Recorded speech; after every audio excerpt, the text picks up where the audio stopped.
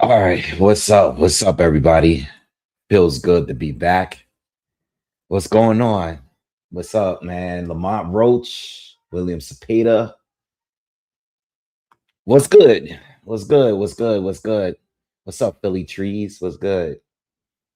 You guys can hear me quick. First of all, before we get started, can you guys hear me good? Um, I had a load of trouble trying to go live tonight. All right, I was supposed to go live about a half an hour ago. I mean, I haven't really missed anything as far as the main card, but I had a ton of trouble. It was pretty much because I haven't been on here in a while. I actually haven't gone live since the uh Boots fight. So it's been that long. Yeah, it's been that long. So, but it feels good to be back. I'm sure you guys want to talk about a whole load of stuff because I haven't really been on here making content for a month. I just put out the video about Keyshawn, and I did do a breakdown for this fight, but there's still a lot more content I want to do. Um, this fight is actually on TNT Sports and it's on the Zone. I'm watching it on the Zone because I have the subscription. Excuse me. But I like this this thing they're doing here with TNT, with Sean Porter, Tim Bradley, and Terrence Crawford doing commentary. I like it. Kind of remind me of like the NBA TNT on the NBA sports on TNT, with Shaq and Ernie and Chuck and. So I kind of like how they have these guys on here. Sean is a very successful content creator now. So is Tim Bradley. Tim Bradley is setting YouTube on fire, straight out the gate. And Bud, obviously Bud and the level of fame he's at right now is ridiculous. I never thought he'd be as big as he is. Like he's like an A-list celebrity at this point. I've seen him on everybody's show. I'm always seeing him on something. Um, so yeah, if you guys didn't know, the fights are going to be on open scoring, both the main event and the co-main event. All right. If you didn't know, Raymond Morataya is going to be facing off against uh Robson Casasau. He's going to be defending his title. And it's a solid fight. It's a solid fight, but it's not a fight that I think at this point, I think when it comes to Robson Casasau, if he's fighting at a high level, it's about who's going to be the first to stop him. And I think that Raymond, right at this point, I think where he's at with it is probably trying to be the first to stop him. Okay. Um, I mean, Robson Casasau usually doesn't win the big ones. He did win against Oshaki Foster in that first fight. But then he lost in the rematch. A lot of people think he won or lost the first fight and won the second one. Um, Emmanuel Navarrete, that was a draw. Shakur Stevenson dominated there. Got dominated there. Oscar Valdez, he lost that one. Very controversial. I think Raymond Moratala, I'll say this. I think Raymond Moratala, I don't know if he's going to be able to stop him, but I think Ray is going to beat him a little bit more convincingly than the recent guys have. Okay.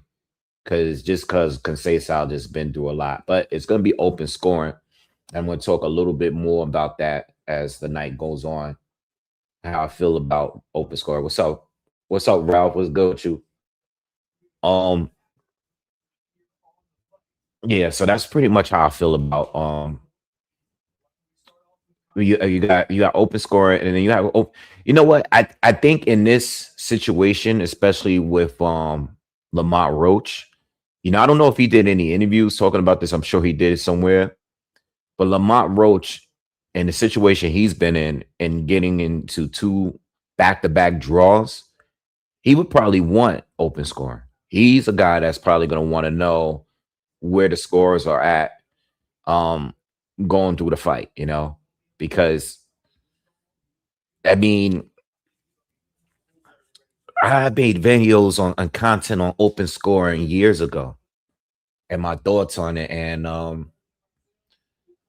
pretty much feel like the good thing about it is that the fighter's gonna know what's going on. So if you a fighter and you feel like you're up but you're down, you're gonna know. If you feel like you're down, I mean, if you if you are winning the fight, but it's tough, it's like you still got to keep doing what you're doing. Like whatever you're doing, you have to change anything. You know what I'm saying? So the open scoring just adds more pressure on the fighter as the fight is going on. And especially for the loser, you know what I'm saying? Because now I know a lot of us feel, we got conspiracies, we got our ways we feel about the fights and the judging. And when we waiting for the judges to give us their scorecards, right? And it's like a close fight, close competitive fight. We be like, oh, they take it forever to give us the scorecards, what's going on, and they changing things around, you know what I mean? But in this situation here, we're gonna know exactly how the judges are viewing it. And if we disagree with it, we'll know, like, oh, we'll have a good idea. Now, when it comes to live sport betting, then I don't even know how that works. I didn't place any bets tonight. I just wasn't feeling it tonight. So I did not place any bets. I do think that there is a possibility for a draw, but I highly doubt that Lamont Roach gets into a third draw in a row. Like that would be crazy, right?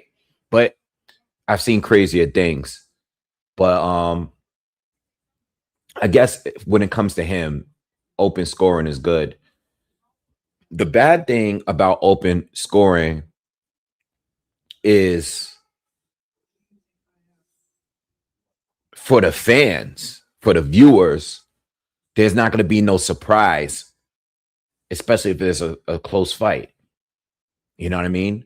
I think in the only situation where things could be shocking to us is if the scores are close. We're going into a final round, and the final round depends on the scoring. And we're waiting to hear the scorecards because it's pretty much even. And that last 12th round can change everything around. You know what I mean? So I think in certain scenarios, yes. And plus, it's the traditional way. It's like you want to be shocked. You want to be surprised. We lose that with the open scoring. El Chivo, that's a good question. I didn't even think about the judges. I said, do you think that puts pressure on the judges knowing that everyone will see their scorecards? Well, I will say that assuming that everybody is going to know which way you're going as a judge, especially if your card is way different from the other two, and most viewers, let's say the most viewers and two other judges are on point, right? Or even the non-official scorecard is on point. Yet you have that one judge that's totally straight to the left while everybody's on the right. Yeah, that puts on pressure on that guy because now we're going to know during the fight, oh, this judge, we already know where this judge is going with it. You know what I mean? This is the judge that's here to score for that one particular fighter. And being that this is a Golden Boy card, you know what I mean? This is a Golden Boy card, I believe. No, it is a Golden Boy. I don't believe. I know this is a Golden Boy card. You have to wonder, they're gonna, take care of their fighter if the fights and the rounds are gonna happen to be close, because the rounds could be close.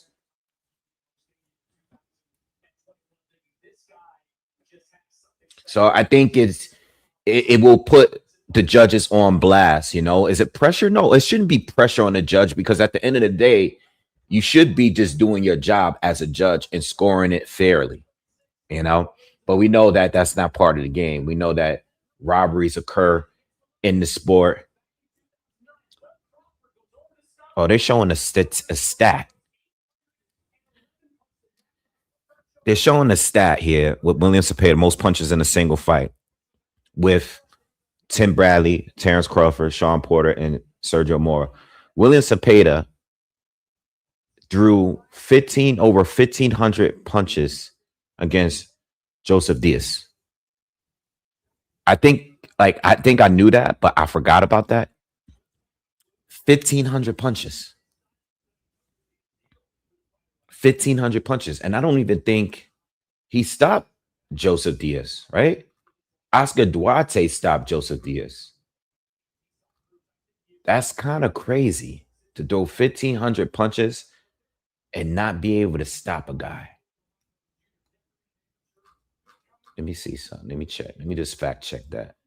Yeah, it was a UD. Well, William Zepeda doesn't throw that many punches against everybody. You got to understand. You gotta do something to throw that off. You know what I mean? And that's what you got to do is land hard counters. It's going to be a tough fight for Roach. I believe that Roach have to land the cleaner punches, counters, and even hurt, if not knock him down. I think Roach needs to buzz him at least multiple times, at least in this fight. I do believe that he needs to do that in order to win. I think him landing, some of the cleaner shots in the round is one thing. But if you're getting overwhelmed and if your power doesn't phase William, then it's going to be a problem. I think that's going to be a problem. I did a breakdown the other day. I ain't going to lie. Like, it's one of those ones where I slept on and I'm like, damn, should I have picked Roach? Do I think I'm not sure. I picked Roach because I think he will box a little bit better than what he did against Pitbull. You know what I'm saying? I think he will take a different approach, but he has to connect on the counters. And I think he will. But how effective will they be? I don't know. Charles Conwell is fighting tonight. He's going to be starting. He's on the first fight on this main card. I haven't seen Charles in a long time. I remember he was one of the guys at 54 that I had my eye on for a little bit. He's fighting undefeated Paul Kroll. I'm not familiar with him. But Charles had took a loss. Oh, yeah, to Jorge Garcia. This is the guy that Xander ended up beating for his title. He lost a split decision that night. And he hasn't fought since then. This was a little over a year ago. This is about 16 months ago. So, I never really rated him that high. I know Charles is a guy that a lot of people always brought up when I did my 154 videos. There's definitely some people out there that support him. But at 54, which I think is the toughest division, bigger guys there than him, bigger power, I think he's good, but I don't know. I can't see him really being a champ. I can see him being like a gatekeeper type guy. You know what I mean? Like a good win, but I don't know if I could see him as a title holder. Philly said open scorer should always be in boxing. As a fan, I like hitting. But at the end of the day, though, I do kind of like knowing when somebody about to get robbed. What's up, Jay Roos? What's good, bro? Mr. Tom said he think he won against Pitbull. Yeah, so what's going on, you guys, man? How you guys doing, man? How's life treating you? What you guys got going on outside of boxing? Anything good?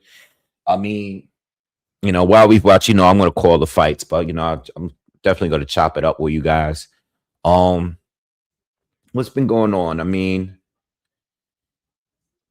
I've been in the movies. Guys. I do watch my movies. I ain't see Spider Man yet, but I did see saw the Odyssey. I thought it was cool. Thought it was cool. Wasn't crazy about it.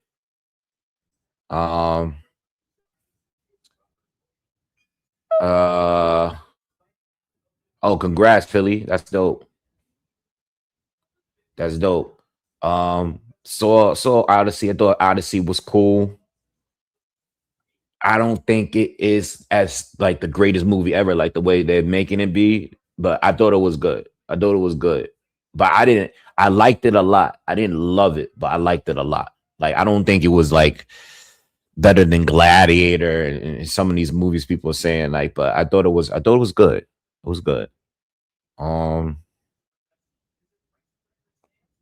what else is going on in the world? You got the whole hip hop thing going on with like Jada Kiss and 38 Special. I've been paying attention to all of that. I thought it's kind of corny, man. I'm ready for it to be over, man. Like it's just a messy situation. I don't like it, man. I don't like it. It's just like we got a bunch of other guys that's under Jim Jones and Kiss and a bunch of upstate dudes that's rapping and none of them are really that good. I don't like it, man. I want it to be over. I didn't go to the concert though. I didn't go to the Jay-Z concert. I was actually away. I had went to Cabo, Mexico. And it was the concert was a weekend of my birthday. So I was away. I was in San Diego. I was in Austin. Um, I was around. I was around. I was bouncing around, and I didn't get to see the Jay Z concert. All right, round one.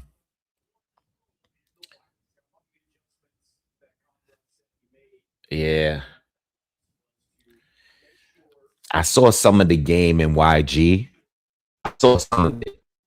I turned it off. Like I watched a good like 20 minutes, 25 minutes of it, and I turned it off. I realized that I don't really listen to YG like that, so I don't really know any of his songs. Um, and Game was doing a bunch of blood songs and stuff. Like I don't even like I know the mainstream songs for the most part, but he was playing the songs that I don't really listen to. I listen to his albums, but I don't some of the songs he was playing I wasn't really familiar with like that. You know what I mean?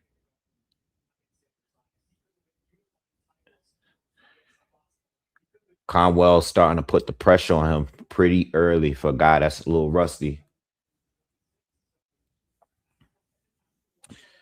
Yo, Philly, we got beef, man.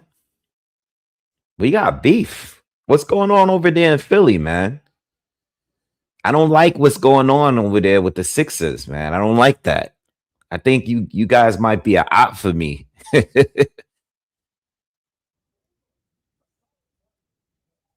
Yeah, nah, Game is always gonna be on that gang banging stuff, man. It is what it is. That's his identity. Yeah, I don't like what's going on in Philly, man. I don't like it. I mean, it really might not mean anything because Embiid obviously is old and he is just like I think he should retire already. He's still good, but a lot of his points involve some getting fouled, free throw line, and I just don't think he could play a full season. We saw that last season, even in the playoffs. Like he ain't gonna really show up like that.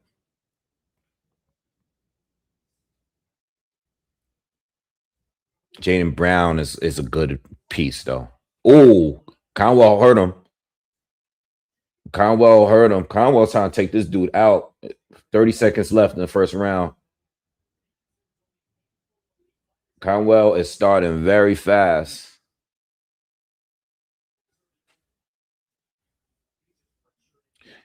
I was thinking too. No, I mean, I know Embiid isn't old. I'm talking about, I mean, like he's not healthy. I mean, not old, but he's not healthy. He plays like he's old. He looked like he's still good, but you know what I mean? You know what I'm trying to say, man. He's just not healthy. Them knees looking like Pat Ewing's knees when he was over there on the Supersonics. Um, you know what I think they got to do with Conwell, right? Being that he's with Golden Boy, I think if Boots don't fight Virgil Ortiz, I think that Virgil's gonna fight Conwell. I think they're gonna make that fight happen. I was just thinking about that the other day when I saw Conwell was on the card. I was like, yeah, I could see them giving him Virgil. I think Virgil and Conwell gonna be a fight. They both on Golden Boy too. I think that's exactly what they're gonna do. Yeah, Conwell been at 54. He been at 54. They're gonna give Virgil. That's a Virgil type of fight. Like a good opponent, but not the guy that most people want to see him fight. Either Virgil is either gonna fight. Virgil is either gonna fight Conwell or Tim Zoo. I can see like one of those being possible if Boots doesn't happen.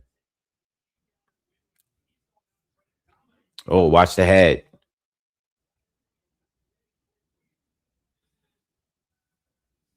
This is a 10-round fight. Conwell's just being real physical. Kind of messy though. He kind of smothering his own punches on the inside. I don't think he has a really good inside game. Paul's landing some good shots though. This is just that he don't have no effect though. He don't got much power. Conwell putting a lot of pressure on him, but he looks rusty at the same time though. Like his punch placement is not all there yet. You can tell like he a little bit rusty. What's up, Aaron? Nah, I think the Sixers is a good team. I'm a little bit concerned with them. A little bit concerned, but you know, I kind of want to see what the I kind of want to see what the chemistry is going to be like. I want to see what the chemistry is going to be like. I'm also a little bit of concern about Miami. I actually thought Braun was going to go to Miami or Cleveland. I thought he was going to go to Miami. You know, as long as Giannis is down there now. I think they're somewhat of a threat.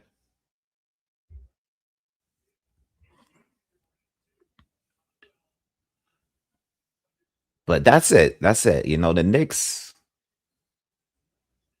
looked so good last season. It's like in the playoffs, it's like I gotta see it. As long as these guys are still hungry and healthy.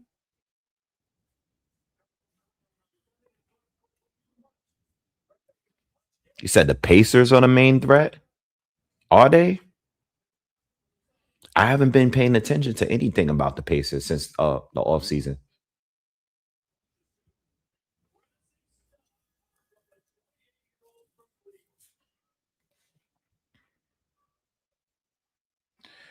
Kato, yeah. I don't like what Conwell was doing. I want to see him box a little bit.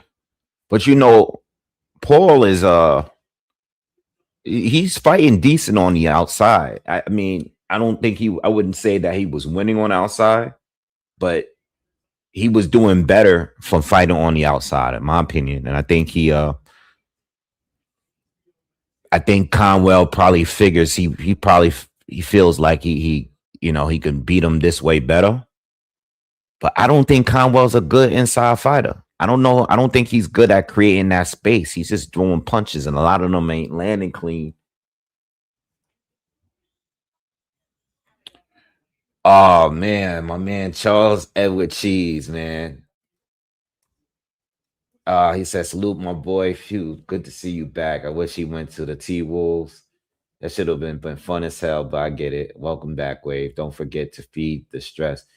Thank you, man. Appreciate that. I really do. I really do. Appreciate that, man. Oh man.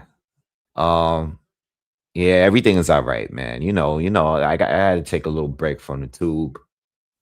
I had to take a little break, but everything is all good. Appreciate you, man. Word. But I do look forward to doing some content, man. I really do. But I definitely needed a break. What's funny? I'll be going on vacation, right? I went on vacation, a much needed vacation. I needed that vacation bad because I haven't really been traveling. I'm trying to just like cut down on the spending. And Aquaya, what's up? Cut down, chill a little bit. And that trip was good. I haven't been away. I haven't gone away for that long. I went away for 12 days. I had a good time and I went to the San Diego Zoo with my sister. Ooh, Conwell hurt him. Conwell hurt him. Yeah, knockdown. He got held up. It's a knockdown, y'all. Crow got held up by the ropes. He caught him with a hook. That's what Conwell need to do. Get that space in, man. Yeah, Crow is bleeding. He got a head. I think he got a cut on the top of his head because it's coming down like this. But he's already got damage. His face is swollen already in the third round. We got a whole minute to go.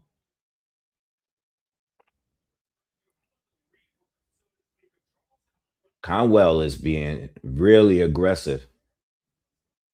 Really aggressive. Crow's his punch, his speed isn't there. Yeah, he's Conwell's about to stop him. He might survive this round though. 30 seconds to go.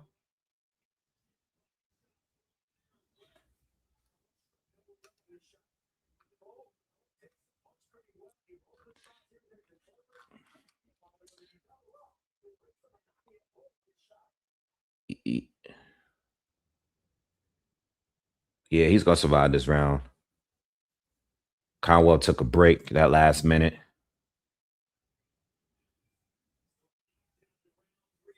Yo, you know what I was watching the other day? Yo, it just randomly came on. No, I didn't come on, but I was on YouTube and I was just watching some fight stuff and stuff, some podcast stuff. Um, Zab Judah against Corey Spinks too. Now I haven't watched the fight in a while. It's been a long time. Zab had the rematch or whatever. He lost the first fight to Corey, and Zab went to St. Louis to fight him on a rematch. Yo, I totally forgot about that crazy ass ring walk. Do you guys remember that? With Corey Spinks. Yo, that ring walk was crazy.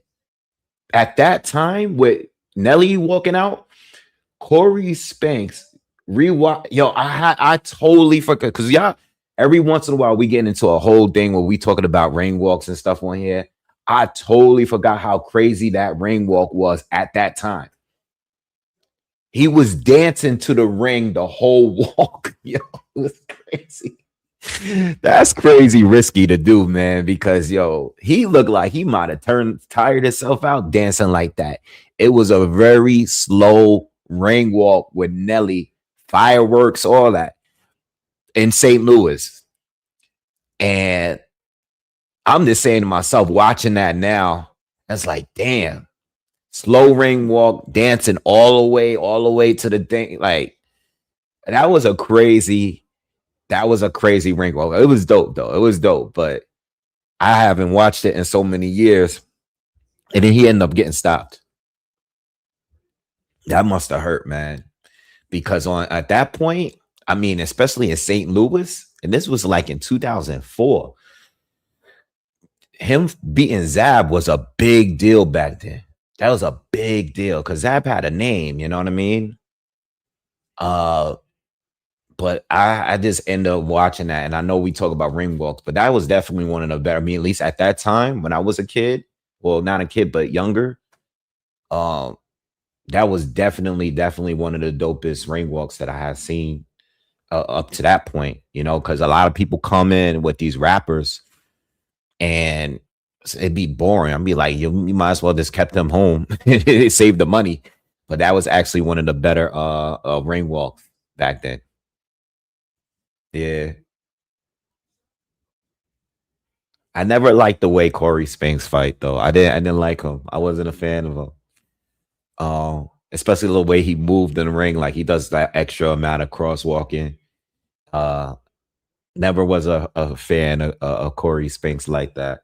Especially because Zab was also, it's probably biased. Zab is actually one of my favorite fighters ever. So, you know, I was a huge fan. He's still to this day in my top 10 all time. So I was a crazy Zab fan. And you know, I probably just didn't like him because of that. What's up, Valdez? He was good. Nah, I didn't put any money down tonight. I didn't even, to be honest, I didn't even really like check. I didn't place any bets tonight. Um, you know, but you know, if I can, you know, if I look at the card now and the remaining fights, I think Ray Morataya is gonna try to go for the stoppage. Like I definitely got him winning tonight, but I think he's gonna win on points. I still don't. I think Robson got enough of him left to still on on points or lose on points. But I do think Raymond's gonna beat him. Um, I don't know about this Quentin Randall fight, man. I didn't like the way this guy, Raul Curiel. I didn't like the way he looked at the weigh-in. He was a little overweight and he looked real soft. I'm not. I don't know, man. Like I don't think Quentin Randall is gonna win because Quentin don't really he don't let his hands go enough to me. But I don't think he's gonna get stopped neither. But that could be a tricky one there. I think that one's gonna go the distance. So if I were to put a parlay together, Conwell looked like he was gonna stop this guy, but I mean it's too late. I mean, I don't know if they got live betting available, but Conwell seemed to slow down since the third round to me. Um Ray Mortale, I got on points. And for the main event, that's 50 as hell, man. I think like I think Lamont is gonna win. I think he's gonna win, but William Zepeda is definitely a live dog for real because of the volume, you know.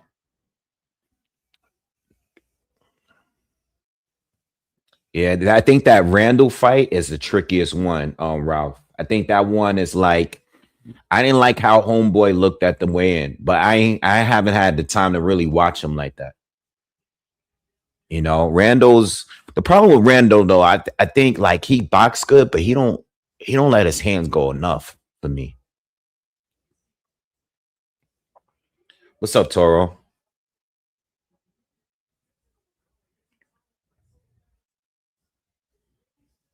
Yeah, Chris Eubank got some good ring walks too.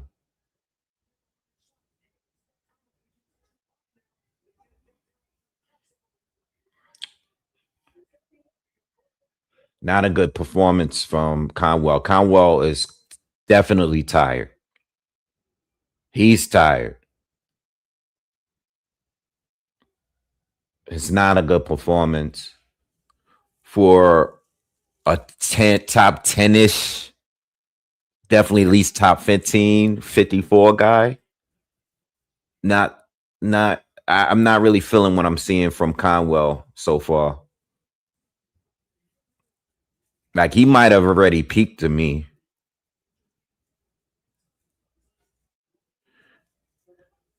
Hitches is always good to me. Hitches is good.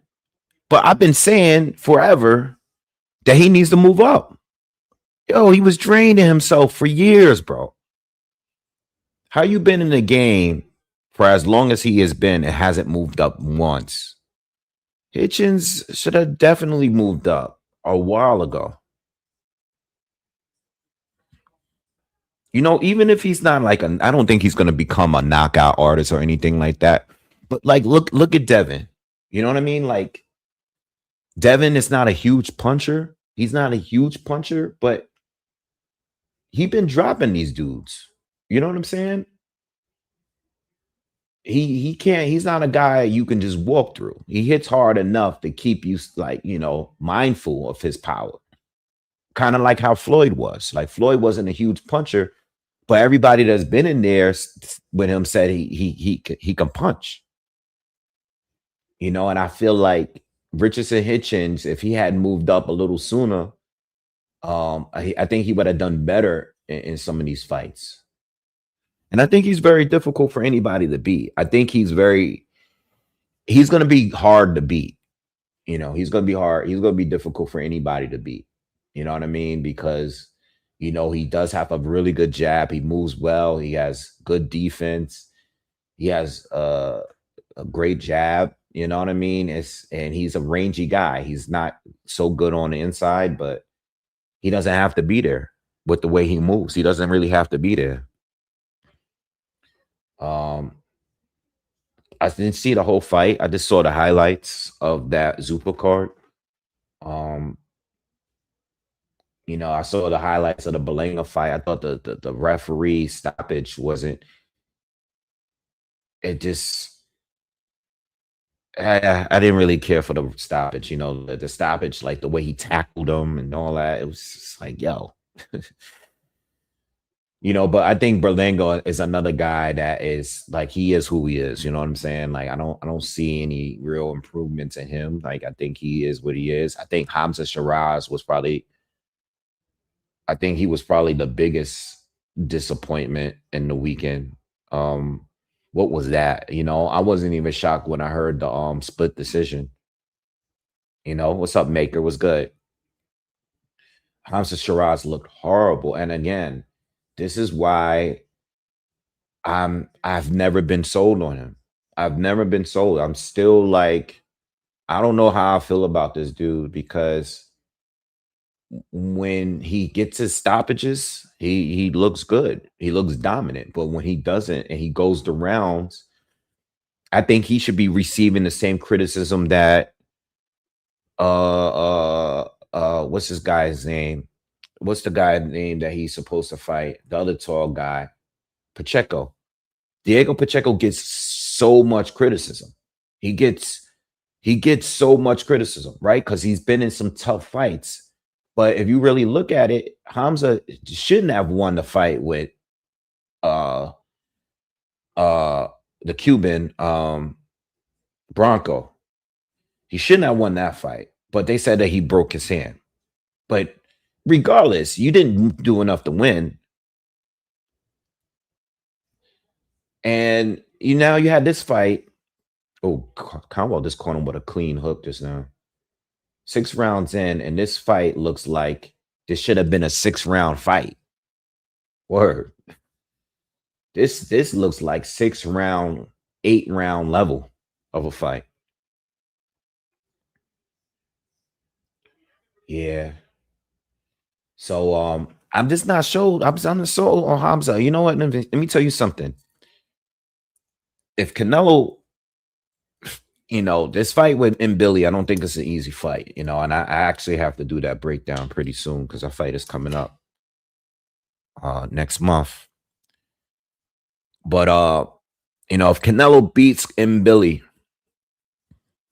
and he fights Shiraz, Canelo ain't easy to stop, and Shiraz is not a volume puncher or anything close to that. I could see Canelo beating him even at his age. You know, because Canelo, one thing Canelo has is a chin.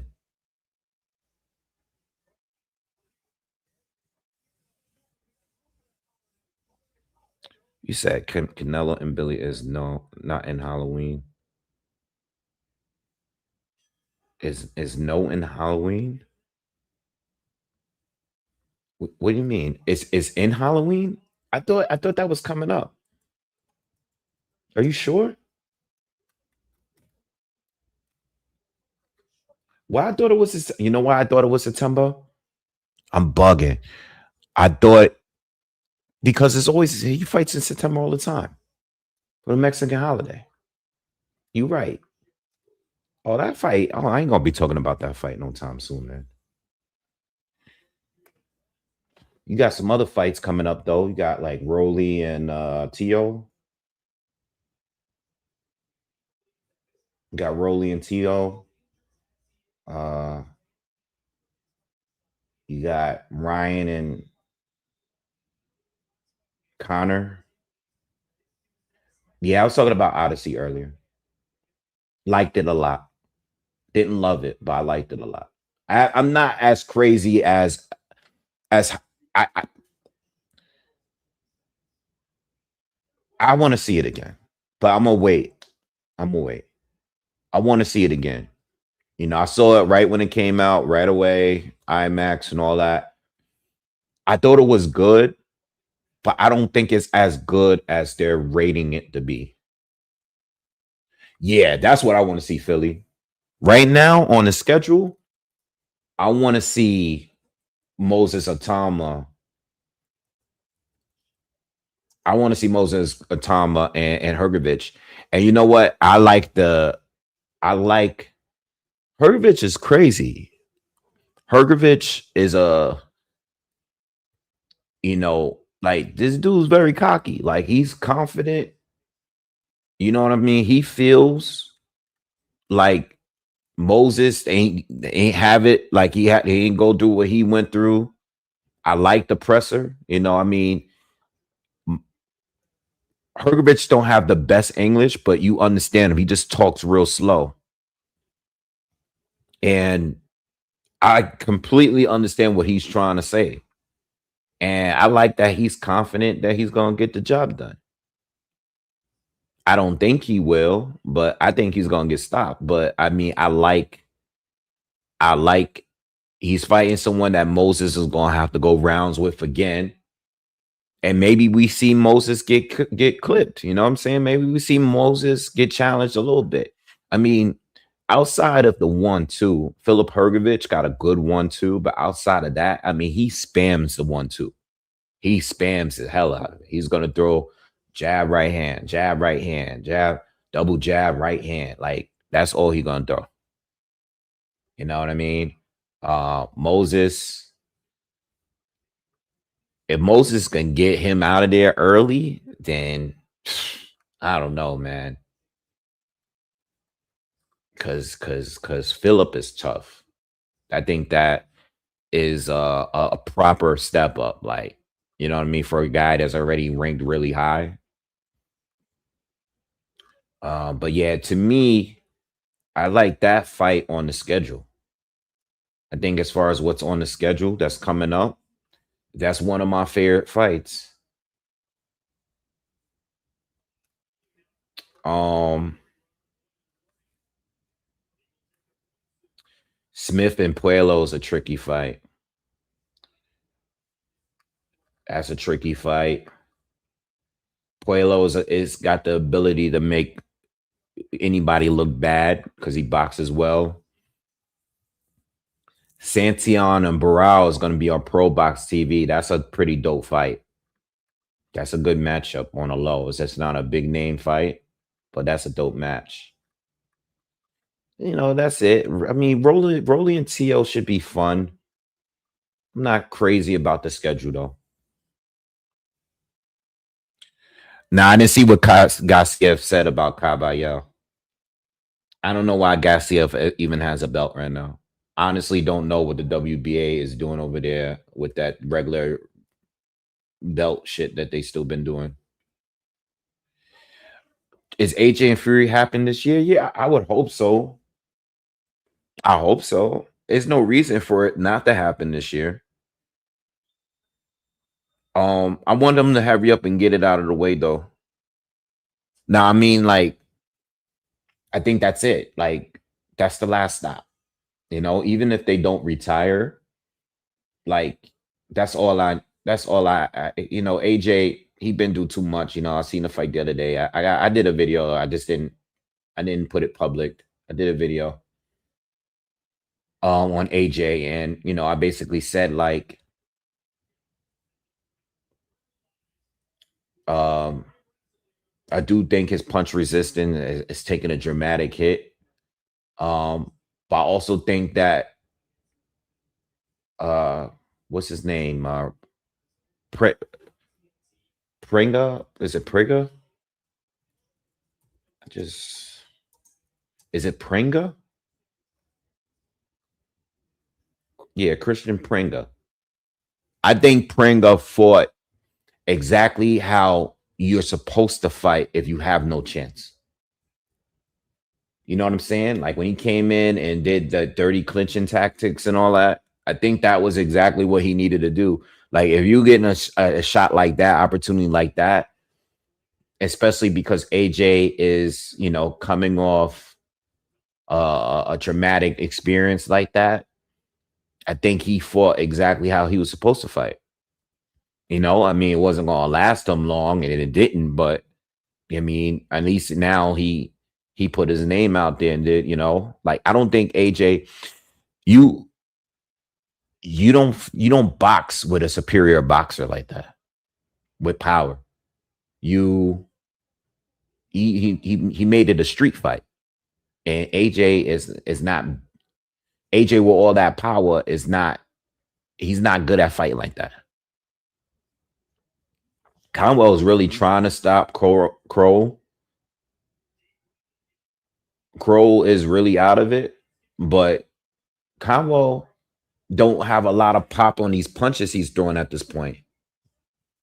Like he just landed a big looping right hand, and I think if he landed that earlier like that, he would have dropped this dude again. But Crow's keeping he's not throwing the effective punches, but he's throwing enough to where the referee can't step in. Conwell's desperately trying to get the stoppage. He's going to the body a lot more.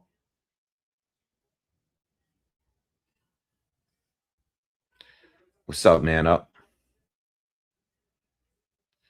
Yeah, but like if both for them to be their final fights, I just think that AJ could have retired after the accident, to be honest. But since he's back, there's only that one fight left, and that's it. Like for me, you know what I mean? Like I think the whole world title, because I know he said that in interviews before the accident about him wanting to be a world champion and all that again. I don't know about all that, man. I don't know about all that.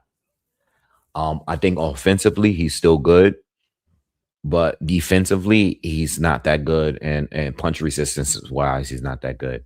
Offensively, he's still doing what he does. He still got the power. He still got speed. You know what I'm saying? He could box, but and then Fury, I saw the fight with Walk. I mean, it was a sloppy fight again. Like, and they both had their day at this point. It just seems like it just seems like we're just fighting. We're watching two old guys fighting each other, and they're not old, but the way they look now, but I guess that's what makes it kind of even. What makes it even is that they're both past their primes. So even though they are past their primes, like if they fight now, I don't think either one of them looks like they're clearly way past the other guy. Like I don't think Fury looks good, you know. I don't think AJ can take too much. You know what I'm saying? I think AJ offensively looks better than Fury. Um, it's just I think Fury is still probably a little bit more durable than AJ is right now.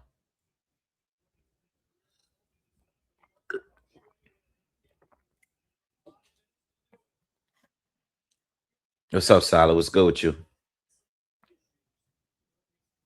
Yeah, the two main, I mean, for the guys that we was talking about it earlier, but for the guys, for everyone that's just checking in, um, there's open scoring on both main fights. The co-main, the Morotai fight, and the Roach fight both have open scoring. So we'll know the scorecard throughout the entire fight. And for somebody like I said earlier, Crow's hurt, body shot, minute and a half left in the ninth. He's trying to hold on. Conwell got to dig to the body.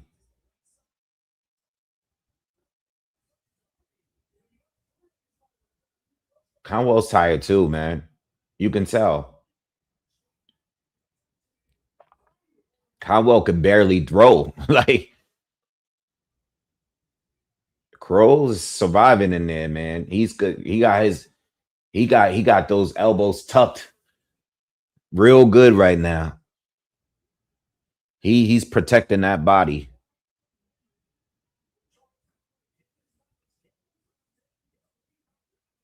Conwell holding him to the back of the head and hitting him with right hands.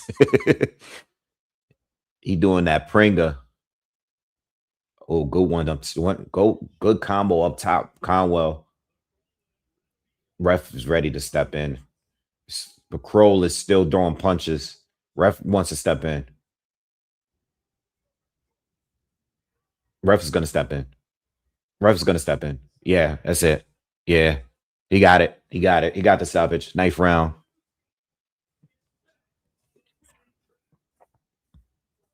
I'm telling you now, I think if Virgil and Boots don't happen, I think Golden Boy is gonna put Conwell in there with Virgil.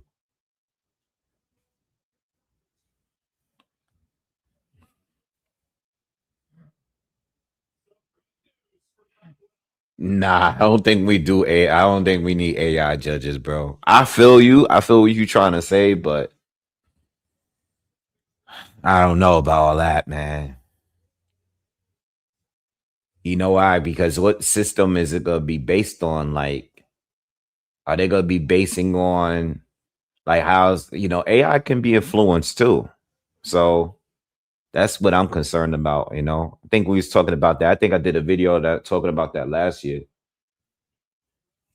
because they had some AI. I forgot what fights they had, but they had some AI scorecards up there.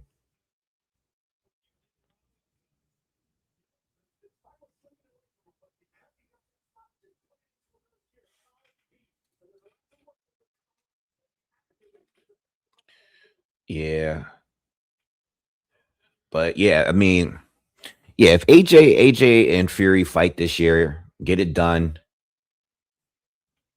Uh, Usyk do his Wilder fight. These guys could just walk off to the sunset and just sit. You know what I mean? Um, but it's tough to make these guys go away if they're gonna get paid. If Netflix is gonna step up and say we're gonna give you the bag to fight, do you think these fighters are gonna care that we think they're washed up? What's up, DJ? I don't think so. These guys are all past it, but I don't think that they're gonna care if they get a bag. If they're gonna get a bag, who am I to tell them to not fight no more? you know, that's the thing. If Netflix is gonna be paying for these fights, I mean, I feel bad for the British fans because they have to watch the fight. They might have to watch that fight on our time, or they might have to travel to the US to watch it, which is crazy to me, but it is what it is.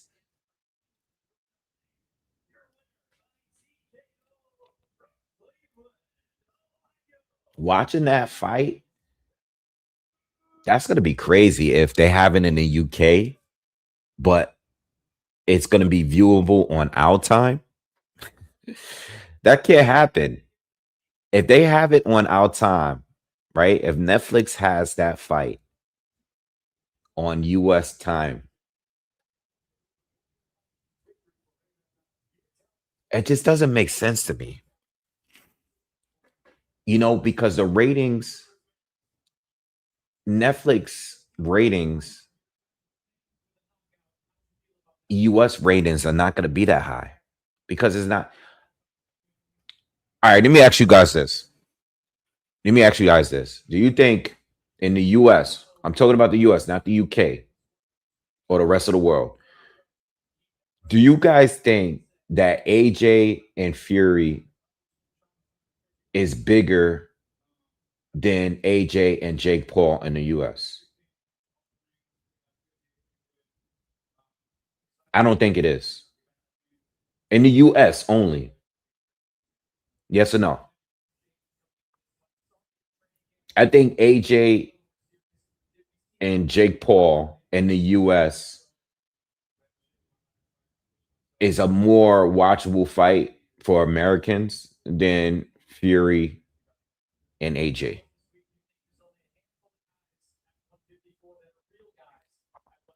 I just think that I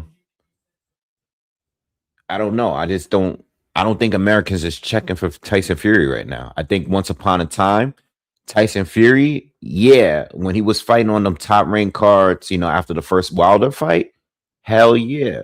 Right now, I don't think so. I mean, Fury's out here having non-televised fights, and I don't think the Fury fight with Arslan Beck helped anything for him. I just feel like the stock kind of dropped. I'm not saying it's not a big fight. I'm not saying that. But what I'm saying is I do think that the Jake Paul on the US, if we talking about Netflix and US views, because they care about the views. They care about how many people are going to be watching the fight. I mean, we all know that I'm sorry, Tyson and Jake Paul was the most viewed one. That had like hit over 100,000 views. I don't think the other fights are any of the other fights is gonna ever like compete with those numbers. But if Netflix is gonna be if it's gonna be a US based fight, they're just not gonna do the numbers like that, man.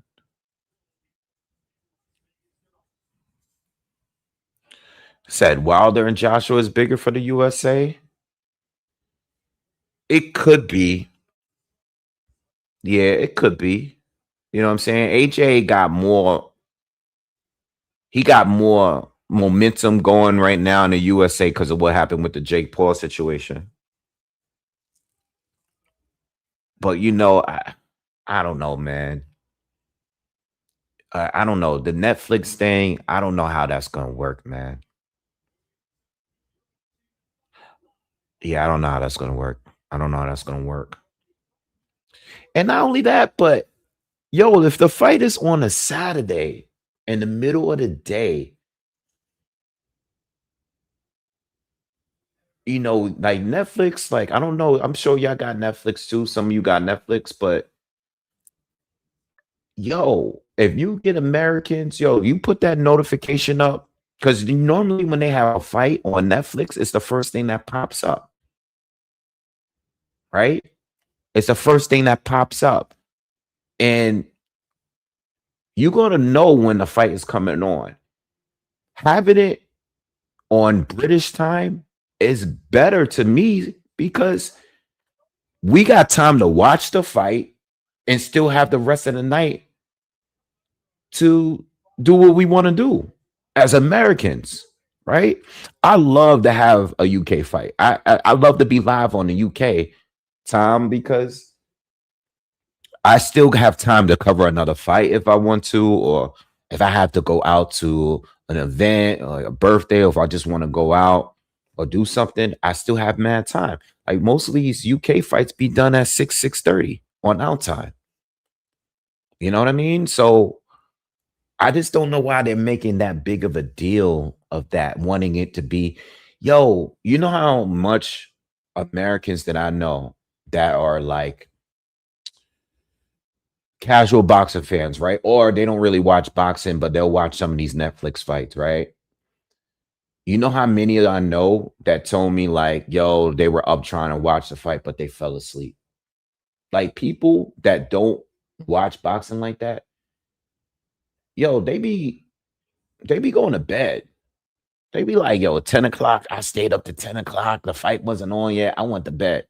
People go to sleep, man. People don't want to be watching. Americans don't want to watch no fight past 11 o'clock no more. And some of these fights be happening after 12 still, which is crazy. Especially when the undercard is slow. You put it on British time, everybody, everybody's gonna be happy. You put it on British time, Americans are gonna see it. It's gonna be early. You know, the Brits, they're gonna see it, of course, because it'll be on their time. Oh, thanks, bro. Yeah, I have a lot of plans, but yeah, this is the biggest one. It's the biggest plan. I want y'all pausing me and all that, but yeah, appreciate it.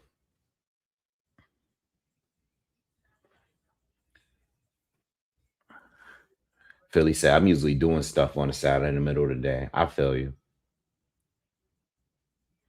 I mean, for me, I prefer the midday fights, but I understand. I can see a lot of Americans missing a fight because they think they know about it, but they probably think it's gonna come on later. So we'll see. I mean, I'm gonna be honest with you, man. I could see Tyson Fury retiring if he loses, but I feel like if Tyson Fury is to win, I just got a feeling he's not gonna retire. I think AJ, I don't see AJ retiring, win or losing. Yeah, I did. I just made a video on Spence like 2 days ago. I spoke on him. It's a pretty long video too. Spoke on a lot of things. I did a career assessment video, you know, about Errol, and I just kind of went through the beginning. Um, because I basically watched him do his whole career on this channel. You know what I mean? I have videos from like 12 years ago on Errol Spence. So I think I'm glad he's retiring. Like I said in my video, I'm happy. I love this post fight interview. I liked what he said. I like that he was like, y'all just want to be off with my family. I just want to be with my family. You know what I'm saying? It's time to hang it up. Like, I honestly didn't think he was going to win, but I think he did better than I thought he was going to do.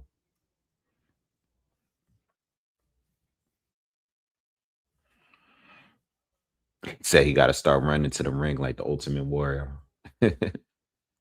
Yeah, but I'm glad Spence retired. Spence didn't have the longest, for the success that he had. I think I brought it up in a video. Like Spence only had an 11-year career before the 3-year layoff. You know what I mean? So that fight that loss to Bud really slowed things down. It wasn't really the accident or the eye injury. It was the loss to Bud that really put a gap in his career. Because he had the accident, but he still came back and fought the following year. He beat Sean Porter. He had an accident right after. And then he went on to fight Danny the following year. And then leading up to the Pacquiao fight, he had an eye injury, but he still fought Ugas right after Ugas beat Pacquiao. You know what I'm saying? He had a 3-year period, but y'all, it's not like Keith Thurman. Like Keith Thurman had 2 different 3-year gaps.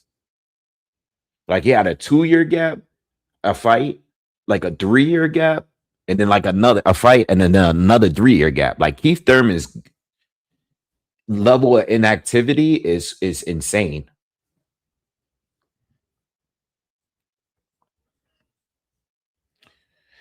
You know what, Tim? To me, I was thinking that I was like, I don't think Tim looks that great in this fight neither.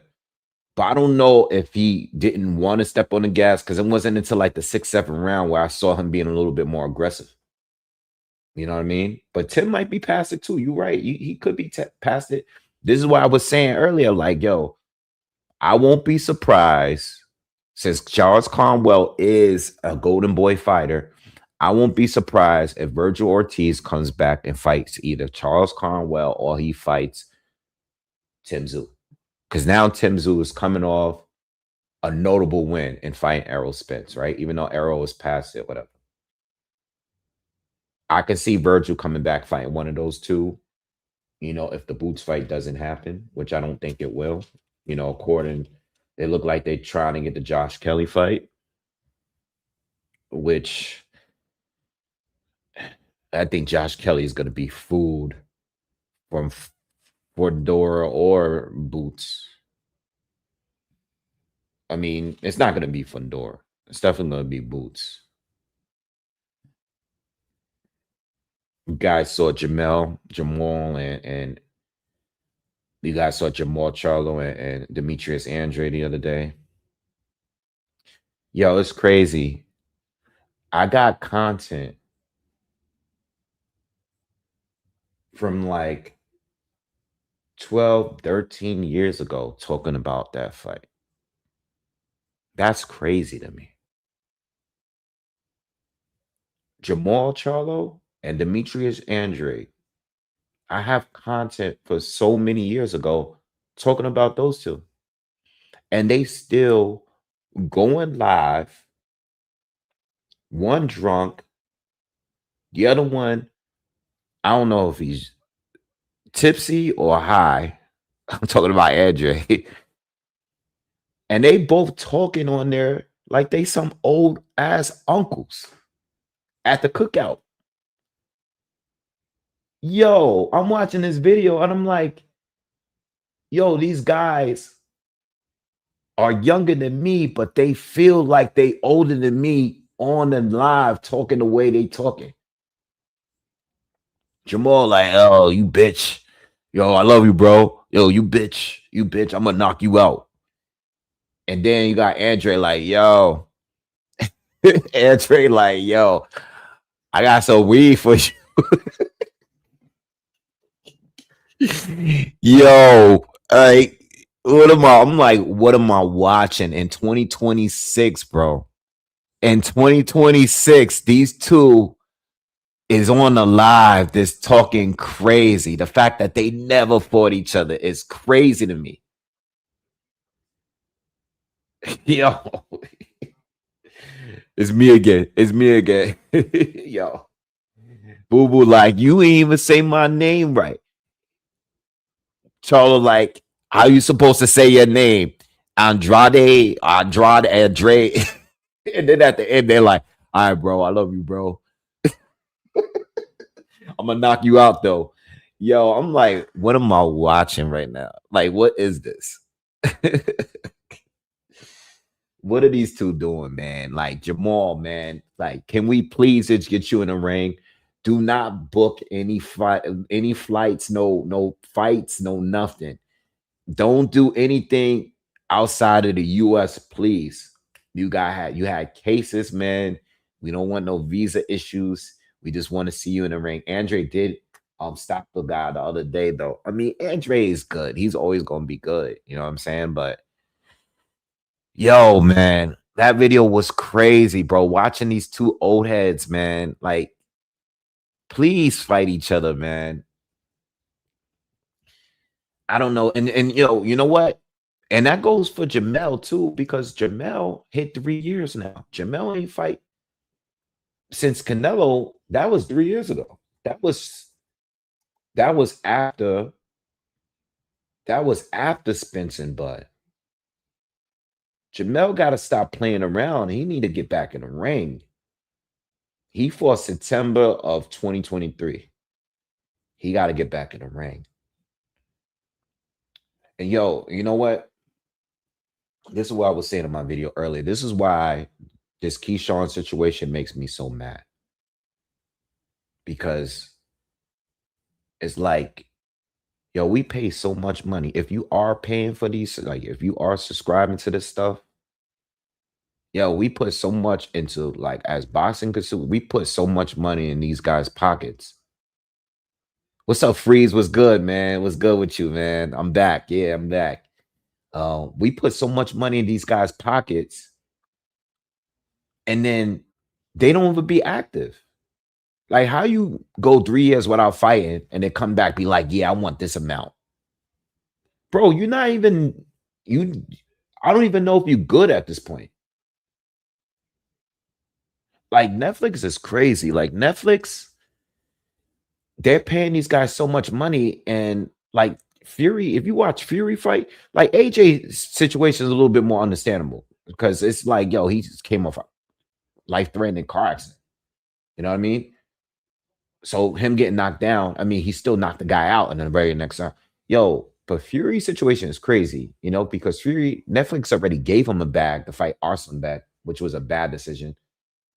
And then Fury went on to have that fight with Walker that I know wasn't televised, but I mean, damn, you know, we pay him all this money. You guys are not even performing. Don't even look good. I understand it coming from like a 60-year-old Mike Tyson, but you seeing you guys that's like still active, recent champions, fighting like that? Like, come on, what are we doing? And this is why I get mad at Keyshawn and his situation, because it's like, yo, you went on a whole promo run of you fighting Devin Haney just to not fight him. You did a whole IG thing, you know, with the Debo Dev and the Friday going to the house of the Friday movie and all that. You did all of that just to be like, nah, I'm not taking 3 mil. Fulton's another one. I'm glad you brought him up. Fulton's another guy that is like, bro. But I'll tell you right, I've said this to you guys before. I don't think Fulton's been the same since he lost in a way. He's not confident. You know, he looks uncomfortable at pressers. You know, he doesn't look like he wants to be there. He doesn't look like he wants to be in the ring. You know what I mean? Um, he's not mentally, he's not there, man. He's not there. He's not there mentally, man. He's just not. He doesn't look like he wants to do this anymore. And I've seen that with a lot of these fighters. He doesn't look like he wants to do it anymore. Sometimes I feel like Keyshawn don't really want to do this. Sometimes I feel like, you know, like look what happened with Jared Anderson. You know, I mean, Jared Anderson, at least with him, he was open about it.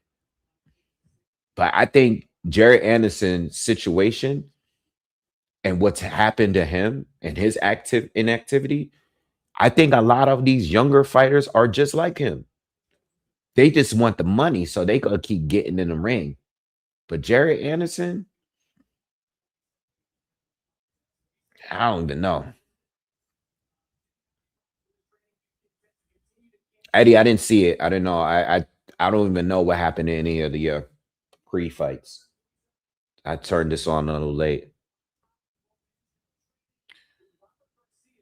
Yeah, Bacoli. You know what it is with Bacoli? Bacoli's a little different though, because Bacoli, Bacoli just doesn't stay fit in between his fights like that. And that Joseph Parker situation just it kind of really threw him off. You know what I mean? He wasn't in fighting shape at all. And he be thinking that because he be sparring good against everybody, he be thinking he could be everybody. And he found out that night. Yeah, he had one fight. Jared Anderson had one fight since the loss of Bacoli, and he looked horrible, bro. He looked terrible. He looked terrible, man. He didn't look anything like himself. So, yo, what's happening with these fighters? They be wanting these big ass bags, but they're not dedicated. And we can see it. I see it. I'm like, yo, Fulton ain't been right in a minute. You know,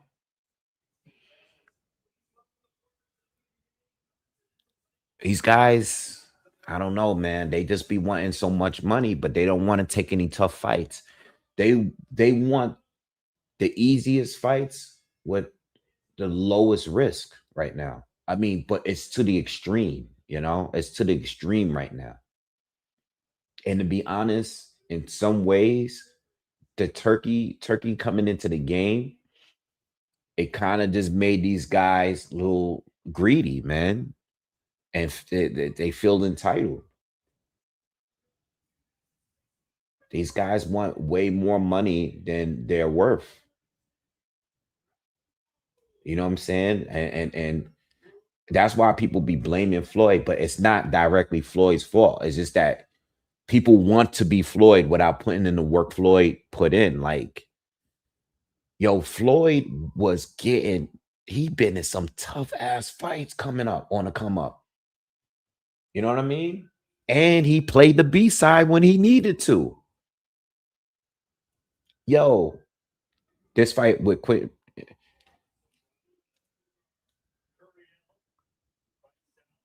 Yo, what I was saying earlier. I was saying earlier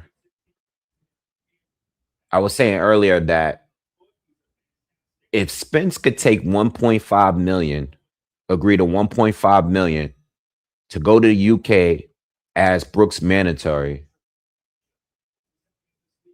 why can't Keyshawn take 3 million to fight Devin Haney?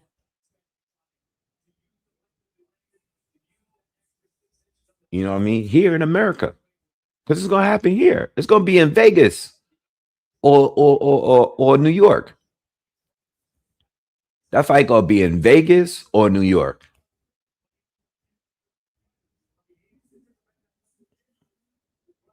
1.5 million. And Arrow,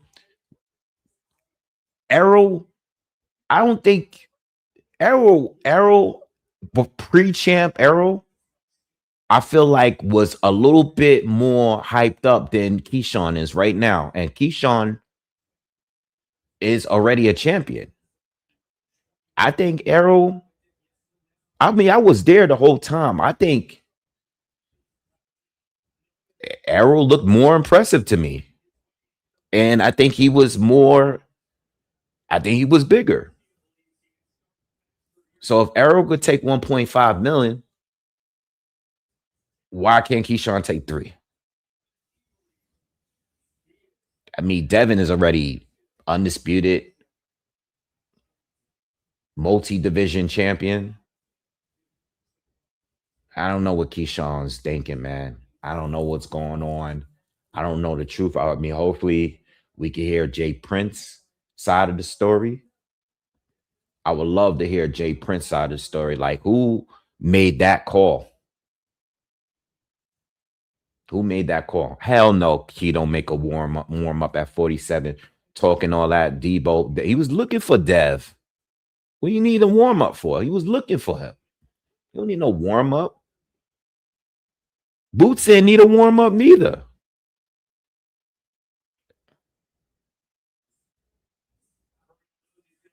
Nah, that warm up shit is played out.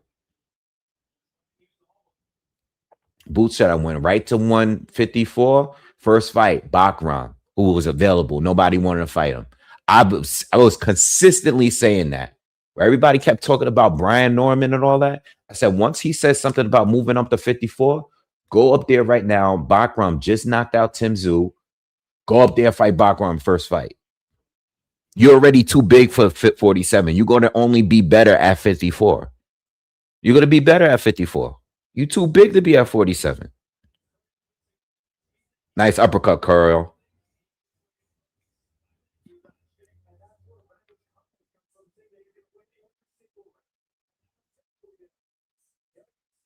Good uppercut. This is a tricky fight because I told y'all earlier, Curry didn't look good at that weight. It looked soft. He was overweight. Like Randall, if he boxes, he let his hands go a little bit, he might take this, steal this one.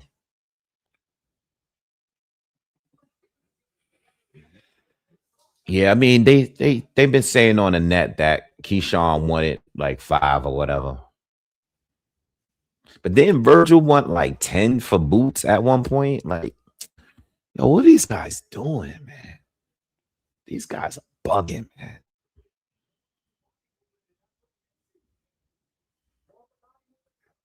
These guys are bugging. I said that in the video earlier. I was like, yo, AB was bigger than all of these dudes.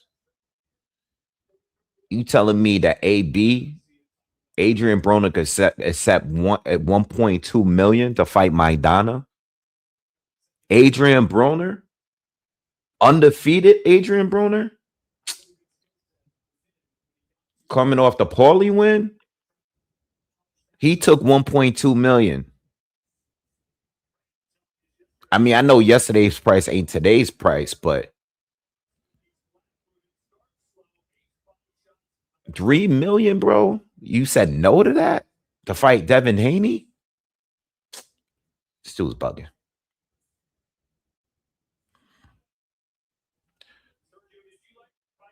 But it'll all come out soon, man. I tell you one thing, I'm not gonna be talking about it every time one of these guys decides to make a tweet.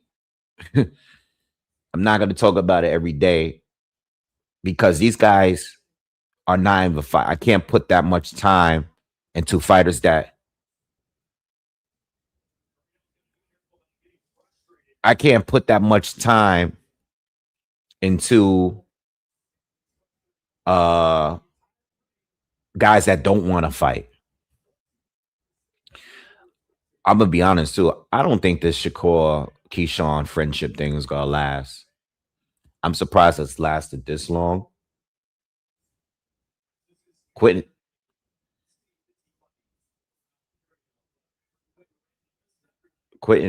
doing a good job, man, keeping that distance. As long as he stay ragey and keep that stick out there, he might have to do a little bit more. But this don't look like the Johan Polanco fight. Yo, I was gonna say that to you guys. I meant to say that in my video earlier about Dev. Dev might have to fight Johan Polanco. Because if you look at the rankings with the WBO, I think as far as the rankings, I think Johan might be the next opponent. If this guy let's see at welterweight. At welterweight, Keyshawn is number 1. He said no. Brian Norman already lost. Teofimo is busy. Manny Pacquiao is at number 4. I don't see Manny Pacquiao fighting Devin Haney. Arnold Barboza is number 5. Devin already beat him too. And then you got Rohan Polanco. That might be the fight for Devin. Shakur's over in dazn. If dazn don't drag him over there and give them some kind of a deal to make a fight on Paramount, I see Devin Haney. What's up, Pepino? I see Devin Haney fighting Rohan Polanco. That's the guy on the list. Manny ain't gonna fight no Devin Haney right now. It only makes sense. That's how the WBO rankings are going. They go right down the list. Once guy dropped out, they go to the next guy. Brian Norman. He just beat Brian Norman. Goes to the next time. Teofimo Lopez. He's busy. He's fighting Rolly. Go to the next guy. Manny Pacquiao. It's not gonna take that fight. Arnold Barboza already beat him too. It's gonna be Rohan Polanco. Yeah. Yeah, Maidana. Yeah, that's when Victor I think he quit in that fight too, right? I think that was the first one he kind of like tapped out.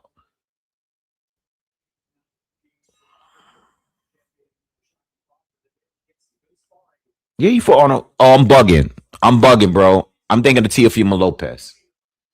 Yeah, I just confused Arnold Barbosa with Jose Ramirez. That's what I just. My bad. That's that's so racist. Oh man. I just confused those two. Jose Ramirez, who that's who I was thinking of when I said Arnold Barbosa. No, Barbosa lost to Tio. He lost to Tio. So I guess Arnold Barbosa is gonna be the opponent for a death. Nah, man. I think Murataya is going to try to knock him out, and I think he wins on points.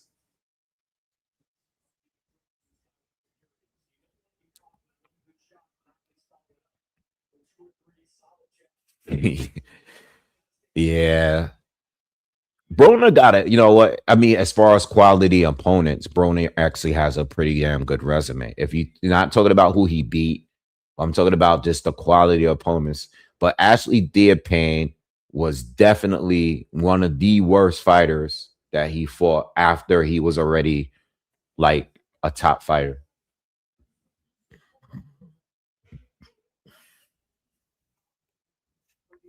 Yeah, it was definitely one of the best fighters he fought.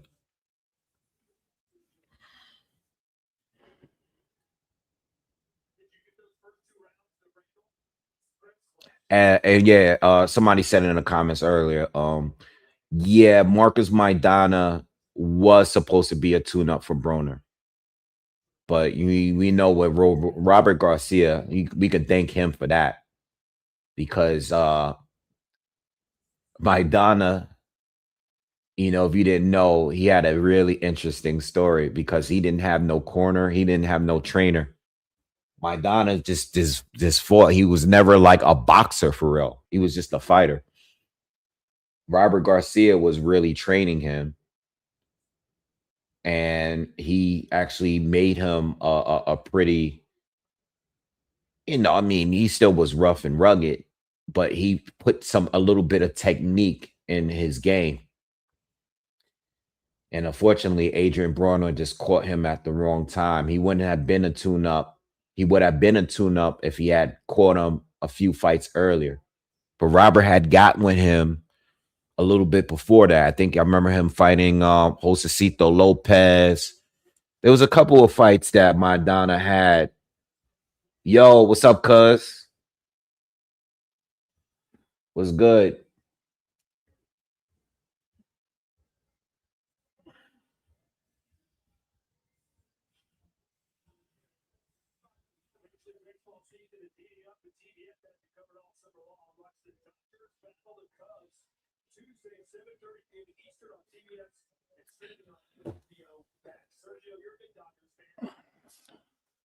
Yeah, I think the Moratala fight is gonna go on points. Give me a second, guys.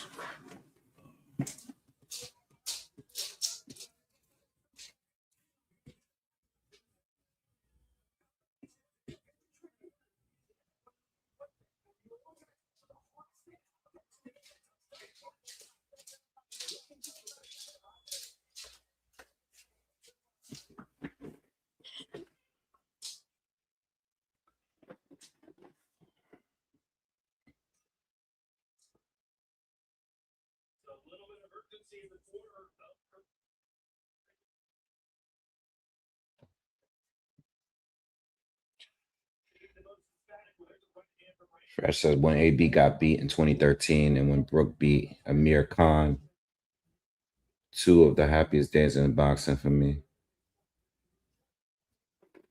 I mean, Brooke beating Amir Khan, that was like way too late. But I guess it meant something at that time. Yeah, Chino had gained all that weight. He tried to come back though at one point.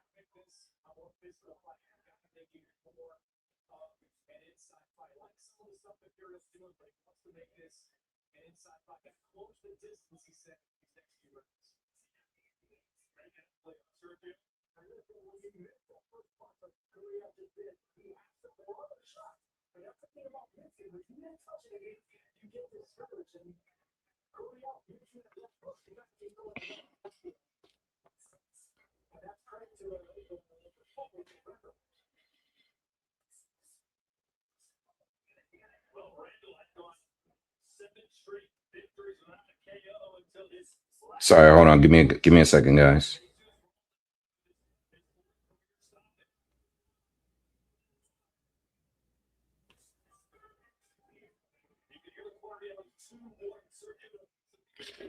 Yeah, no, I peeped how you said Amir Khan.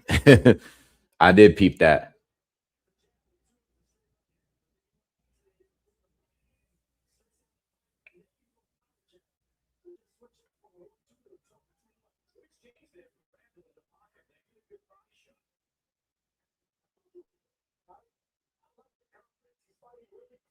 Yeah, Randall's doing good, but are the judges looking to give him these rounds off just peppering him with shots?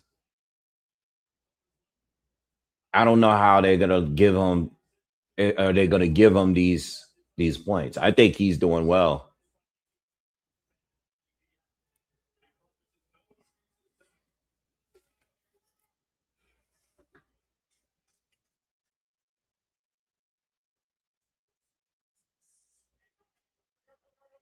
I did make a video. I think I did like a final video on Marcus Maidana, like after a year, like after the Floyd stuff. And once the pictures of Maidana started floating around on the internet and how he would look like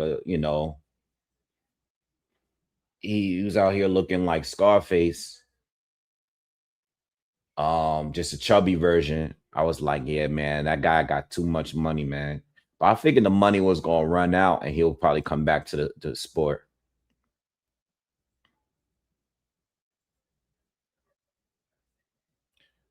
Oh, Ricky Hatton. Like which fight though with Ricky?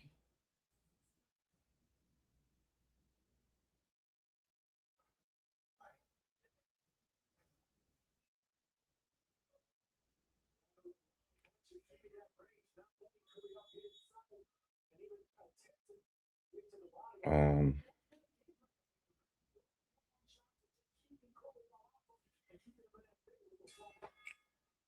guys, give me a minute, man. I'm sorry.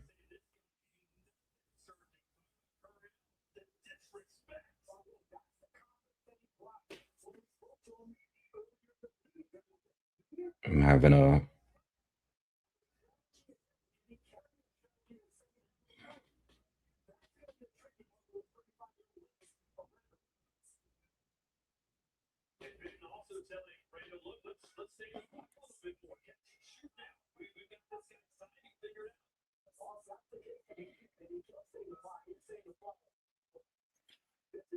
oh, leave me alone.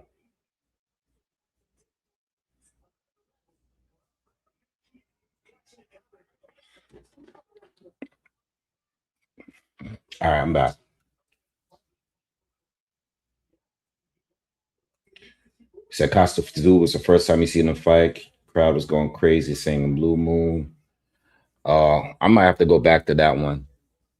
I don't remember that one. I mean, I remember the fight, but I don't remember the ring walkout.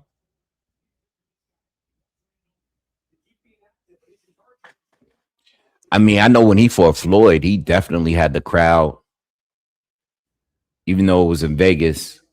Even when he got knocked out, they were still going the crowd. Like it was crazy. That UK crowd, is they really supported that dude.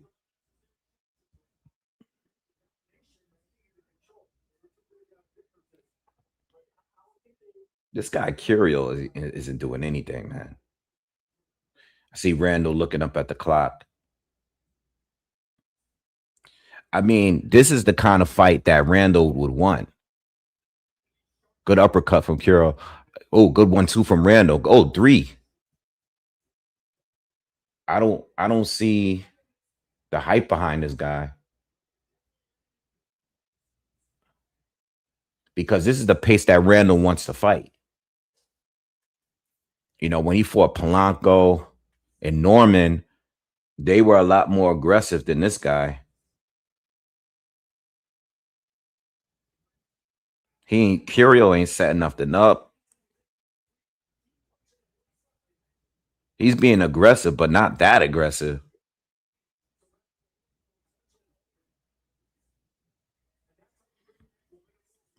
Ooh, good uppercut from Randall.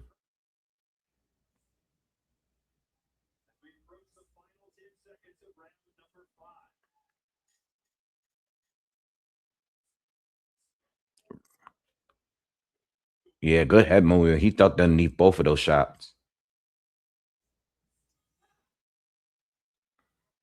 Curio looks frustrated. Looks very frustrated in there.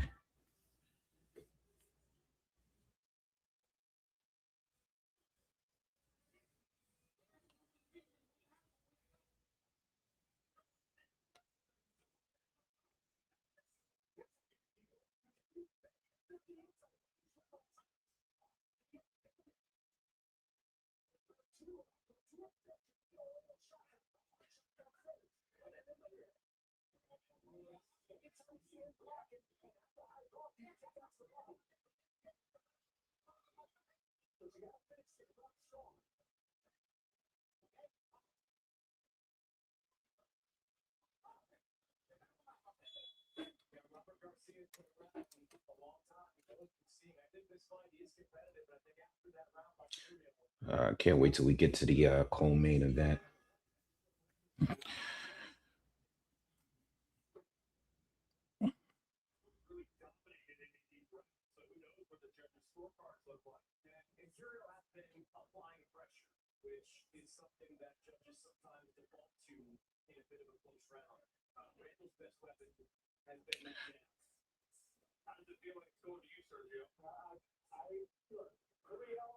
I think Randall is doing a better work to me. I don't think they're going to say that. I'm listening to the commentary here, and Randall to me is doing a better work. You know, we can't keep just giving guys fights because they're being aggressive. And if you're not landing anything. And Randall is coming forward. Like there's different points and moments in the fight in each round that Randall is the one that's coming forward. Yeah, but we got to stop saying that, man. Curio is just not impressive looking. He does not. I'm listening to commentary and they're like, yeah, he's the B-side. He needs to do more. Yeah, he does need to do more as a B-side. But at the same time, Curio is doing nothing in this fight. I only thing is Randall is doing a lot of tying up, and the ref might have to give him a hard warning. I know he's given him a warning before, but he might have to warn him and say, like, listen, if I have to warn you again, I'm taking a point. You know, because some of these periods he is tying up a lot, but Curio was barely throwing any punches.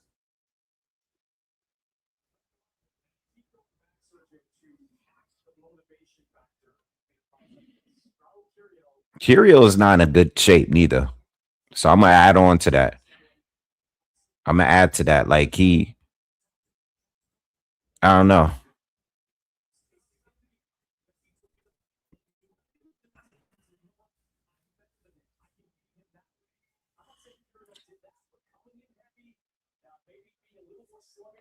Some little body shots that Randall was sneaking in there too is gonna have some effect on this guy. This guy is very soft to the body.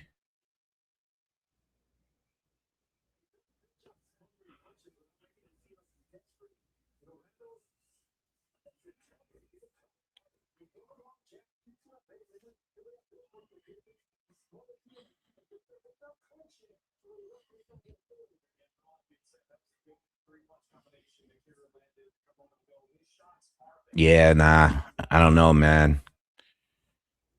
I feel like if the fight continues at this pace and the sixth round is ending now, I just have I think Randall should win. But I just have a bad feeling that they're gonna rob this guy or make it a draw. This guy Kirill does not look impressive at all.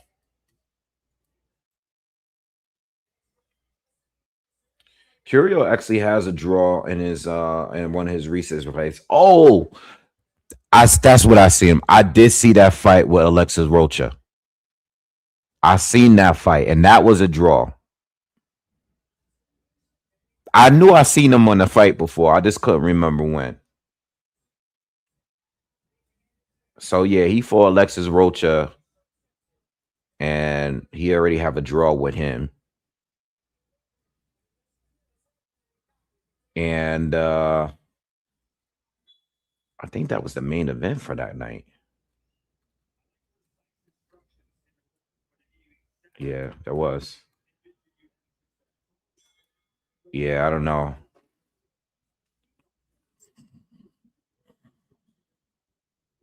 This guy is super average. There was a lot of people supporting him at that weigh-in, though.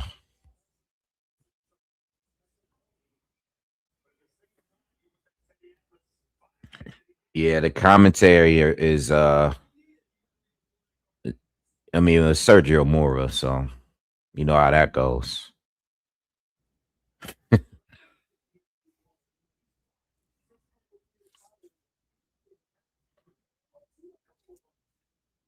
I think for Quentin though, I do believe that just to make things a little bit more secure, I think he should let his hands go a little bit more.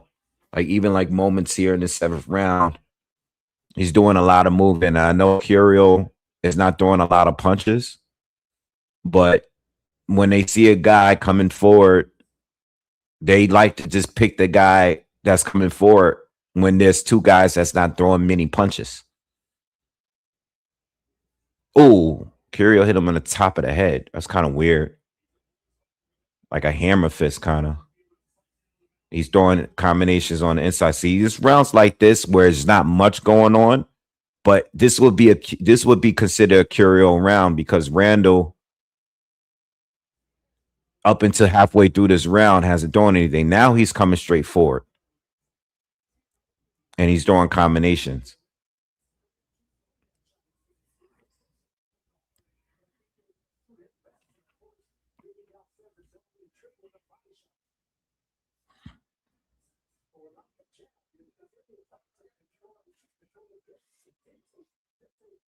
Yeah, I don't know. I just don't. I'm not gonna lie, man. And like I said, I kind of don't really trust Q.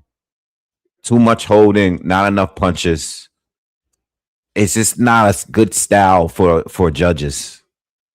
It doesn't, regardless of how I feel about. Like I do think he's winning, but I know how this judging is gonna go, especially on a Golden Boy card with a Golden Boy fighter. Q got to find a way to turn it up a little bit because he can beat this guy.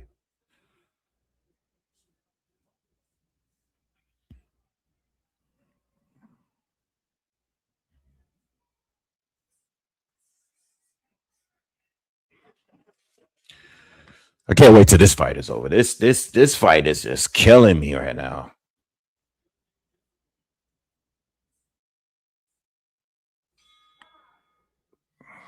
And in the last fight wasn't all that great either with Conwell.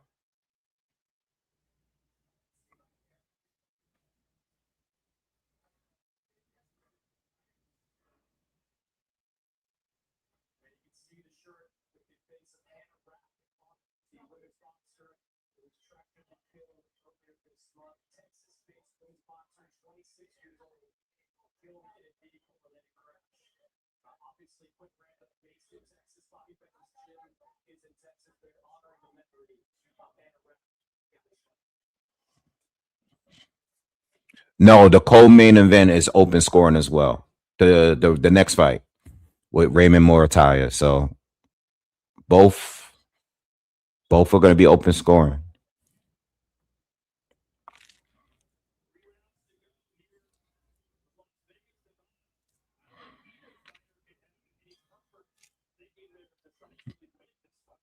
I think the first few rounds of the Raymond Morataya fight is gonna be a little interesting because I know because Say Sal is really pretty good. He's really good when he's fresh. He's really, really good as he's fresh. I mean, I think he won the first 5 rounds against what's his face? Oscar Valdez. It's just like whatever happened after that was what happened. Same with the Navarrete fight. This fight's terrible, man. We're in round 8, man. We got a couple more rounds to go.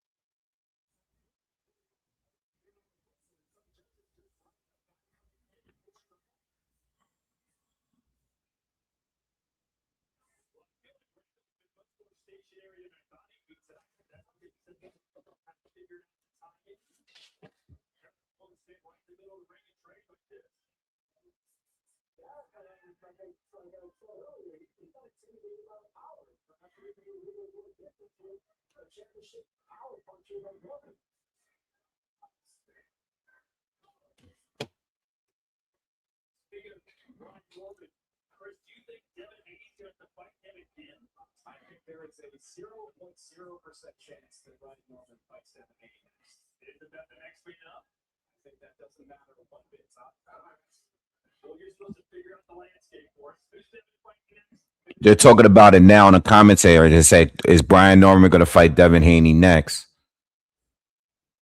I don't want to see a rematch so soon. I mean, I know Brian Norman just got to win, but I don't want to see that like right away. You know what I mean? Um,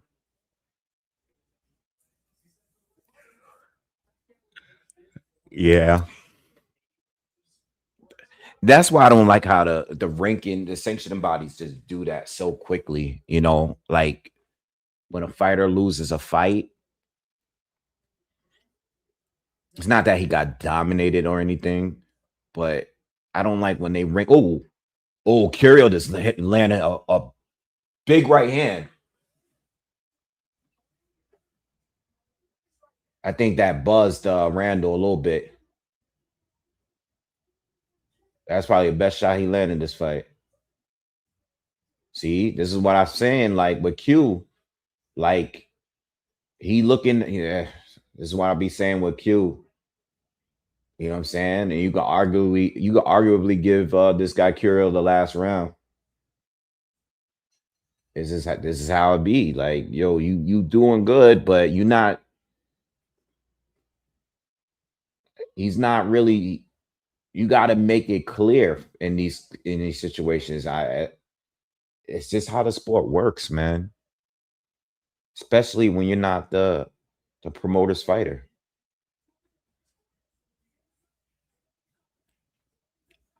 If this guy Curio carries the rest of the fight and he has the momentum, they're not going to give this fight to you. You think they gave the first 6 rounds to Quentin Randall? Hell no. They're not going to give him the fight. Not no Golden Boy. You crazy? Randall got to make something happen. He got to make something happen right now. He got to take the momentum back if he wants to.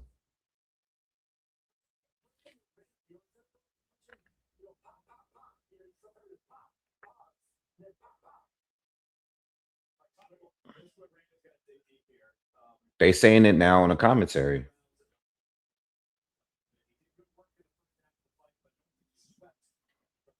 They saying exactly what I just said. They did good. He did good in the first half, but he don't think he swept them. And the judges ain't gonna give him that many rounds. He might have, even if they gave him 3 out of the first 5 rounds. That's still not gonna be enough for how this scoring system works.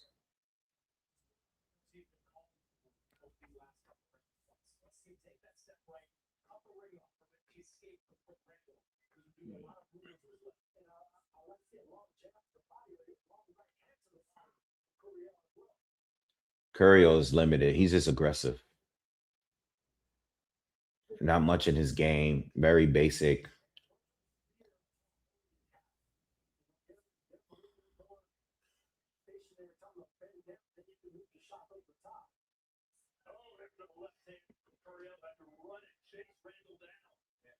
Yeah, Randall. Randall. Move less, throw more.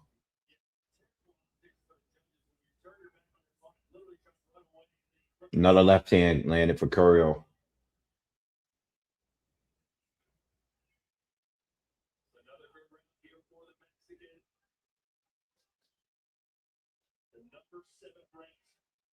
Yeah, Randall ain't winning this shit. I don't even know why I'm talking about him possibly winning. He's not winning this. Randall doesn't have another gear.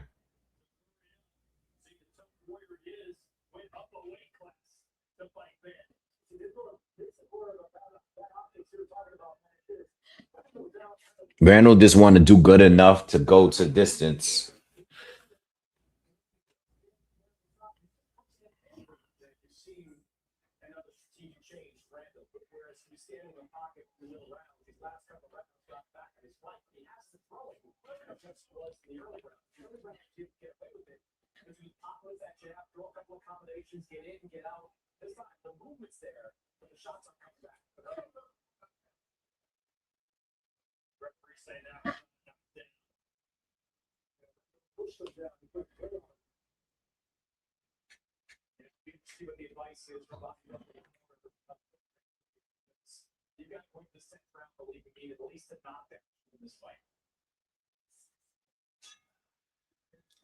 All right, one more round to go. All right, they're showing Zepeda getting his hands wrapped.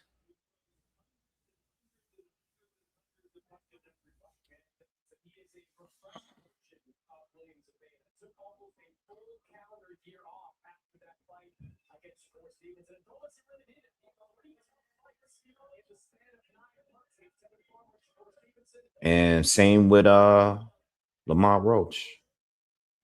He's almost done getting wrapped.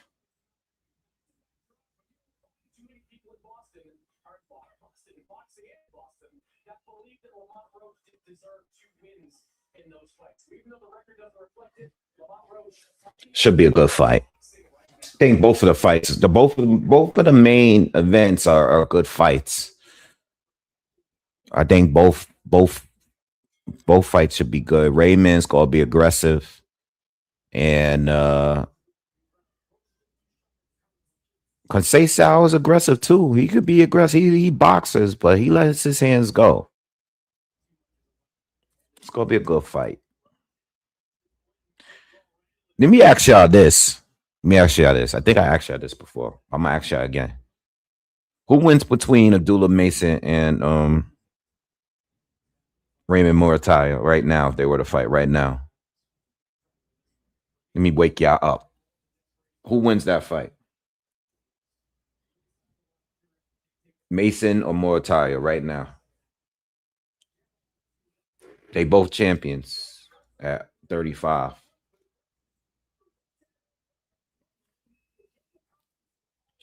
Matter of fact, who are the champions at 35? All four.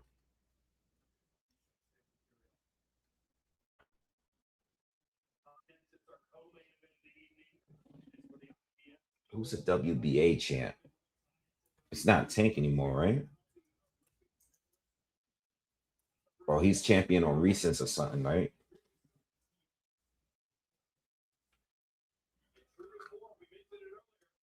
Yeah, who wins that fight if that fight were to get announced tomorrow? The WBA, WBC is for tonight with Lamont Roach and William Zepeda. And the WBA, I guess it would be Floyd. Floyd Schofield got to fight this dude Lucas Body. I think that's what I heard in the news. I think Ray I'm only asking because I think Ray would win if they were to fight right now. Yeah, I think Ray would win. I think Ray would beat Mason right now. I mean, Mason is a champion, but he's still a work in progress to me. Um, and I just think Ray is a little bit ahead of him for the moment. At the moment, especially after looking at that win against Andy Cruz. Ray looked good in that fight, man. Looked strong. I do look forward to seeing Floyd Schofield getting back in the ring, though, man. We haven't seen him since that. I mean, he hasn't fought. This is another guy that's not active enough. Floyd Schofield quit and got his arm up. They not giving you in the fight, bro. Floyd Schofield fought once in for one round in 2025, and that was in June. This guy has been inactive since last June. So, and the last fight before that was in November 2024. So, by the time he gets back in the ring, see, is he scheduled? Is he scheduled to fight this year? Nope. So by the time he gets back in the ring, Floyd Schofield is going to have one round in 2 years. That's crazy to me. That's crazy to me. Like, how, bro? You're 23 years old. How you go a whole 2 years with one round? Nobody, yeah, freeze. Like, ain't nobody fighting right now, man. Boxing is crazy.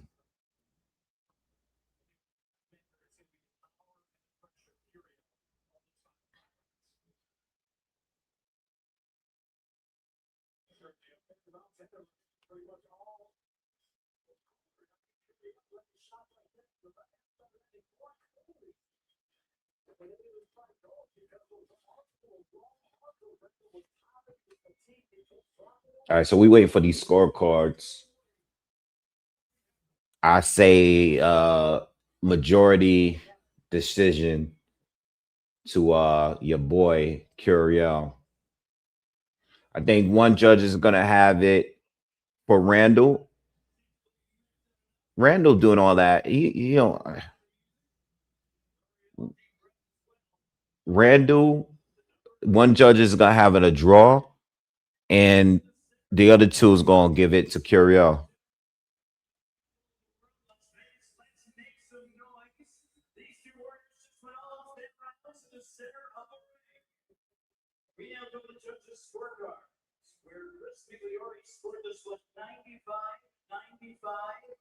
Draw 95-95,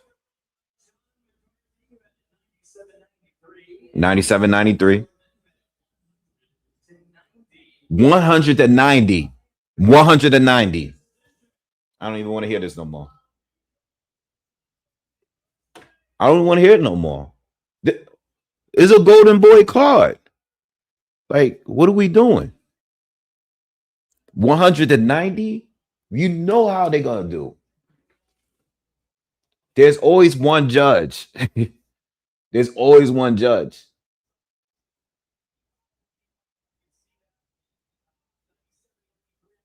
190, bro. There's always one judge over there. There's always one judge. 190.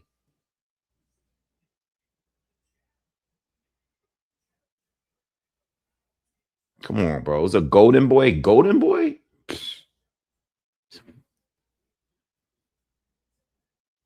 That's crazy.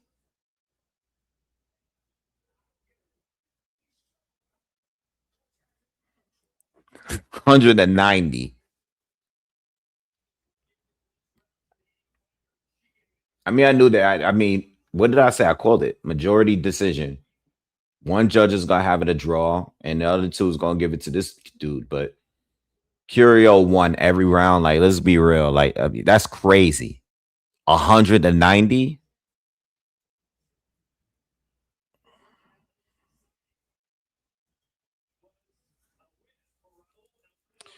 Well, well, well. Golden Boy. It's always like that with them. It's always like that with their fighters. It's always like that. It's always like that. They're gonna have a fighter.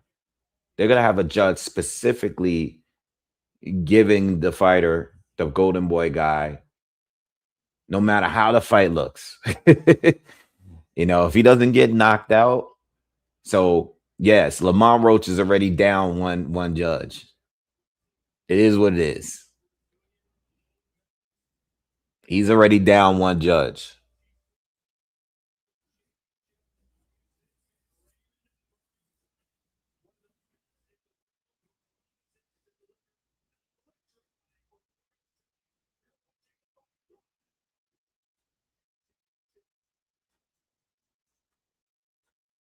Yeah, I don't know, man.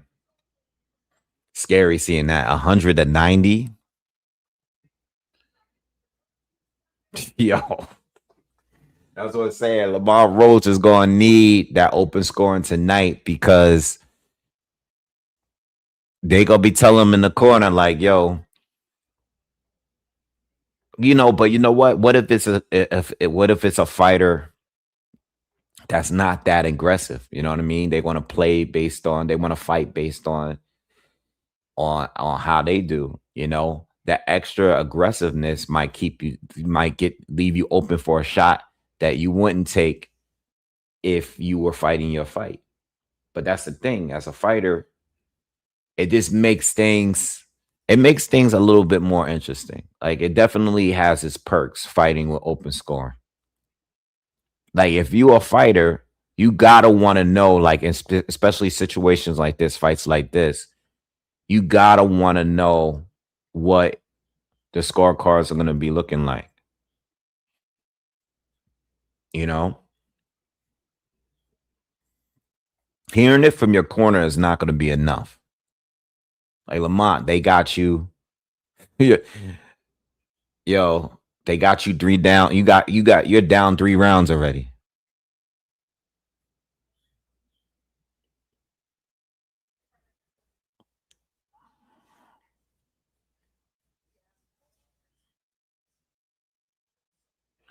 Now, I think one of the judges is gonna favor Zepeda. It's always one judge. I don't think all of them do it. I think one judge is definitely in there for Golden. Like, that's how it go.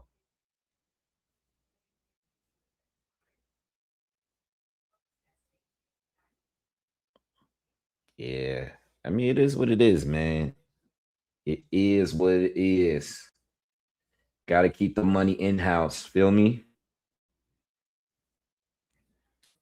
I was trying to say, like, Quentin, you got to step it up, man, because this is not like a fair.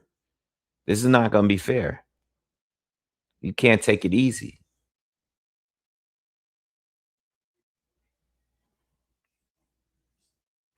especially with that style, man. He's just not aggressive enough.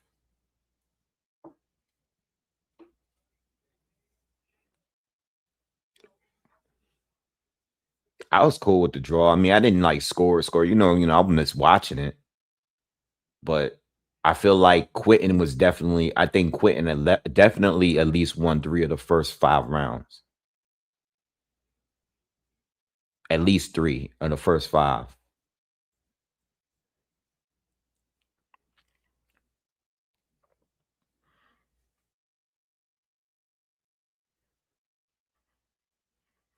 Who do you guys think went between Schofield and Mason?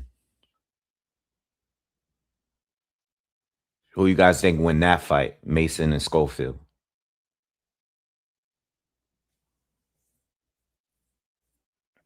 They showing more tire, getting warmed up now.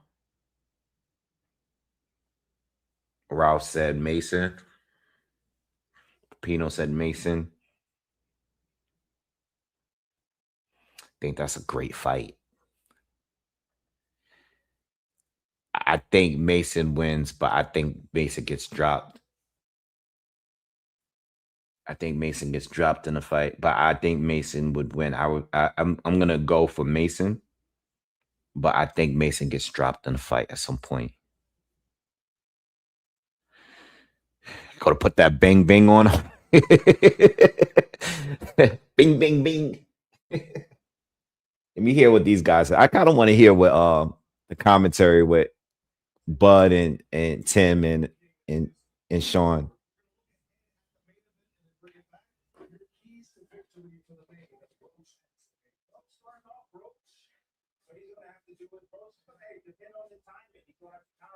Yeah, Tim said he got a time encounter in exchanges, lower Zepeda's volume, stay clear off the ropes. Astro. Zepeda got to cut off the ring, maintain pressure, force a fight inside, take away counter opportunities.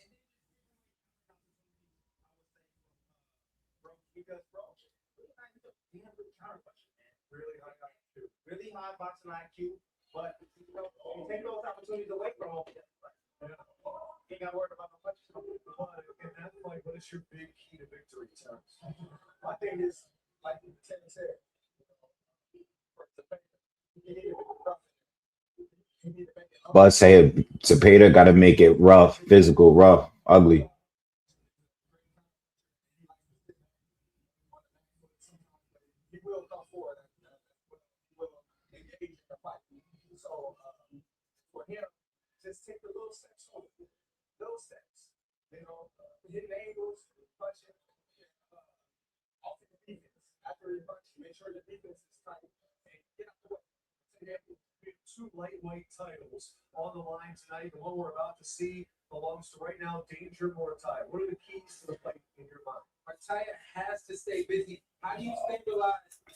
So Sean is saying Morotai got to stay active, body work early and often, win the firefights. Sesai got a punches and bunches defense after the offense. Don't be greedy. Oh, okay. Sean got him stopping Sesai. What do you guys think? You think anybody? What do you guys think on this fight? You think that you guys think Sesai has a chance? And if you don't, do you think Morataya gonna be the first to stop him? I say no. I think Morataya wins on points. I think Morataya is gonna. I think it's gonna be a good fight. I think Morataya is gonna win, but I think it's. I think Sesau, especially in the earlier rounds, is gonna do some good work.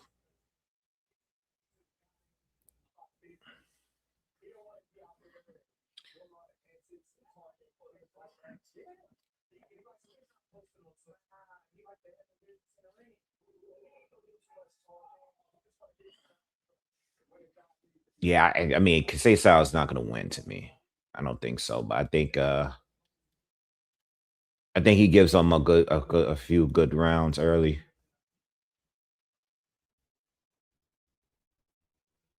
Also, how long is Ray going to stay at 135? He's another one that might have to move up pretty soon. He might have to move up. He's a big 135 pounder. Let me ask y'all this. Um, what do y'all think about Jose Valenzuela now? Like he's like an up and down. Like he's taking a loss. Got stopped early in his career, lost to Colbert, destroyed Colbert, right? Took his soul, beat Pitbull, lost to Gary Russell, then redeemed himself by knocking out Edwin De Los Santos. What do y'all think? I mean, he's pretty much the Zuffa champ. I think he's the Zuffa champ. Um, I know he doesn't hold a alphabet title, but do you guys think Shakur is gonna probably end up fighting him?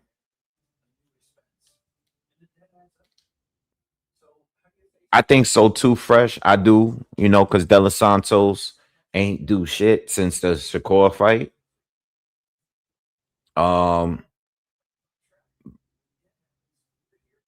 but I mean,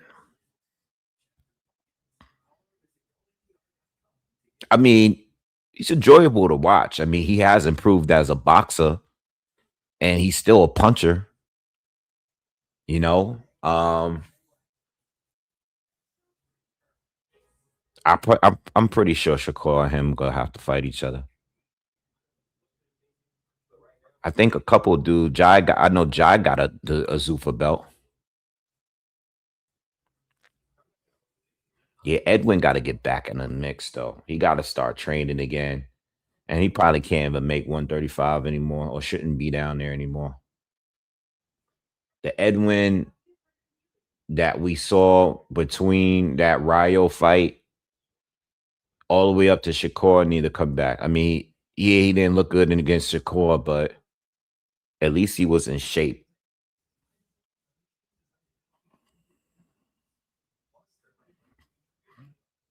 Ryo destroyed him, man. I was like, damn, bro. I watched Mortal Kombat 2 the other day now that it's available on HBO.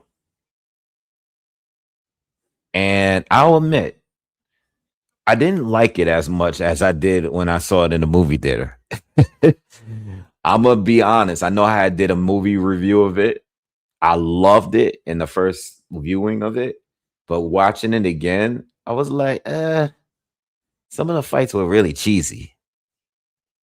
Some of the fights were good, and some of them was like no in between, right? Like I don't know if you guys saw it, but I really liked the fight with Liu Kang and Kung Lao. All of the Shokan fights were good, but there was some cheesy fights in there too, like with Sonya Blade and Sindel. That was cheesy. The katana fights were all bad to me. Yeah, some of them were kind of whack. I don't know. I'm gonna see Spider Man probably tomorrow. I'm probably gonna see it tomorrow night, hopefully. If not, tomorrow night, Monday. Everybody saying it was great. I know a lot of people that saw it on Thursday night. I haven't had time to go see it yet, but I'm definitely gonna see it as soon as I can.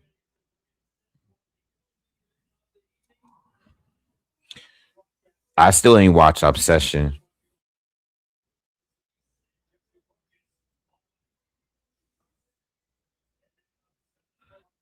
Yeah, I'm gonna see. I'm hearing great things about this Spider Man.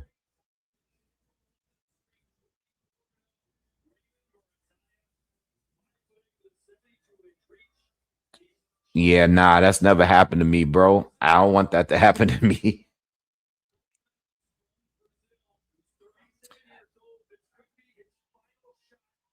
I don't want that to happen to me, Charles.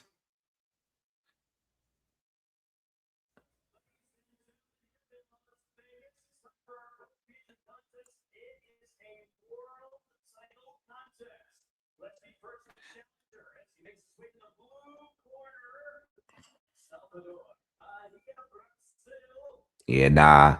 Speaking on that, man, I was watching Let's Rap About It podcast, the episode they put out yesterday.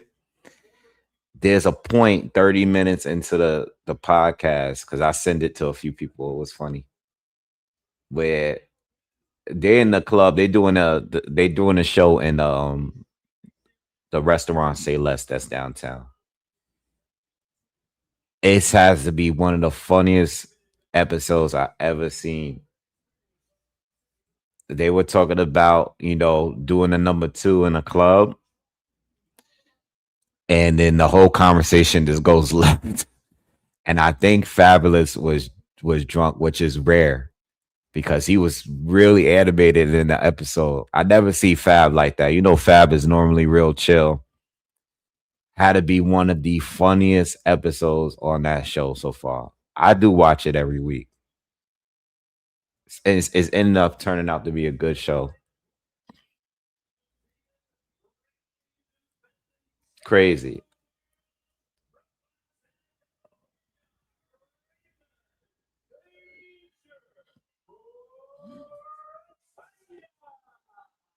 Yeah, no Spider-Man spoilers, please.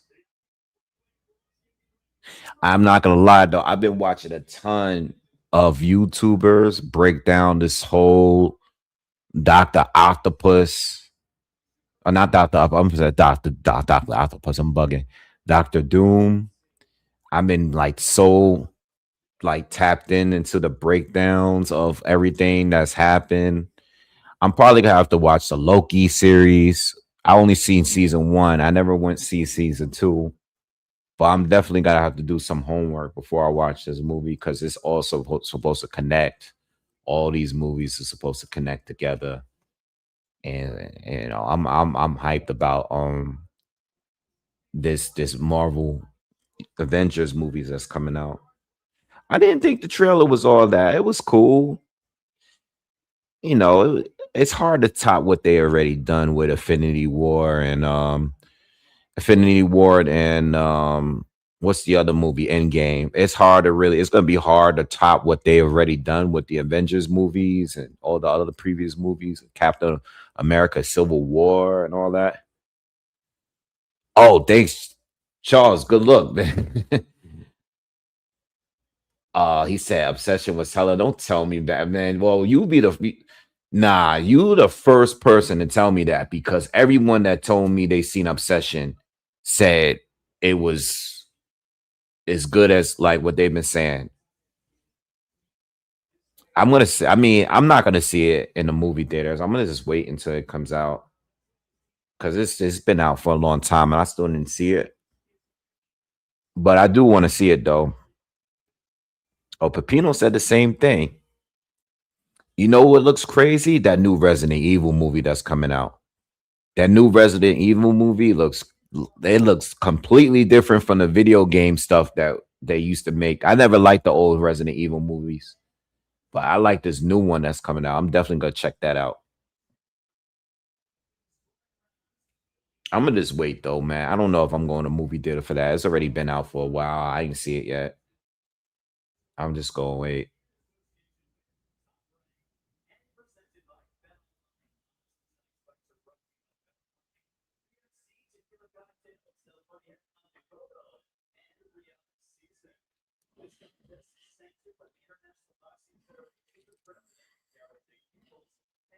It's on Peacock already. Now, I didn't like the Resident Evil movies from before were cheesy to me. I never liked any of them, to be honest. Yeah, nah. I saw some of episode one already, Toro, the new boxing show, Fightland. I saw some of it after watching Raising. I watched Raising Canaan. I watched Raising Canaan. I don't want to talk about it though because I don't know if y'all watched it. It was a big. I don't. It's a lot of people dying, coming to a close of that show. But I saw Fightland right after that. But I didn't watch the whole episode. I only watched like the first 20 minutes of it, and I turned it off.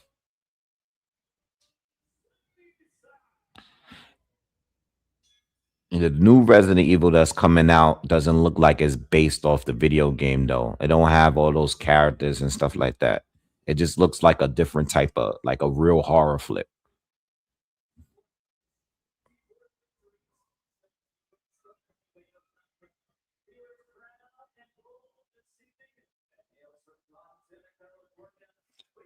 I'm surprised they haven't made a Dante Devil's May Cry movie. That sounds like a good, like a real live action one. It could be like Blade.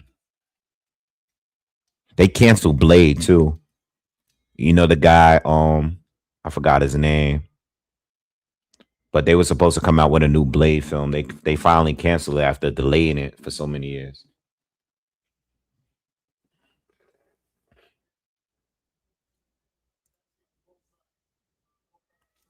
I think the only reason, the one complaint I have of Raising Canaan, man, I don't know. I'm starting to think Raymond might knock this dude out. I don't know, man.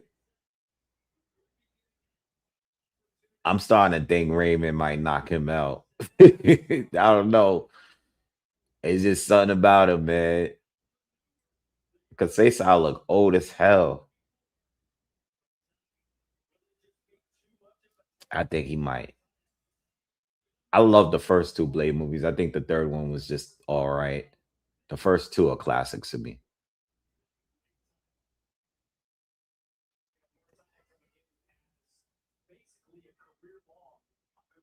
Yeah, you can't beat Wesley Snipes when it come to Blade. Like those are classics to me.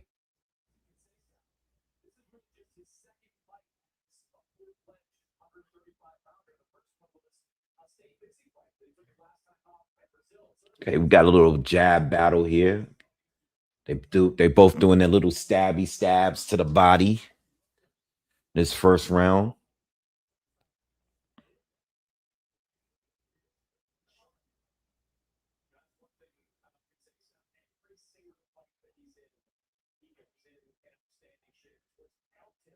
Yeah, nah, because Cesar has always been in good shape. Okay. Muratara finally steps in and throws a quick combination, blocked by Conceição.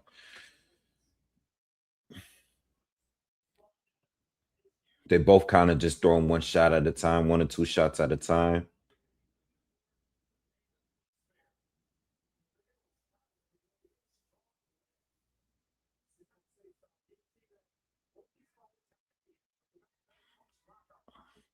Sergio Moro over here talking about they thighs. Crazy.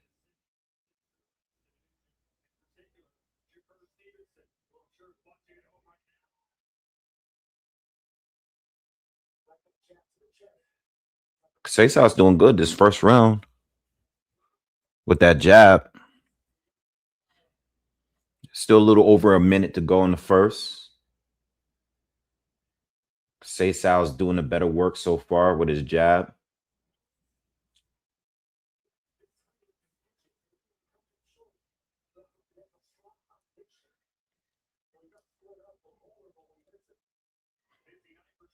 Mortaya is biting off his feints for sure.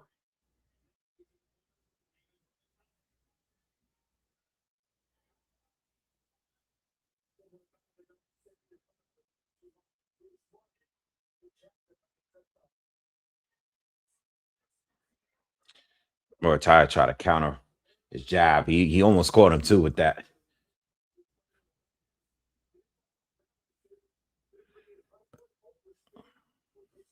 Mortara's starting to throw some heavy shots now.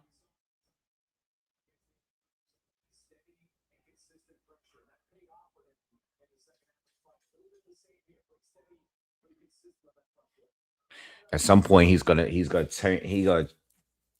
turn it up another notch. At some point, Cesar had a good first round though. He might have gotten that first.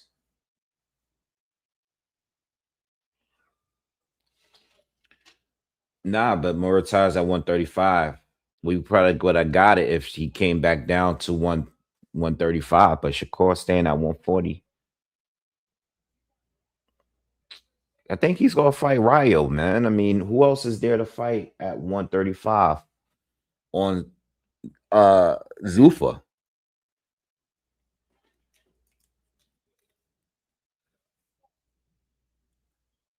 You know, Ryo just had the knockout against Edwin. As common opponent. Shakur didn't look good in that fight. I think it's gonna be you know, I think if they would have made, I think if Devin Haney was going to happen, it would have happened already. I think the Devin Haney fight would have happened already.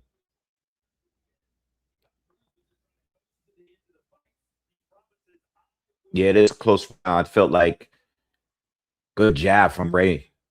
I think Ray stepped it up in the last minute of that round. But I think Robson was winning the first couple minutes. But Ray is starting to he's starting to put the pressure on the second round here.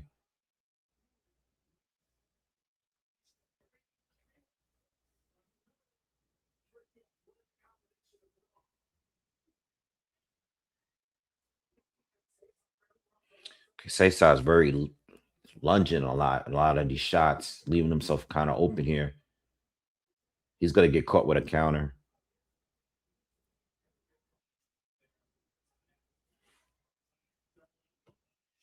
Good shot from Cesar there.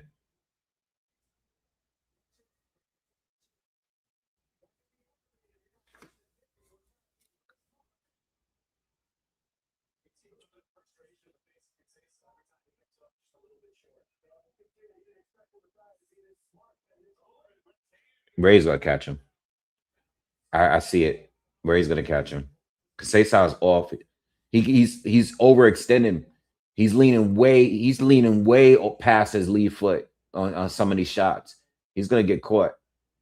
And I think Ray knows it. And I think Ray is gonna catch him at some point. I think he's waiting to catch him.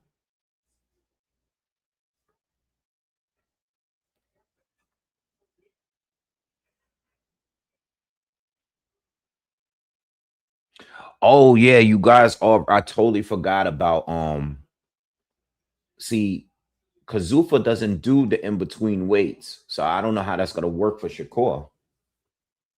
He gotta be at 135. So I guess you're right. I don't know. But I mean, Ray is he's over here fighting on his own. So I don't know. He has an alphabet title. You know, I mean, I don't know if the zone is gonna try to if Ray wins tonight, I don't know if he's gonna try to get him over there, but I don't know. I don't know what's gonna happen with Shakur now. I don't know if they're gonna revisit the Devin Haney fight. Who knows? Who knows what's gonna happen over there with Zufa?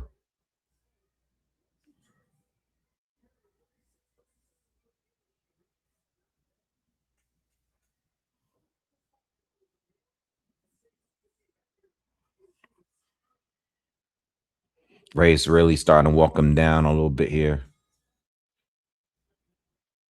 Say Sal, another decent round from him again, but I just don't see it.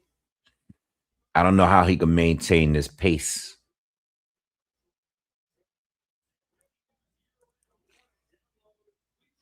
Moritai and Shakur would be a good fight, man. Moritai would be a good fight.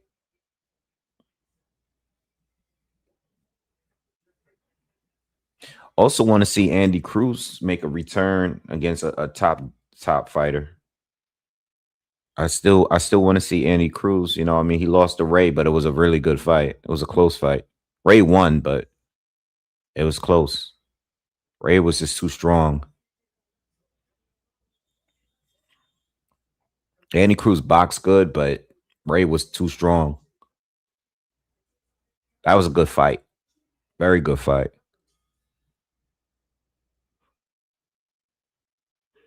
There's enough people to do at 135 to do like a tournament like thing. Like, you know what I'm saying? Like, you got the champions, and then you got some of the top contenders that's still there.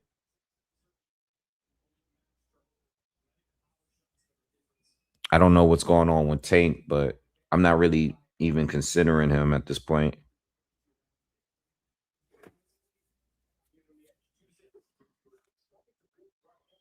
Hopefully they work out also out down at 130. Hopefully they work out the Shakti Foster fight with Navarrete. They're supposed to be working on that. Hopefully we get an announcement on that fight soon.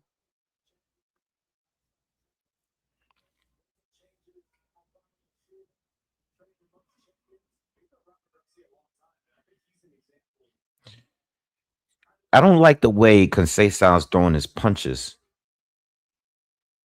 He's throwing slapping punches. All right, you guys notice that? He's coming down with it like he's slap. He's not like punching with his knuckles.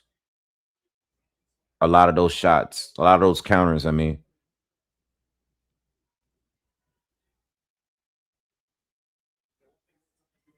Mortai's jab is on point. He just landed 2 jabs.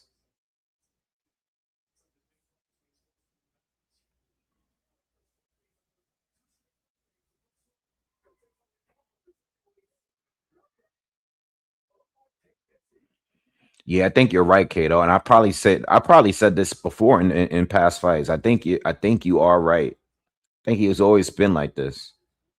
He can actually switch too.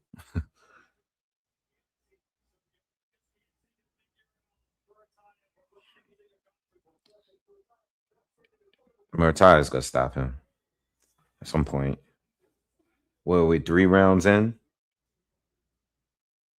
He might stop him late.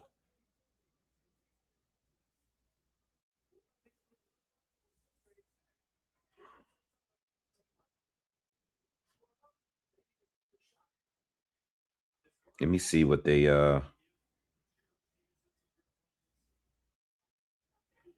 let me see where they got it at right now.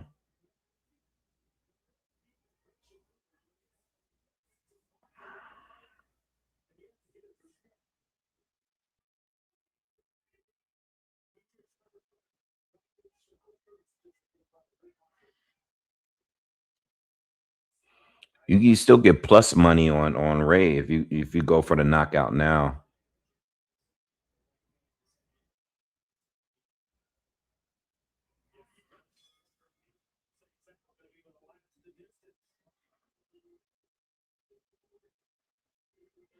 I think I'm gonna put a little bit of cash on a knockout or TKO.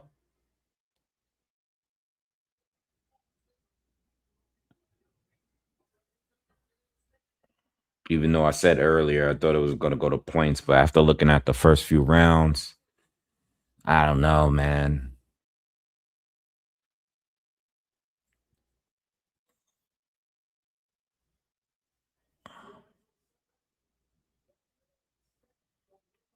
But Ray gotta have to eventually move up to 140. He's been down there for a while.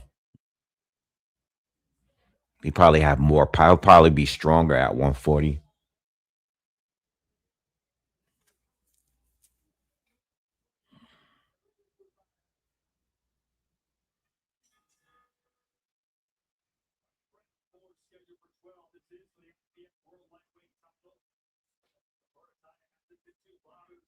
Yeah, he's doing okay. He is doing okay. He's still landing. It's just not much effective, but he's still fighting.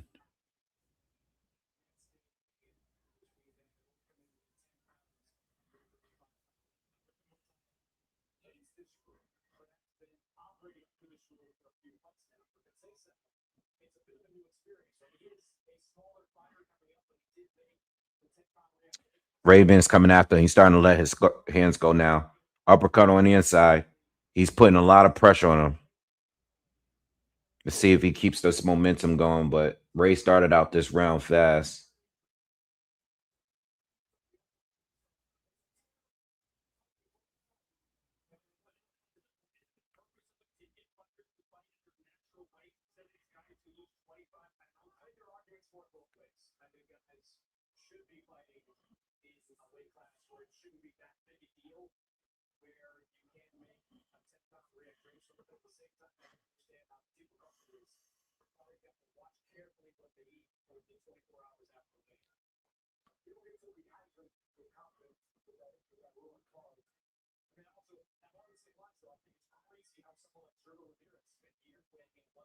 Oh, spot away. Smash that like button, man.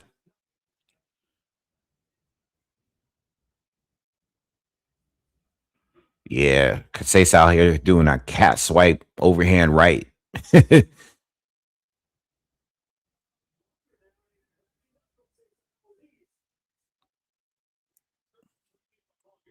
Ray got to keep him off balance with that jab. Yeah, the commentary is talking about that now. Is the pulling knuckles in the air punches that he's been throwing.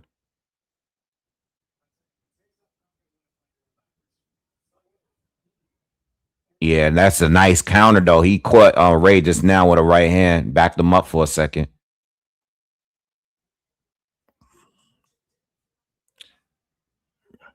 It's funny because I'm still not seeing the same intensity that Raymond brought when he fought Andy Cruz. Way more intense fight, but it's still early. Ray's throwing some combination, but a lot of these are getting blocked. Cesar got his hands up. A lot of these are getting blocked from Ray.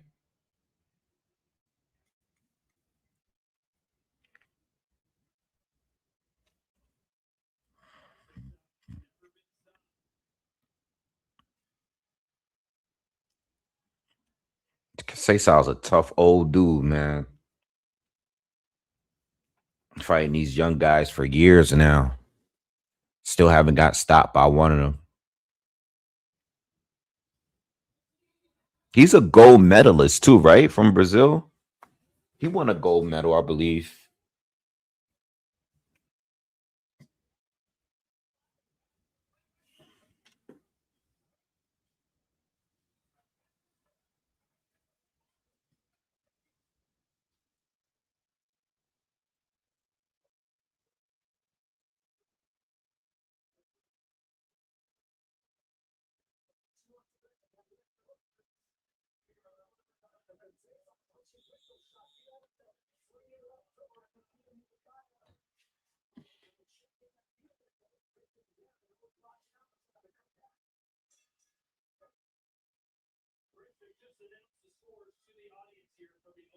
Oh, they just said I forgot to open the score.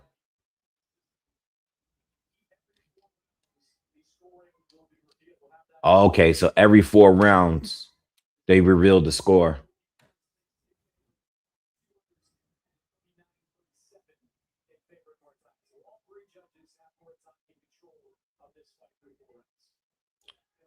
So two of them got 40-36 for Morataya. And I think the other guy said, I think he was a 39-36. The other two.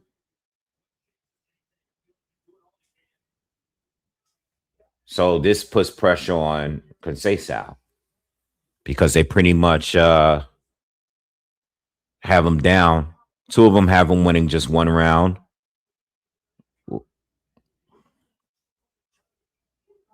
I gave Conceição the first round. Moratai is stepping up the pressure heavy.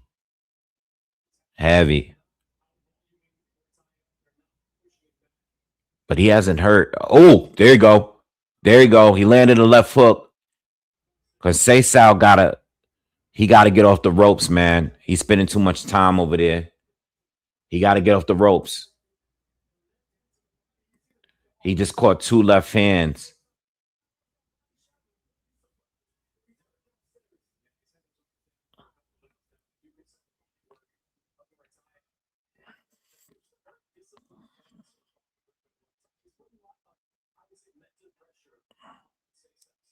Conceição's starting to look like he's tired a little bit.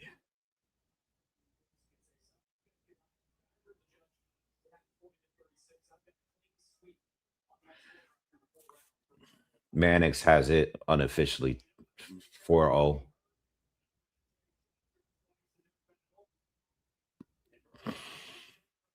Oh man. Mortali to the body. Conceição's just still on the ropes, smiling at. Oh, Conceição just caught him with a quick combo.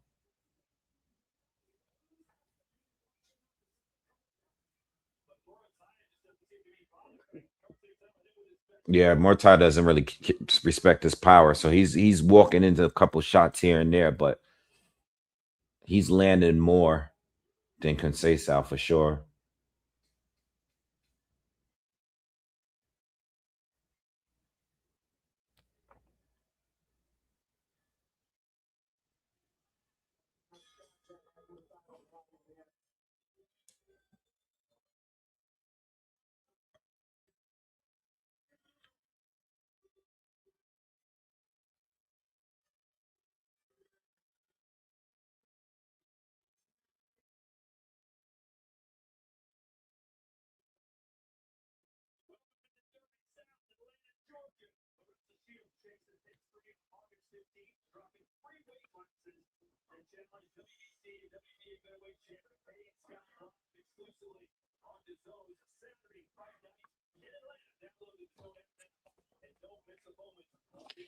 What do you guys think? Do you guys what's up, Smooth? Well, good to see you.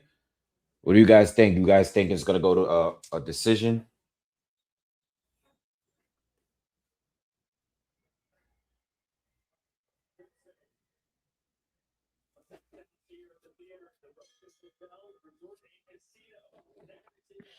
I think Ray at the bare minimum should at least score a knockdown in this fight. He got him with a body shot there. That was good. Yeah, it was a good body shot.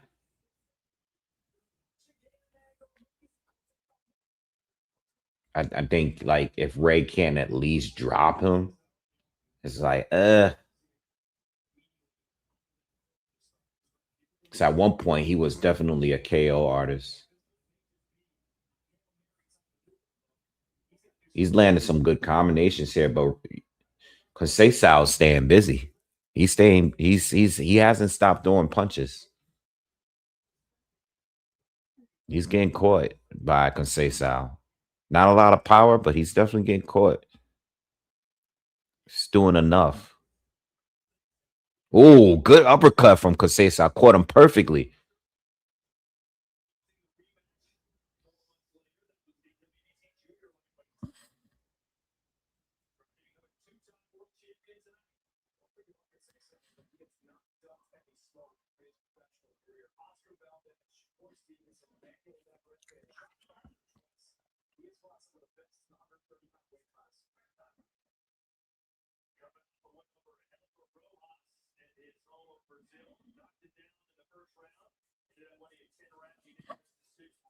I don't know. Moritai looked like he's taking the round off here.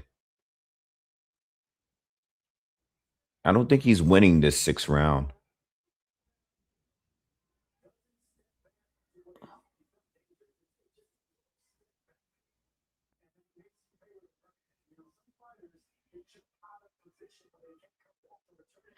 Moritai is investing into.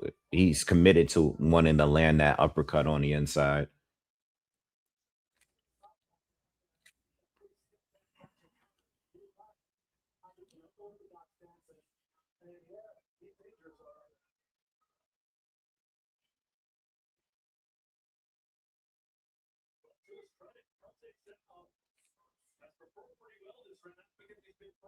Yeah, he's winning this round. Conceição. Moritai is just swinging and missing for the most part.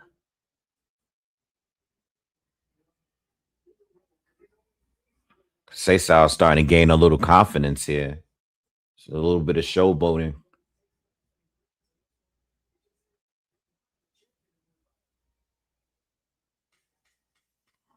Good jab from Moritai.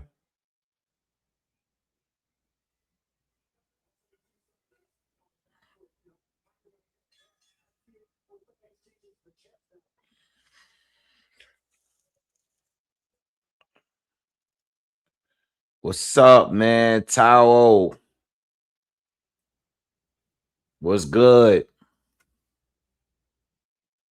What's happening?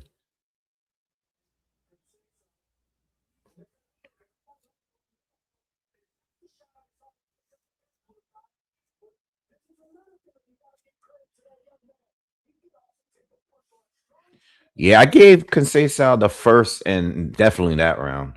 The first one was like, go either way round, but I gave him the first. This last round was a clear Conceição round. I don't know. Murtaugh looked terrible in that round.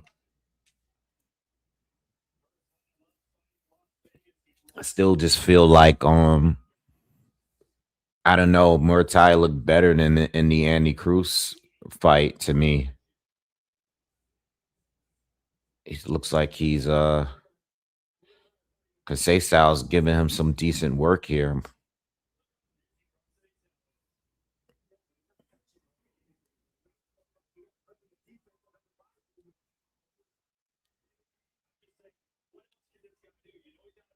Yeah, the commentary is biased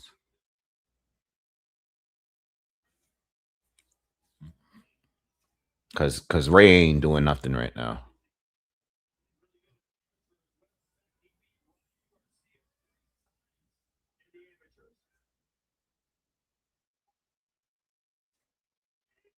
I didn't know Ray beat Ryan Garcia 3 times in amateurs.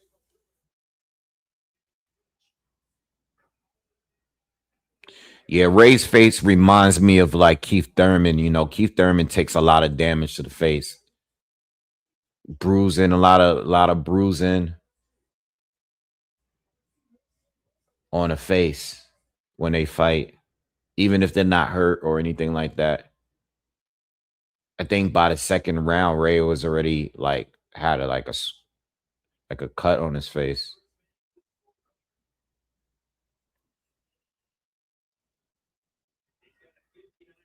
Chris Mannix gave Conceição that last round too.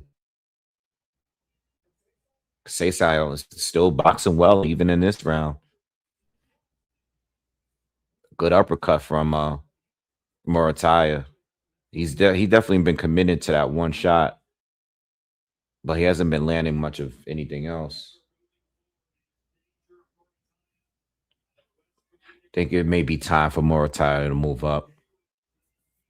Doesn't look strong.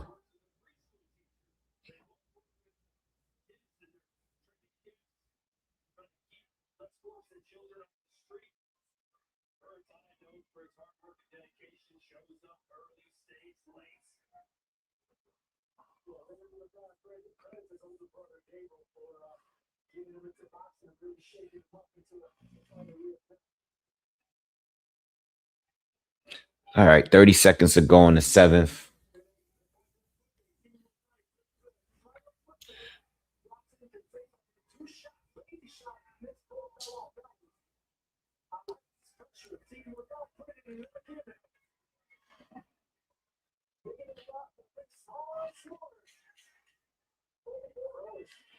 Yeah, Murray he took that round back. He started off slow, but he picked it up and took it back. Gave him that round.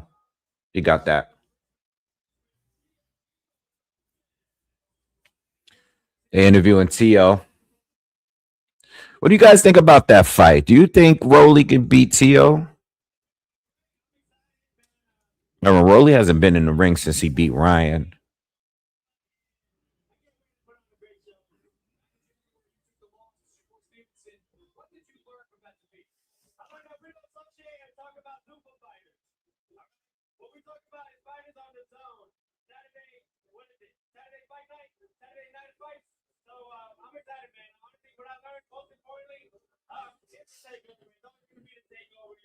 As I said, no. Damn. Yeah, I think I got T.O. winning, but I didn't think Rolly was gonna beat Ryan, but Ryan is ass.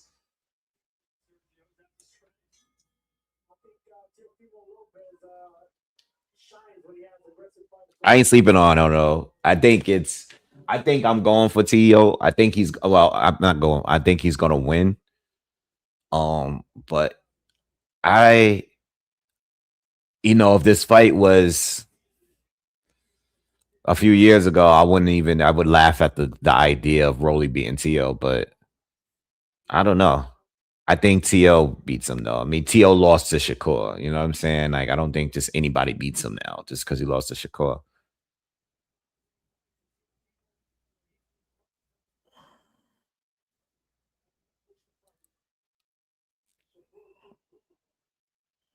Rolly do punch hard as hell though. He do punch hard. Like Ryan felt that first knockdown, he didn't want to fight no more. He was like, nope.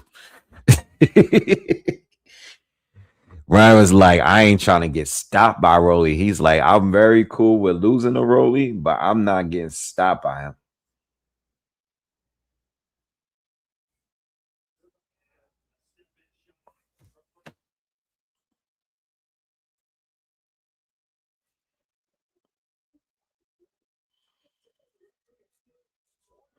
Nah, if Rolly beat TO2, that's crazy.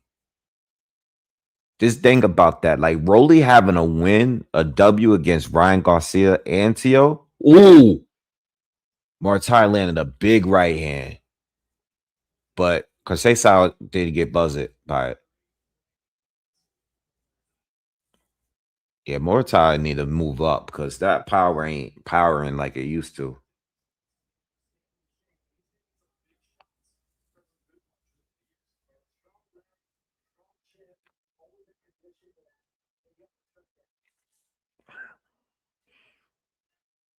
Yeah, Rolly having a win over those two is kind of crazy.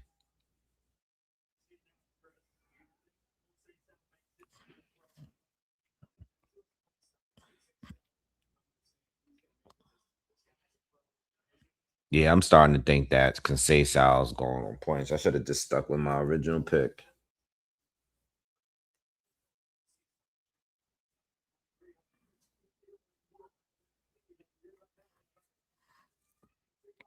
Like Ray hasn't even like came close to hurting him.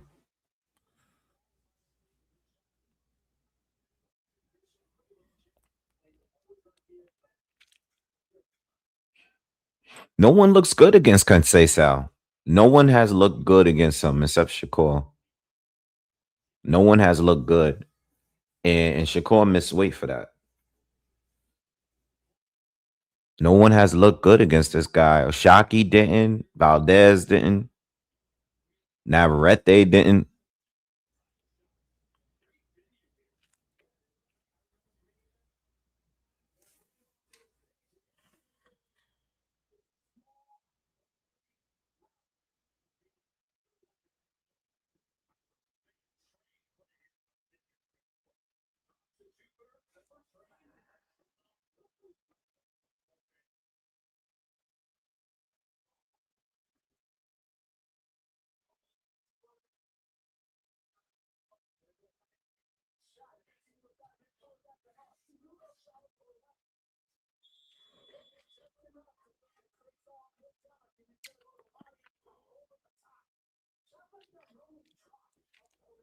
Yeah, that punch that Ray landed would have been should have been a punch right there.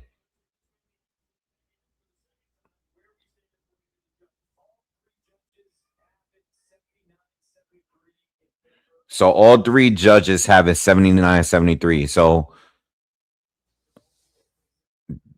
So that means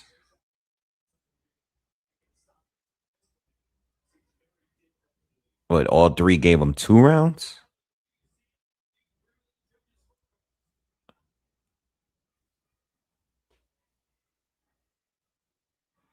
Yeah, all three gave Conceição two rounds. But I know one of them got a different set of rounds.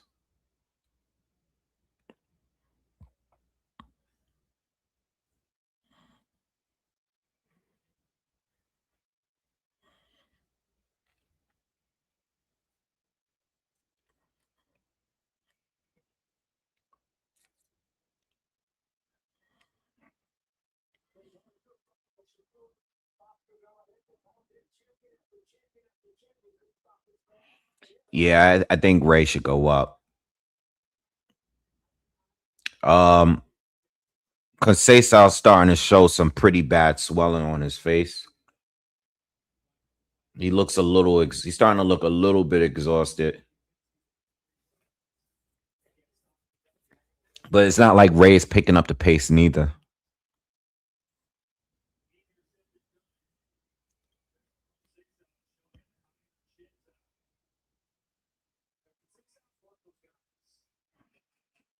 Oh, that's a good question, Charles. I don't even know what the undercards are looking like.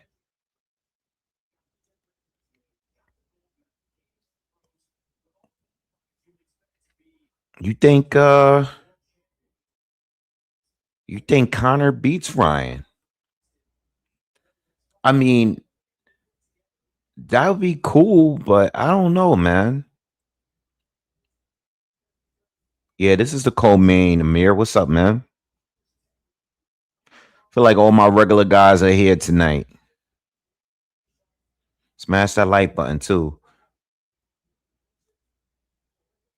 Probably have a drink with y'all before the main event. Let's see what I got in there.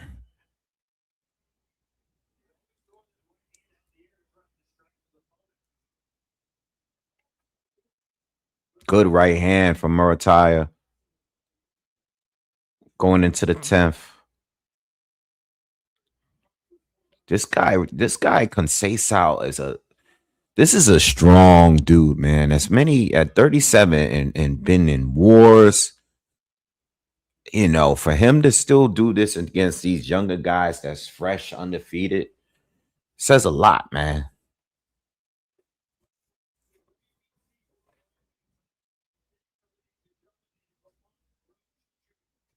It's hard to call Brian and Connor fights, man. It really is, bro. Every other fight with them is like, yo, WTF. Like, you just don't know. It really depends on how they come in, show up that night. I mean, Ryan mentally seems to be good. They both pop dirty. Are they gonna be clean? Are they even taking drug tests for this fight? You know what I mean? Are they even taking drug tests for this fight? I mean, it's a WBC fight, but Haney was like on the Twitter, he was like, "Y'all was WBC champ for years, and they didn't even drug test me." Wave, you have to get to old smoky blue flame. That hooch will guarantee an amazing time. That see where Thor says this ain't for moral men. Yeah, he was off that for 2 days wilding. Oh, I gotta go to Nashville, period.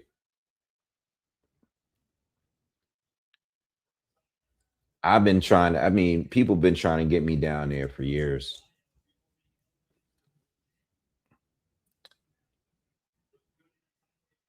Well, I was in Austin for a few days and I had a good time there. I had some good food while I was down there.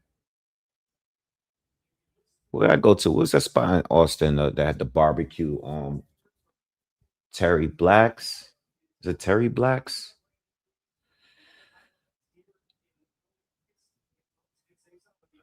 Austin was good. Austin had some good food.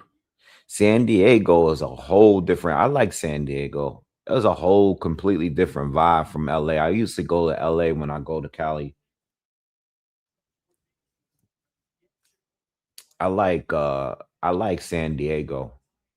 I think if I have my sister in Cali, so I go to visit her from time to time. I like San Diego vibes way more than LA. LA a little too bougie for me, man. Even being a New Yorker.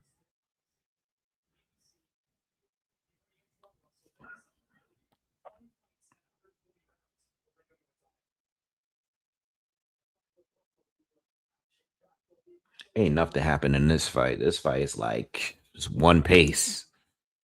No changing, like Mortai just getting every round. But it's I kinda expected a little bit more from both to me. I don't want to say from both because say Sal's doing what he can do at his point in his career. I do think Ray should go up.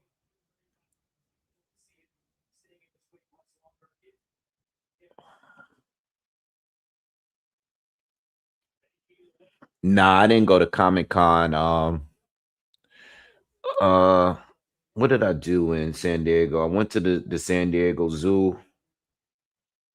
Um, we went down to the I forgot that area by the water. We did like chill stuff. Went to a lounge. I can't remember the name. I was there for 3 nights. Didn't do nothing too crazy.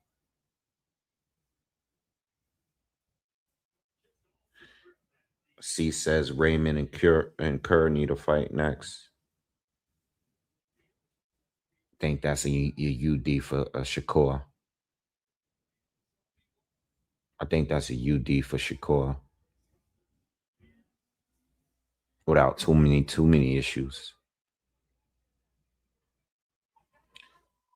And then Cabo is cool, much different than like Tulum and what's the other side everybody go to on in Mexico? What's the part of Mexico everybody go to?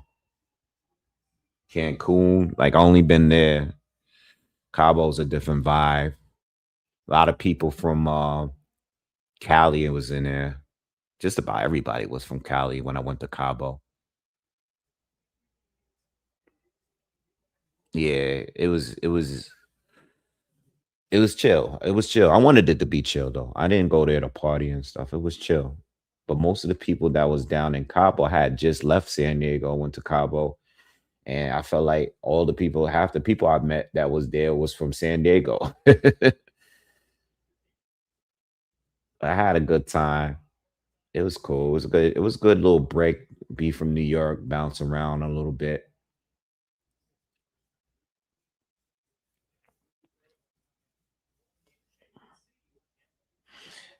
I don't know if I would go like if I were to go to Cabo though, I would have to already be on that side, because getting back to New York from Cabo is a lot of work. That's a lot of work, man.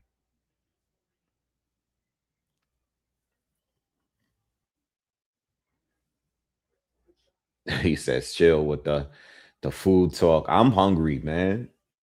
I was thinking about taking a break and get me. I got some food in there. I'm starving. These lives be making me hungry, man. Especially because we be on here for so long.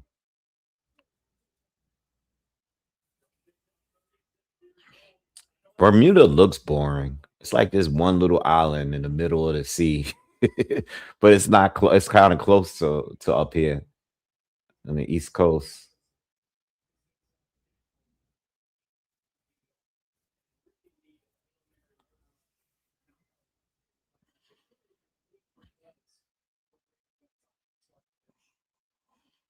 I mean, real Ray is down here building up his resume for sure.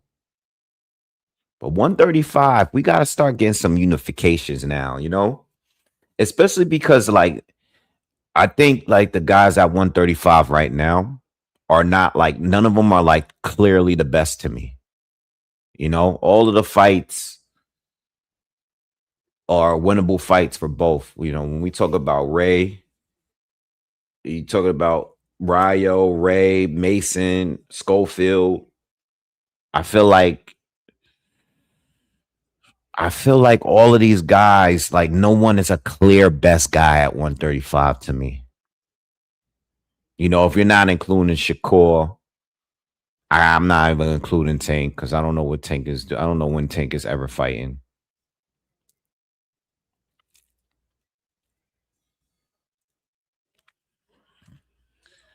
Belize. I was supposed to go to Belize 2 years ago, and trip was canceled the night before because it was a storm. It was canceled. They didn't even like. It was just we just canceled it. It was a bad storm. Couldn't go.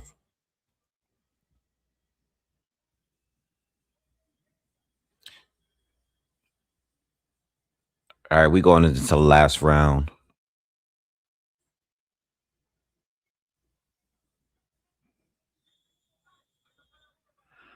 He said, ever since that plane got lost, I ain't fooling with Bermuda or Malaysia.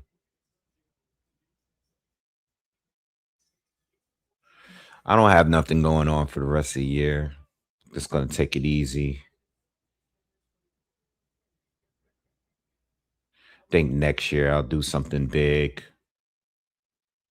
like Japan or something. I still didn't make it over there yet. Maybe I'll go for an Inoue fight. Maybe I'll pick a week when he's fighting to go. but I want to spend at least, I want to be over there for at least 10 days. So maybe I'll do that for next year.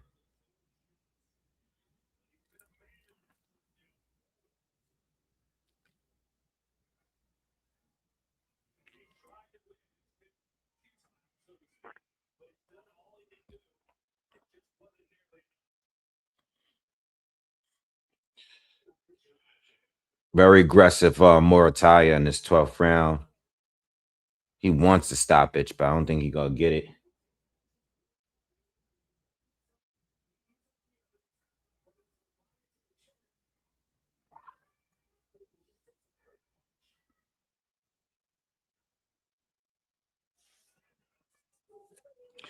Should Bam fight Inoue? Uh, I mean, I'm not gonna complain if if there's an opportunity to fight him. Yeah, why not? For sure. Why not?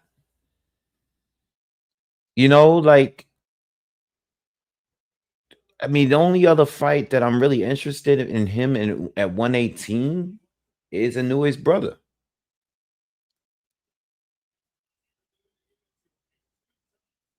But yeah, it's not much for him to do. Kind of want to. I don't know if I talked to you guys about this, but I kind of want Inoue. I don't know who he's gonna fight next, but I know it's not gonna be Bam, right? But at 122 at this point, um, I think he should either pick a fighter at 126 just to win a title there,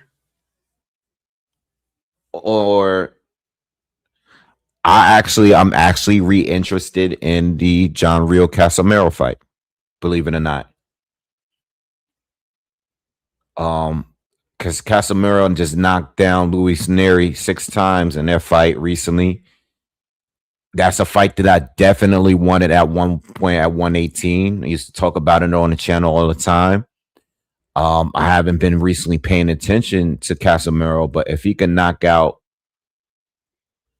Luis Neri in that fashion, why not? I mean, the new A done beat everybody else. I would be cool with that until he fights Bam. But I mean, outside of Bam, it's not really any other fights that I really want to see in New A fight at 122. At 122, Casamero. At 126, any champ. And Bam. Bam is probably number one.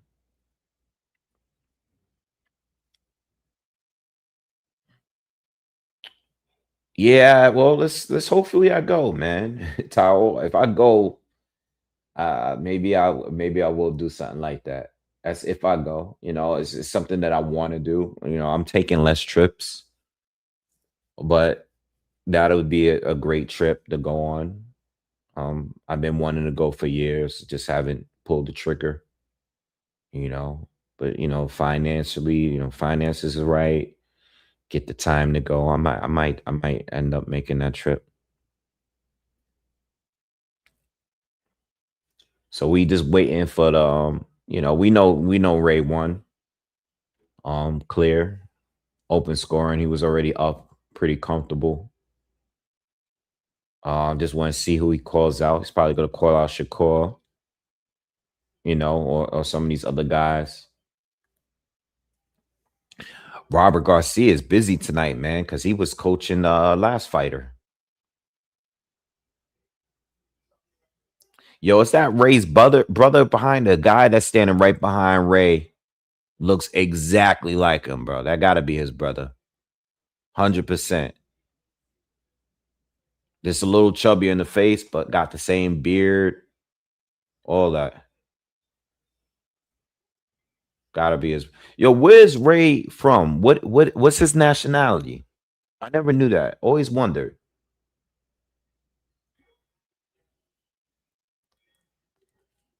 He looked like he might be half something.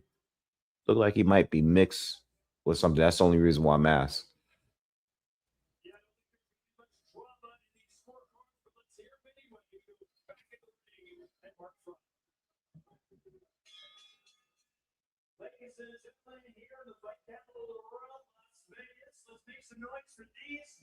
So Ray is Mexican, is he?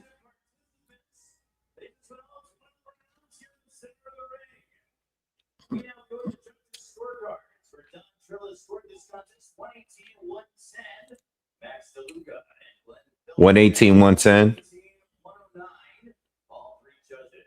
119 to 109.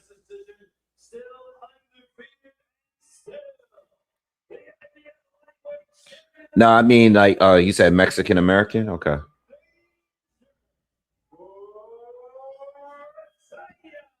Thought he was I don't know. Just always thought he was mixed with something.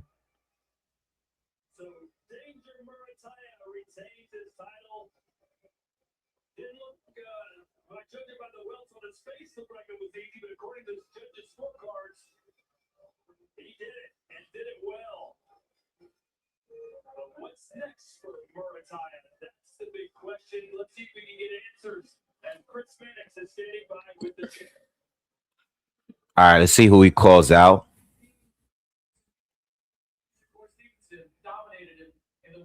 Yeah, Pepino. That's what I was thinking.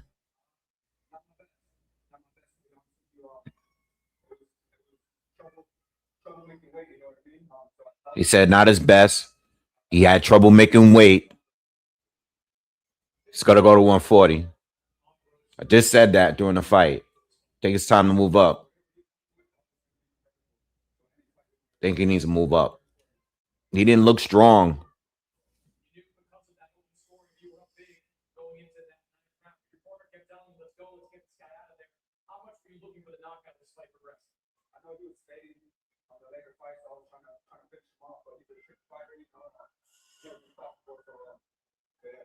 Second defense of this title, but it's fair to say this was the last defense of your title at 135 pounds.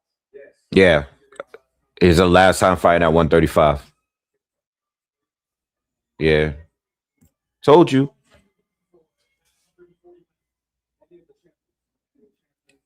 He said he wants to. He said he wants to fight any of the champions at 140.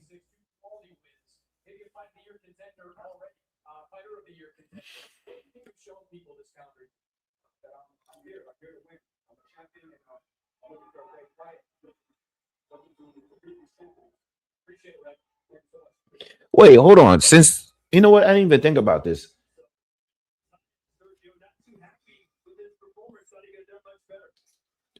Yo, I didn't even think about this until just now. But being that Shakur signed with Zuffa, like, is he retaining his title, his alphabet title? I mean, I'm assuming. I mean, I haven't heard anything about him getting stripped, right? Because he's a WBO champ at 140.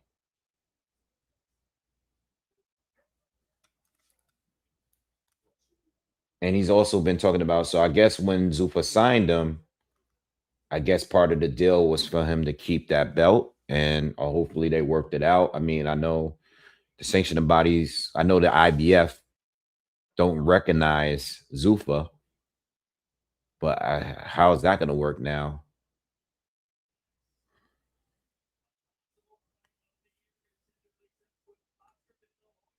All right, main event coming up next. Let's see who else is that. Who's ranked that? Who's ranked that? Emiliano Vargas is number one at 140 for the WBO. Interesting. Then Lindolfo Delgado, Oscar Duarte after him, Ernesto Mercado. That's another guy that I want to see get an opportunity. That's another guy that, for a minute now, I'm kind of waiting to see him get a shot. Mayowa, what's good? What's good, bro?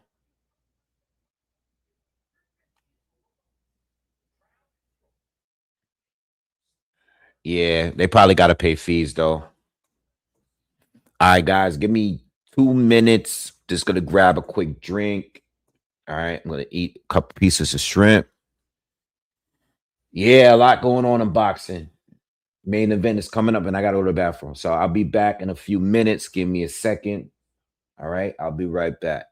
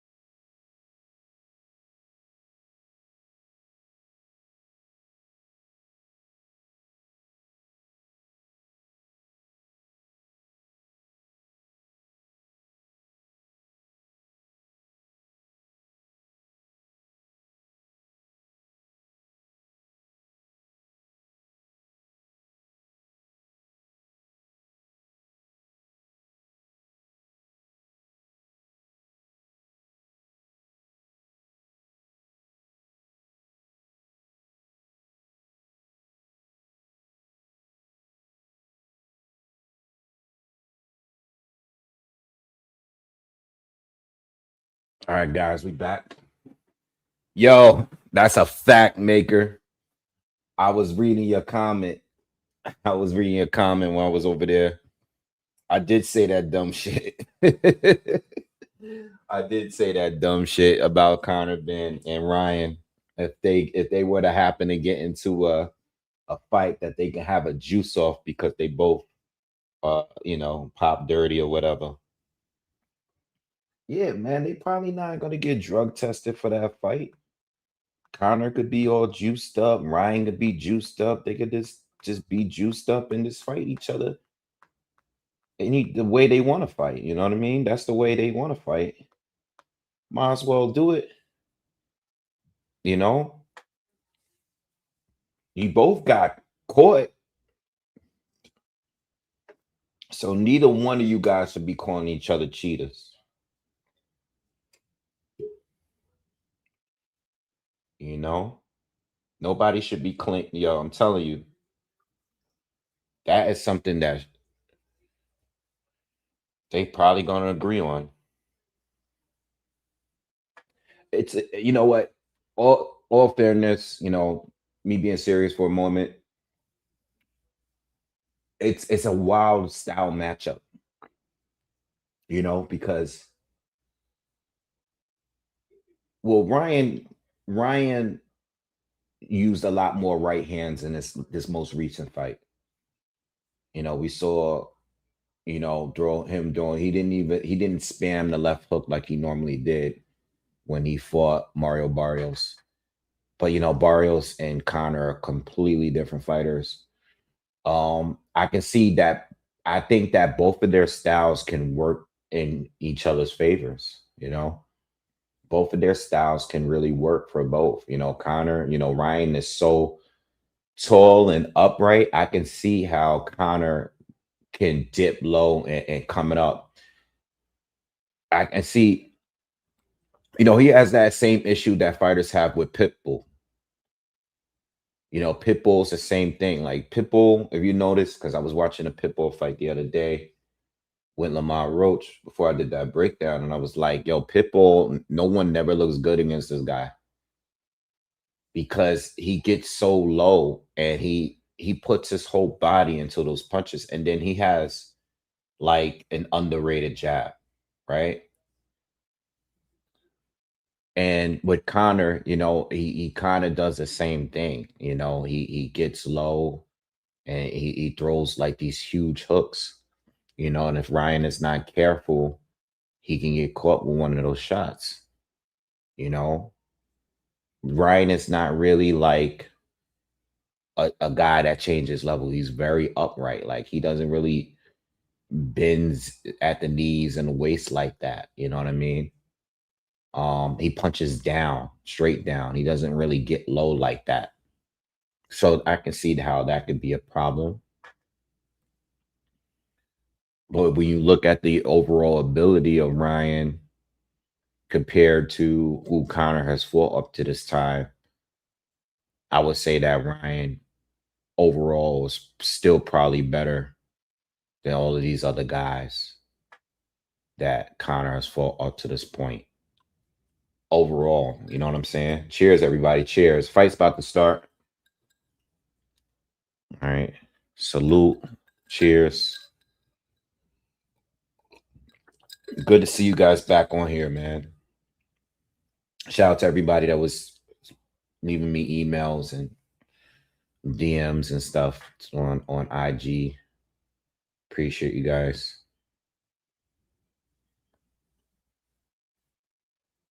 Yeah. Ryan gets better juice.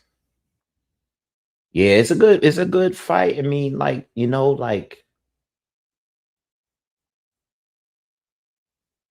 I'm leaning more towards Ryan winning, but I know a lot of that is influenced off Connor's last performance.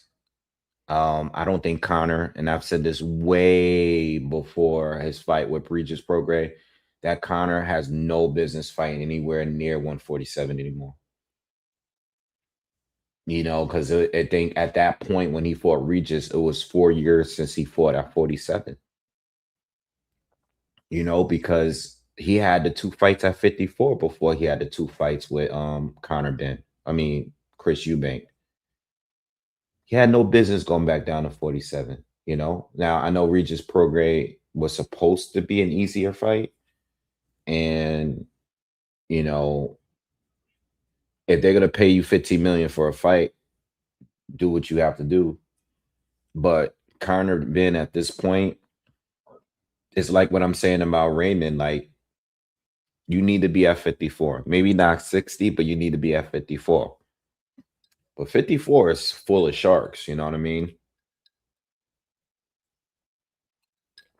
54 is full of sharks, but they don't have those names, those standout names like the way 47 do, you know? So I understand why he wants to stay down there. But that's the thing, man. These fighters, they rely on draining themselves so much sometimes that they don't even realize that they're making themselves weaker by these fights. Like, you're not gonna have the same your punch resistance and your punching power. It's gonna take a hit because you're trying to cut so much to make weight. Connor, one thing that he had against Eubank was the fact that he didn't have to cut. He didn't have his weight cut is easy. It's powerful, explosive, and ready. Chris Eubank was the one that had the weight cut. And so Connor bringing him that self down to Ryan. Ryan is tall, and Ryan's naturally bigger than these guys at 47. He's huge for 47 and 40.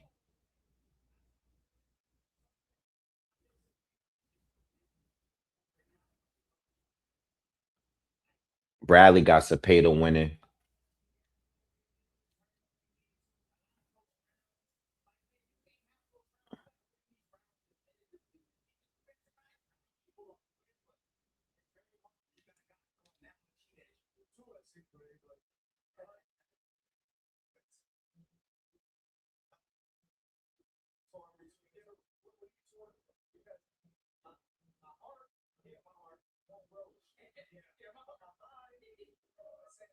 Yeah. So Crawford saying my heart wants Roach to win, but my mind is saying Zepeda going. Sean picked Roach, and the other two picked Zepeda. Yeah, Zepeda throws a million punches, yo. It's a tough call, man. What's your last predictions, guys, before the fight starts? Who you guys got, Roach or Zepeda to win?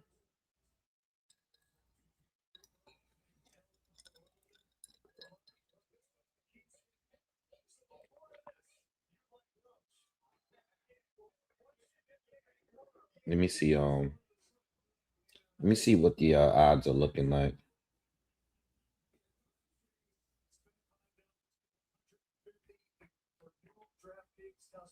Let me see what it's looking like real quick before this fight starts.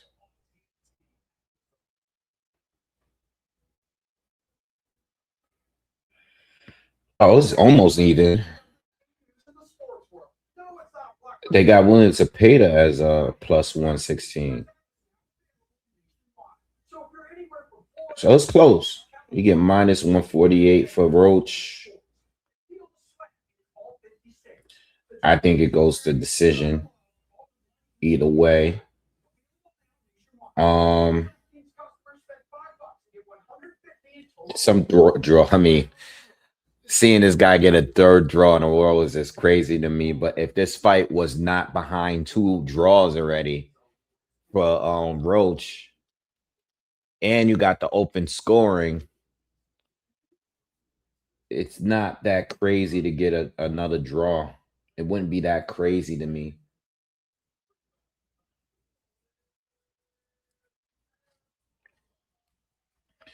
Let's see what you guys zap decision. Zepeda. Oh, you all you guys got Zepeda.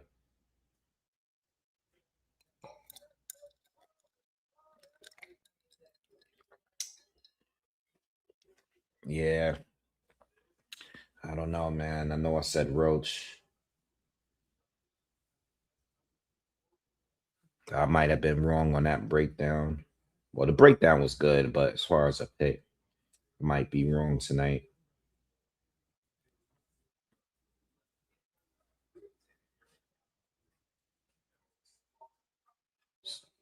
I've heard more people say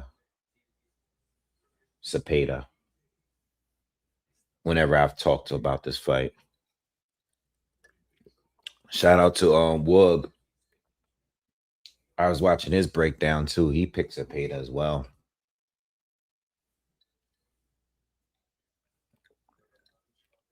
We got him in for plus 125. I watch it on the zone because they're raping me already with the money that I pay for that stupid ultimate package. So I'm gonna just watch everything on the zone.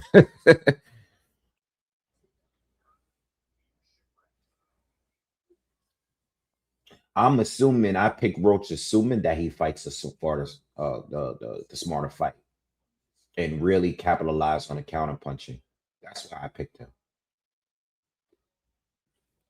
and potentially buzzing Zepeda a couple times in the fight. That's why I picked him.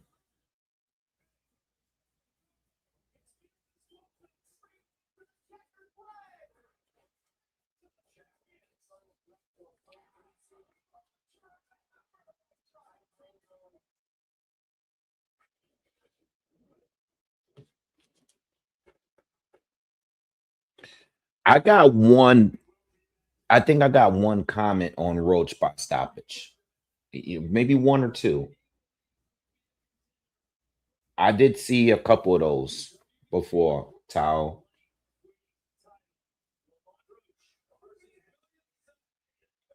I'm just waiting for this fight to start, man. It's almost midnight. Let's go. That's what I mean about this late night fight thing, man. With Netflix. It's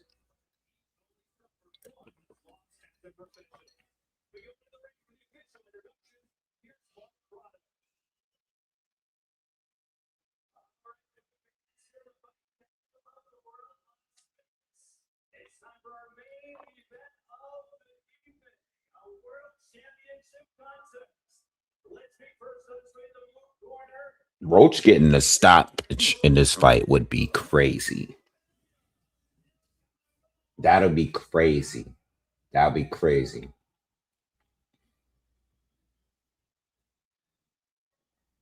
What you see is what you get. A relentless pressure fighter who the highest punch outputs in boxing history. And he says he's not changing his spots tonight. He said the this guy with so many punches, he'll think he's fighting an octopus. And when Williams made it first off, the match still seen back in 2000. Oh, Ralph, you got stoppage too? Zepeda's doing his ring entrance now.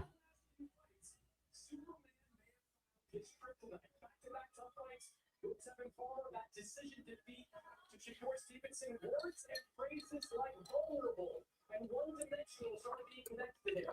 He had another one, exhausted. 3 tough fights in 9 months, he said, took a lot out of him, so much so that he needed to take a full year off.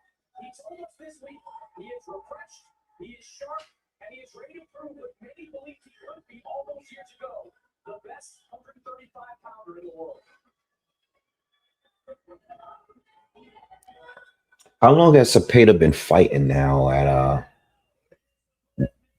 is he has he always fought at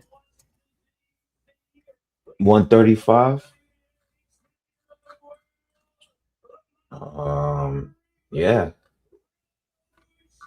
William Zepeda has been fighting at 135 since his pro debut.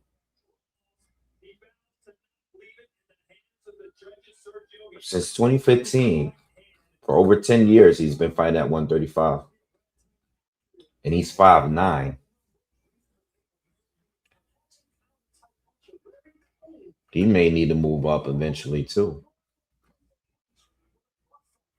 Might be a little stronger, might have a little bit more pop.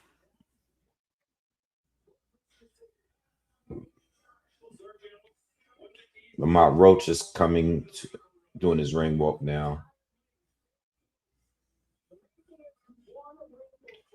Drummers, appreciate that. Appreciate you. Thank you. Appreciate that.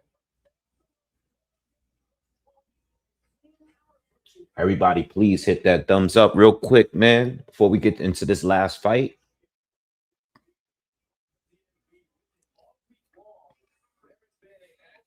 Where is this fight, by the way? Oh, it's in Vegas. Virgin Hotels.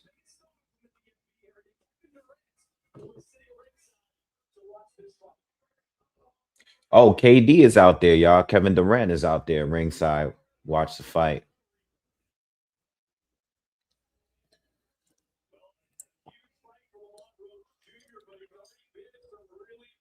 Yeah, I think he got cool with think he got cool. KD got cool with Lamont Roach.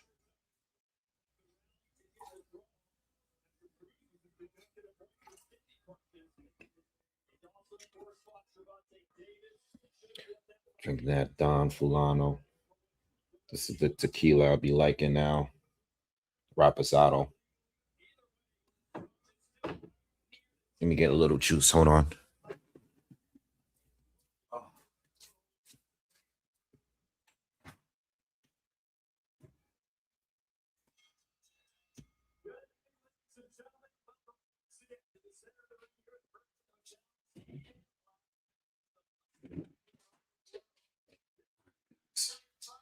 Let's get it. Let's get it. Let's get it. Let's go.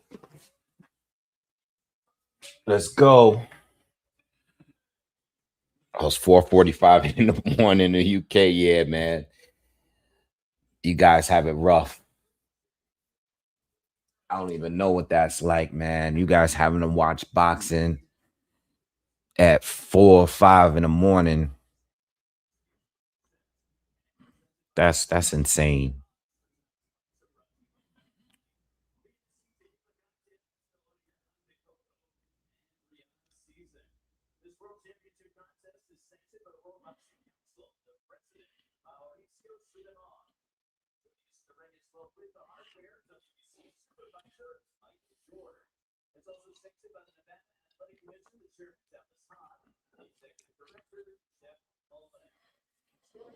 Yeah, those yo, but I love the new A cards, bro.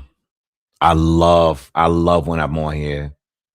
I actually love doing the new A cards. For some reason, you guys know it'd be crazy at 4 in the morning, 5 in the morning on this live. Like right away, it'd be like 300 people in here, like early, way before his fight even start. It'd be crazy on here. And then people from everywhere. It'd be you guys and it'd be all the international people all over the place. Those cars be crazy, man. Yo, MAW, what's up, man? Thank you. He says salute wave in chat. Let's go. Should be a goodie. We'll see if Zepeda can drown out Roach with volume, punches, and pressure, or if Roach can take a leaf out of Shakur's book and box to the victory. Enjoy. Thank you. Thank you very much, man. Air Max, what's up? Air Max 90 King.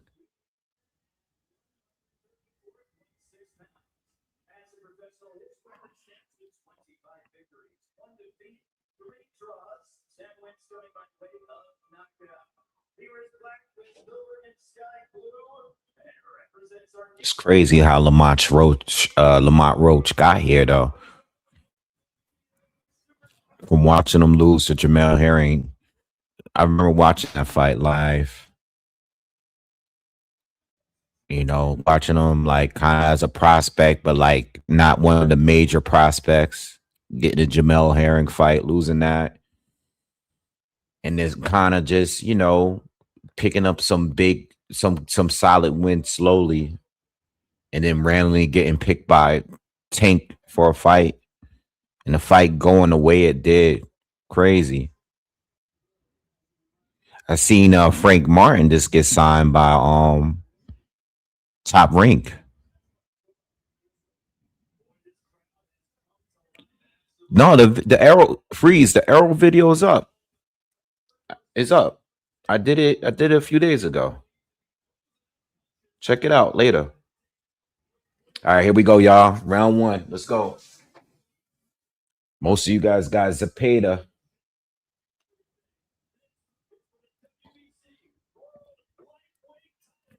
Let's go.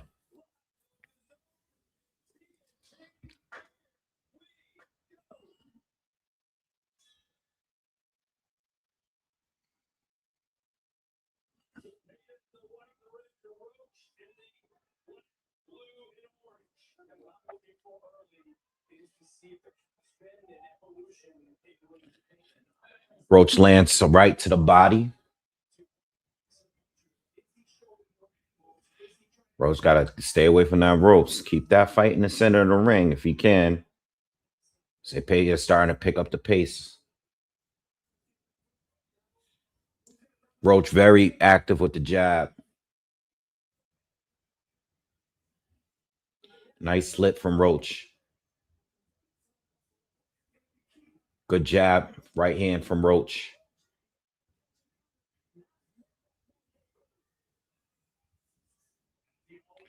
Roach is moving to his left, staying away from that left hand. Got to remember too, Zepeda's the majority, 8 of his last 7. I'm sorry, 7 of his last 8 opponents were southpaws too.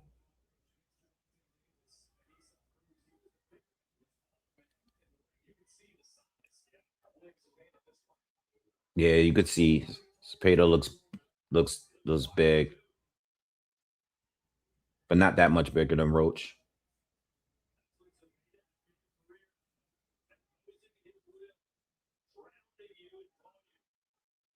Yeah, he does look bigger than Roach. Now that I'm looking at it, good right hand, counter right hand from Zepeda. Jab from Roach. Close round, 1 minute to go.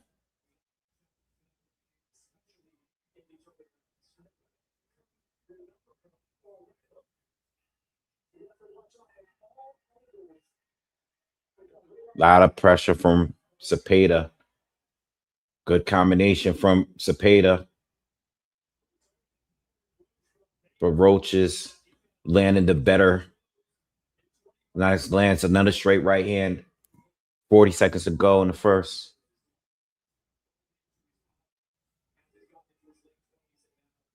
Roach is on a back foot, but he's standing his ground. Steps in for a combination blocked by Zepeda. Jab lands by Roach.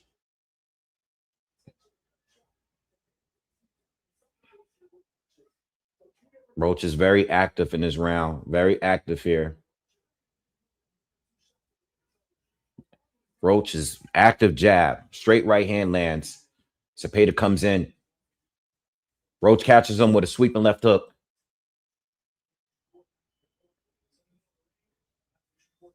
Jab to the body from Zepeda.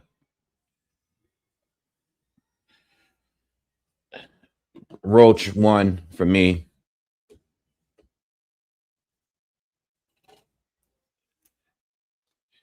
Roach did a good job keeping that volume down. Got to keep the volume down for Roach. Land the counters. Make William think about what he's drawing.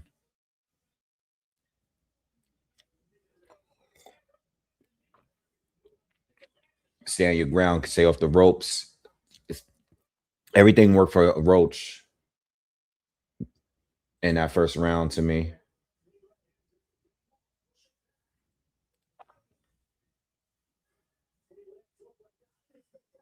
Yeah, that hook was beautiful from Roach.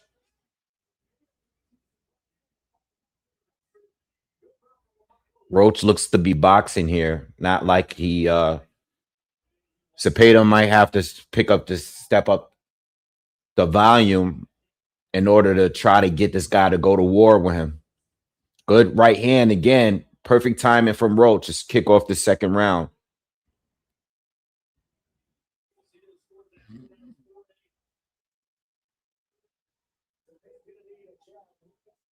Zepeda starting to be more aggressive this second round. He has to get Roach to open up more. He doesn't want it to be a slow paced fight. He's not going to win a boxing match. Roach connects with a straight right hand.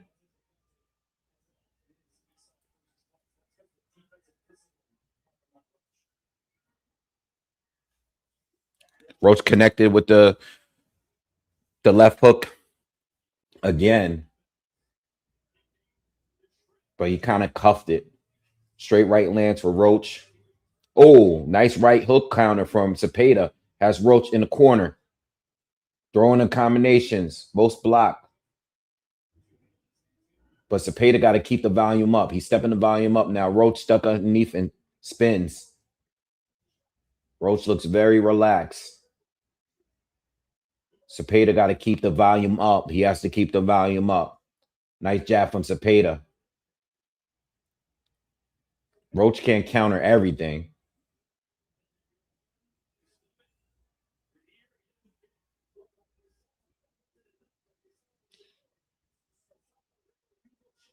Oh, good straight left hand from Zepeda.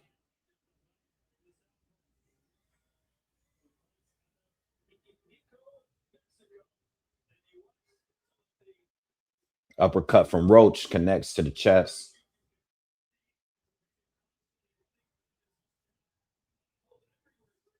Good jab from Zepeda.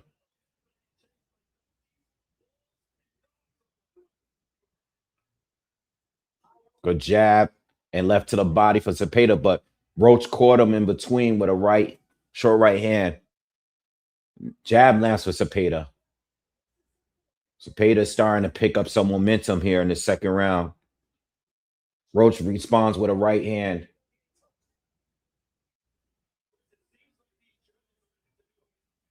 This is a tough round.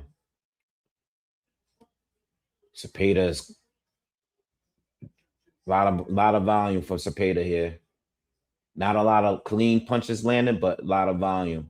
10 seconds to go in the second. Jab, another jab got through for Zepeda.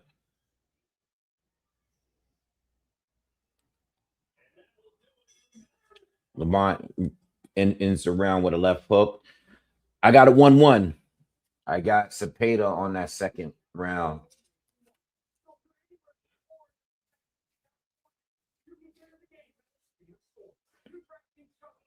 Yeah, I got a 1-1. Close round though, but I got Zepeda winning the second.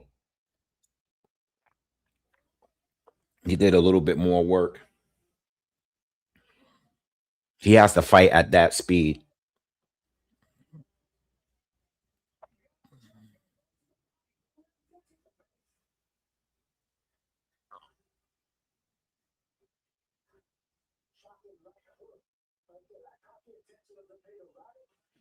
Just showing the right hook counter and short right hand from Roach on a replay.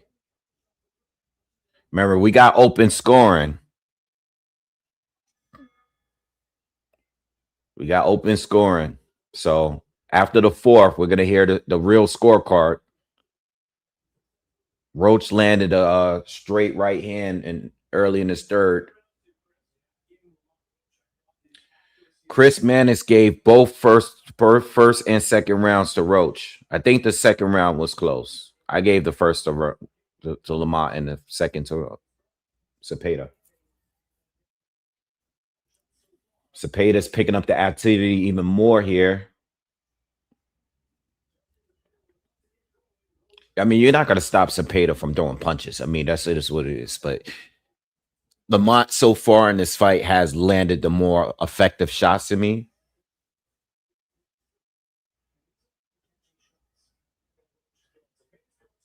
He's doing a little bit of what we've seen in Shakur fight.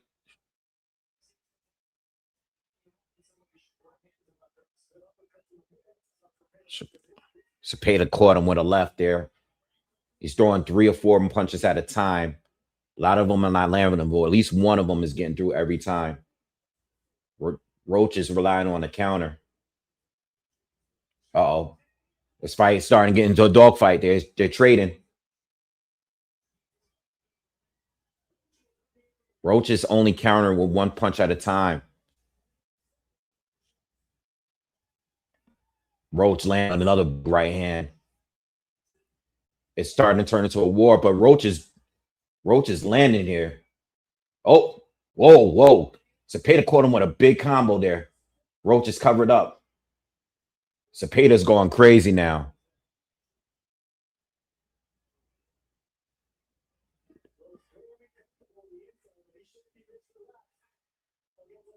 Zepeda counter again from Roach. One big counter.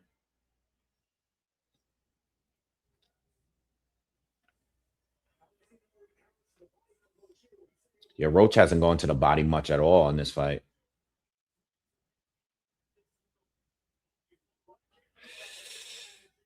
It's a close. This is 40 seconds ago in this round. I mean, I still feel like Roach is landing more effective shots, but Cepeda's volume is crazy in this round. It's just way too high. Like this is what he normally do.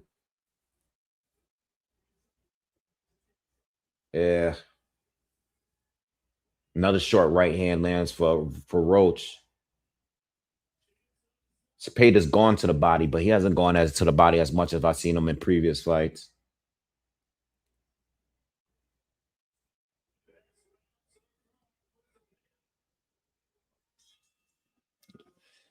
I got to give Cepeda that round.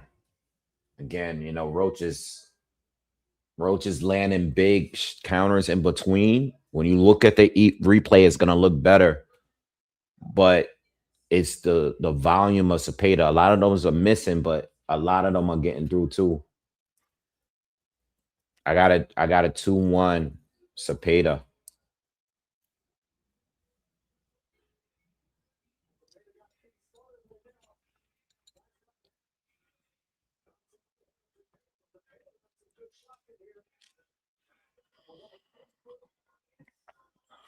Yeah, Roach. The problem with the difference between Roach is he's stationary trying to be defensive. He's blocking a lot of them. He's slipping some of them, but he's not moving like the way Shakur was able to do it. You know what I'm saying? He don't have the legs. He doesn't have the legs to do it like the way Shakur did it. He's doing a good job defensively overall for the amount of volume he is, but he needs to throw more. He's throwing a lot of one punch. Most of the time, he's throwing one punch at a time. Roach is getting outworked now. Nice counter again. Short right hand. Caught him with a couple of those. Left hook. He just caught him and it just stops Zepeda, but he has to do more. He can't have these periods where Zepeda's throwing 10 punches and he's only throwing one counter. He's waiting for one big counter to hurt Zepeda with.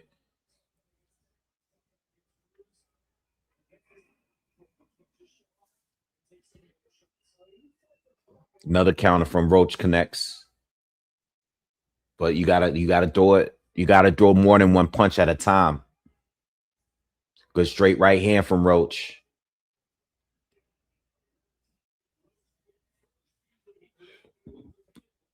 Zepeda connected with a straight left. You gotta slow. Roach is having a good round so far. You gotta slow his volume down. Halfway through the round in the fourth. Roach lands a left hook to the body. Another left hook up top. He's having a good round.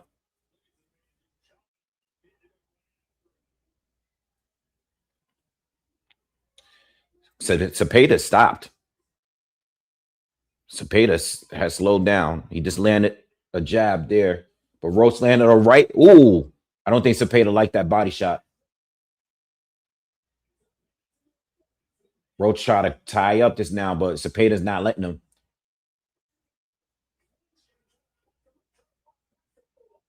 Roach is in trouble if he can't hurt him. He's landing the right shots, but they're not slowing Zepeda down. And Roach is actually starting to tie up in this round. This is a good fight. Very good fight so far. Roach connects with a combo to the body. Roach, Zepeda's starting to commit to the body, but he's still getting caught up top. Nice hook from Zepeda up top. 18 seconds to go.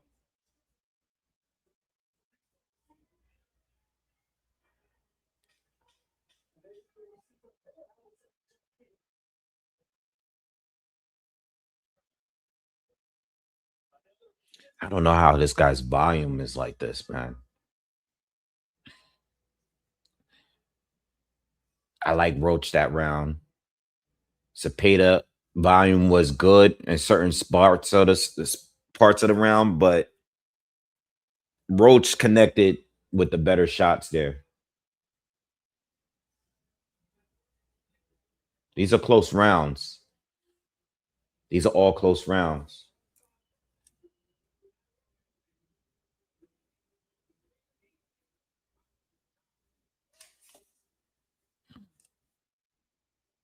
I don't know. I don't like the body with Roach though. The body language of Roach. I do believe that Roach needs to hurt him with some of these shots. He's landing the right shots. He's landing the right shots, man. But Zepeda's still coming forward. You know what I'm saying?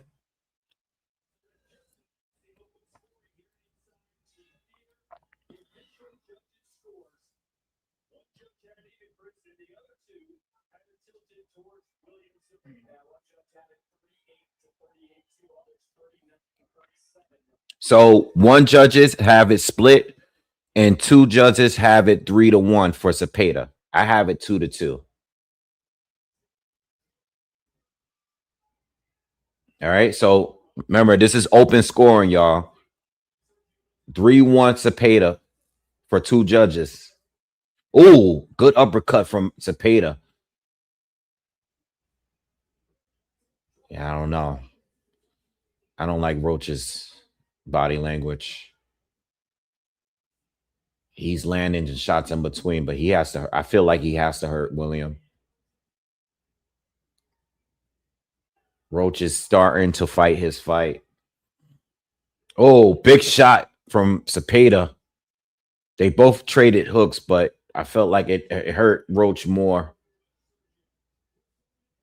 Roach is now fighting his fight to me. They're just trading at this point.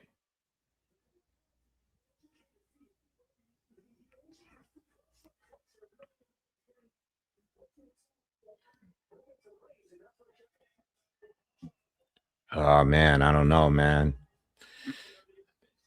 Zepeda's in his groove. He's in his mode. I don't know how Roach can fight at this level. He gotta hurt Zepeda. He gotta hurt him. If he don't hurt Zepeda, he can't take 12 rounds of this shit. This is Chris Mannix gave. Well, it doesn't matter because it's unofficial, and we know the official scores. It's not like we don't know the official ones.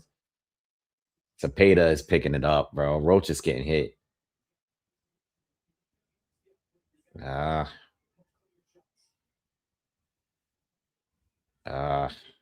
Zepeda's taking over, y'all. Lamont Roach ain't. Roach is taking more damage here than he did against Tank and Pitbull. Good straight right hands from Tank. I'm sorry, from Roach. But again, if you don't hurt this guy or stop him from throwing punches, what's the point? He has to hurt him.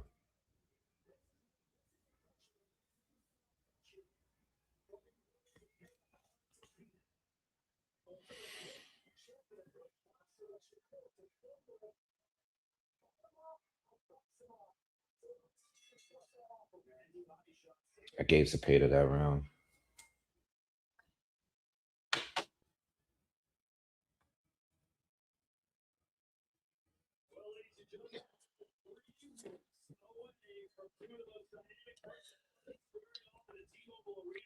Yeah, man.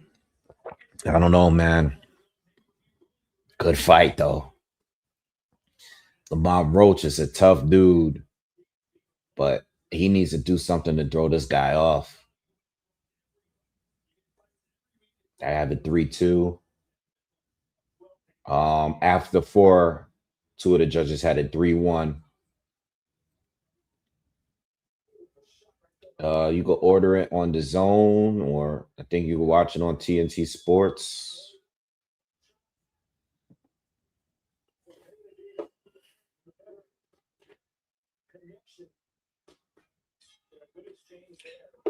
I don't know, man.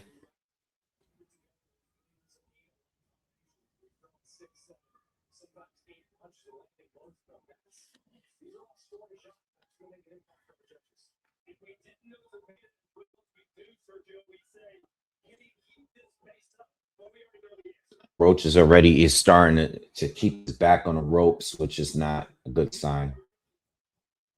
Zepeda's just one big shot, uppercut. They got Sean giving commentary, but he's on mute. He don't know he's on mute, and he's all his energy. You can see that he's all talking. We didn't hear shit he said.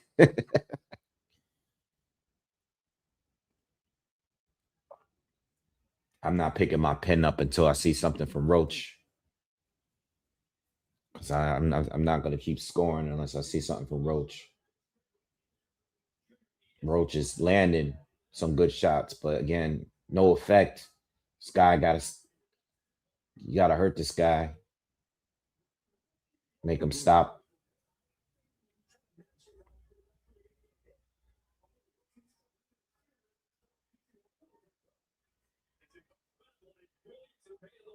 Ooh, Roach hit him with a straight right, and this guy just backed up for a second and just came forward again and started throwing more punches. Ah, man, Roach is on the ropes again.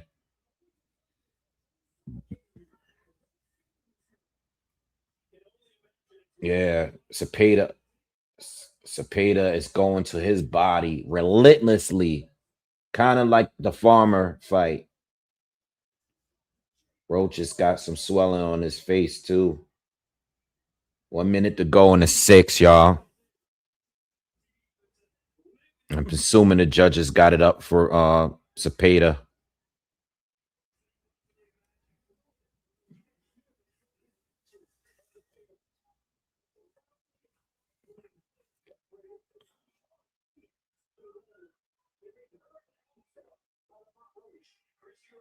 Damn, this guy looks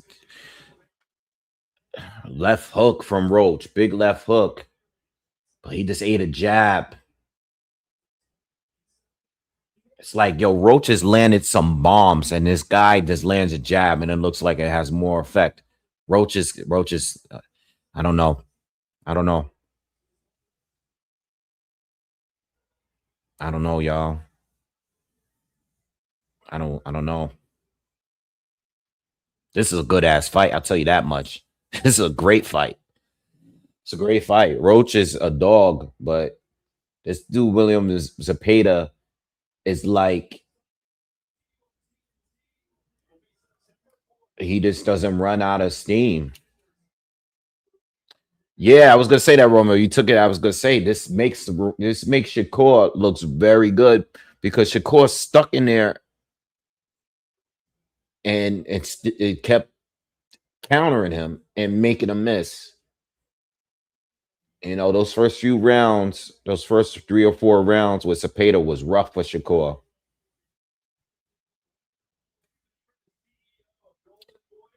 See, Bob Arum is in the building. That's crazy. Bob is still out here going to fights, right? This guy's old as hell.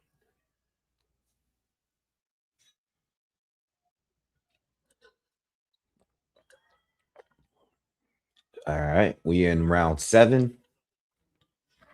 Um, like I said before, I'm not picking a pin up until I see something from Roach. Something more than what we're getting. I mean, he's fighting, but he's not winning. His counters is not enough.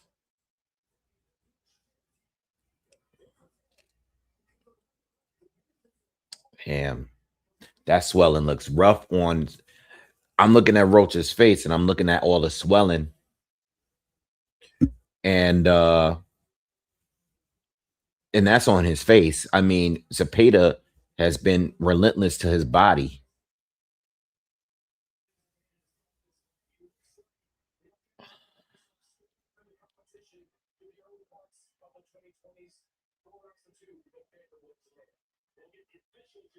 Yeah, he is cheese.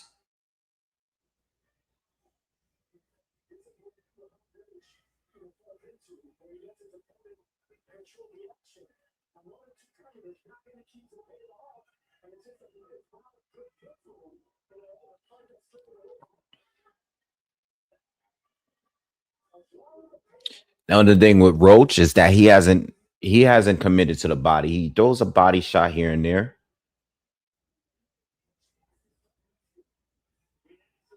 Ooh, Zepeda starting to counter too with big.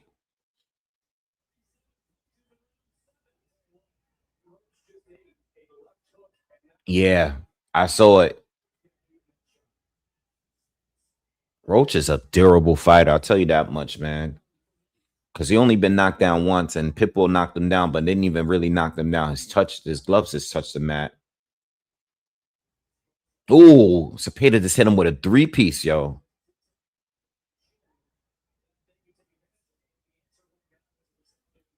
I don't know. I don't know what this guy does here. I don't know what he does. Zepeda just doesn't stop throwing punches. Ooh, hook and right hand lands for Lamont, but Zepeda comes right back. What do you do? What do you do when you land into perfect shots and the guy doesn't slow down? This guy is crazy, man. This guy, this guy is like, yo, how do you have this cardio, bro? This is insane. My Roach is ducking underneath and countering, man. He's landing. Yo, he's doing the right stuff. I can't even say he's fighting the wrong fight. He's fighting the right fight. He just does is this. He just doesn't have Shakur's ability.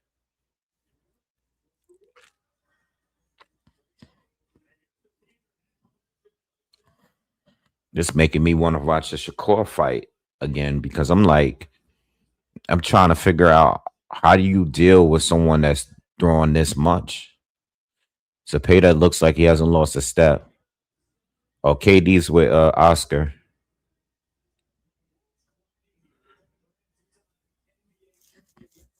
Yeah, it's just not enough. You're doing, yo, that Pitbull fight was stupid, right? I was watching the Pitbull fight and I'm like, Roach took the wrong approach. He took the wrong approach, you know. And then you had Pitbull at one point in the fight fighting on his back foot, using lateral movement, countering punching. That was a strangest fight ever, man. And Pitbull was sticking his tongue out. It was just a dumb fight. It was a circus. But this fight, you can see that Roach came with a game plan. He looks like he's off that high that he had over the tank, fight. And it doesn't even matter because he's landing the right counters, but they don't have the same effect as Zepeda. Zepeda don't even look like he's tired.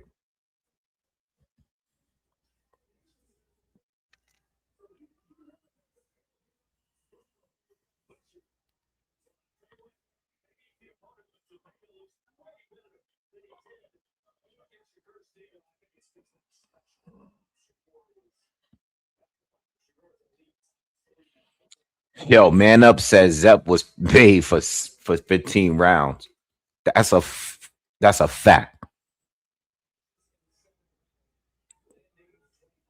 a fact.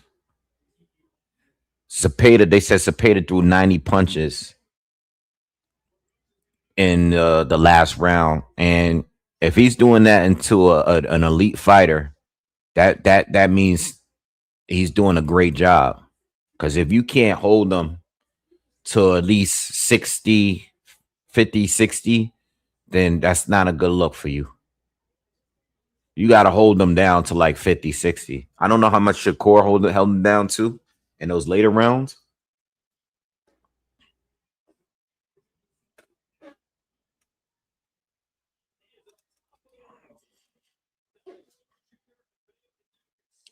I tell you one thing, man. This kid, Lamont Roach, for him to not even take a knee at this point says a lot about him, though. He's very, very durable. He's very durable. And that's why he was able to do so well against Tank. But I mean, this is brutal, man. My man he's gonna be in a bed for like 2 weeks, bro.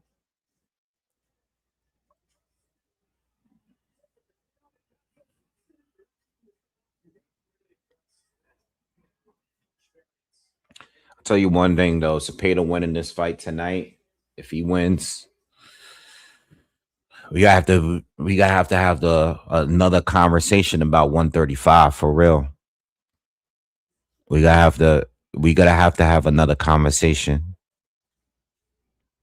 because it's just, if you don't have superb defense like Shakur, how do you deal with this for 12 rounds? You feel me? How do you deal with this for 12 rounds? I think I would have thought this guy would slow down a little bit, after coming off a loss. This guy's not slowing down one bit.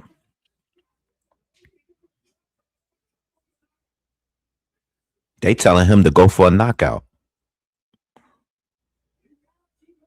Let me hear the. I want them to hear. I want to hear the scorecard because they should be giving us the update on the scorecards. This is live scoring.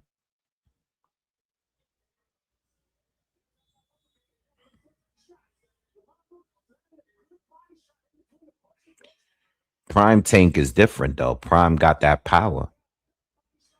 You know, Santa Cruz had all that volume to Tank to capitalize off one mistake.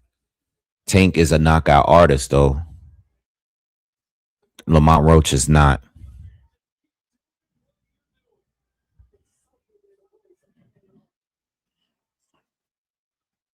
Yeah, bro. Tevin Farmer too. Tevin Farmer was taking 1,000 punches to the body. Was it the first fight or the second one? Was the one where Tevin Farmer was like this? Ooh, ooh, ooh. But he was eating them. He wouldn't go down. And then Tevin Farmer dropped him, man. It was crazy. Those fights, both of them was crazy. The first one was really crazy, but the second one was crazy too.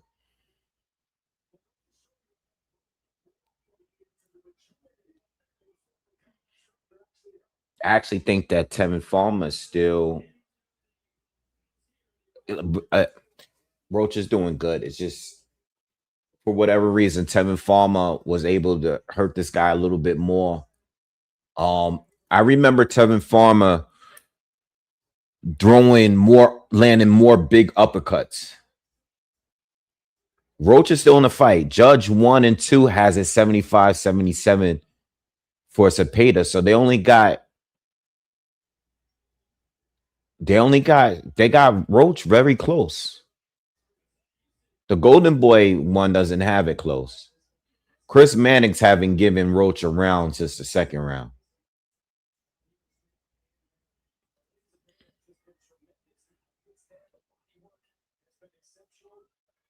It's a good ass fight, y'all.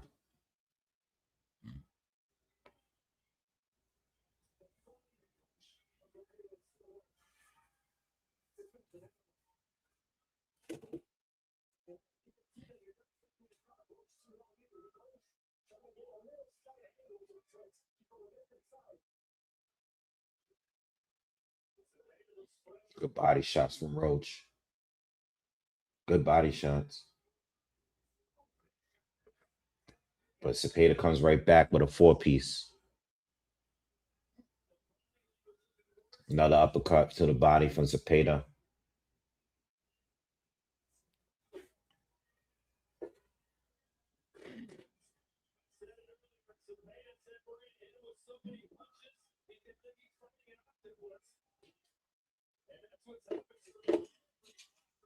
Good short right hand from Roach.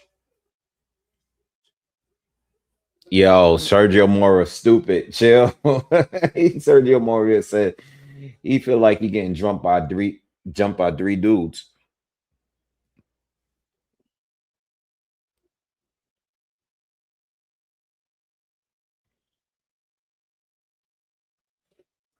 Smash that like button, man. Hit that like button real quick, man. Let's get these likes up. Let's get these likes up, man.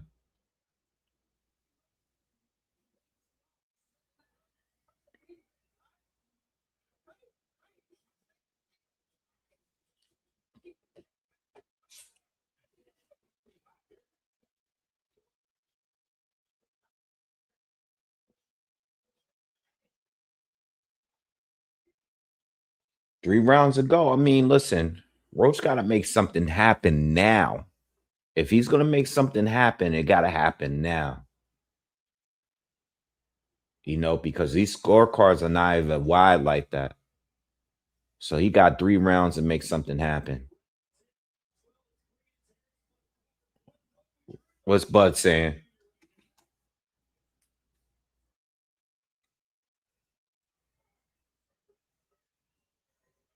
It's volumes. I hear him, but he's too low. They might as well not even have them up there. You can't have the commentary and you don't even mute the crowd.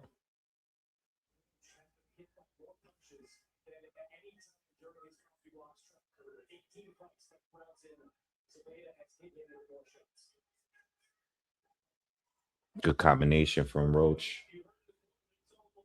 Oh, big 1-2 from Zepeda. So what does Roach do? Does Roach load up or does he just try to match this guy? You know what I mean?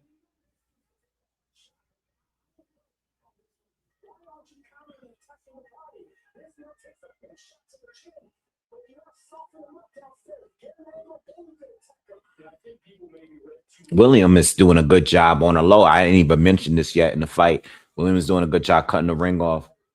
Roach is not a big mover, but the little bit of movement he does, he this guy Zepeda has done a great job. Oh, Roach caught him with a huge right hand this time. Jesus Christ. And the guy again is just coming right back at him. Roach throw one big shot like that and then chill. William comes back stronger. Zepeda has made sure that he's been standing right in front of him. Roach can move all he wants. William is following him wherever he goes. He stays right on the line.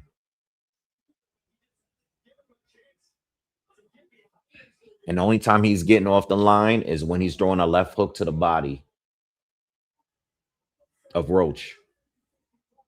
Now Roach is trying to come forward, but even in these moments, he's getting clipped. He just don't have the defense.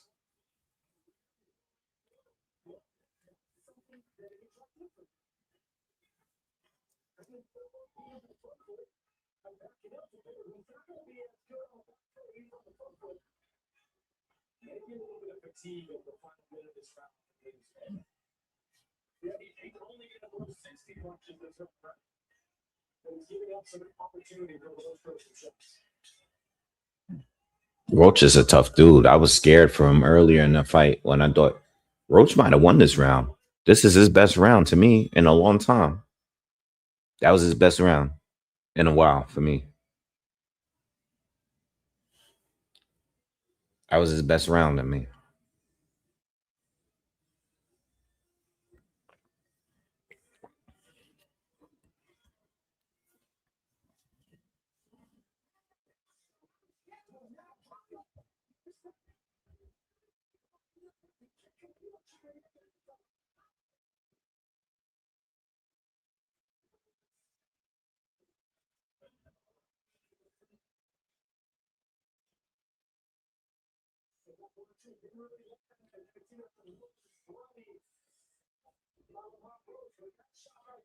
Yeah, Roach landed some good shots in this round.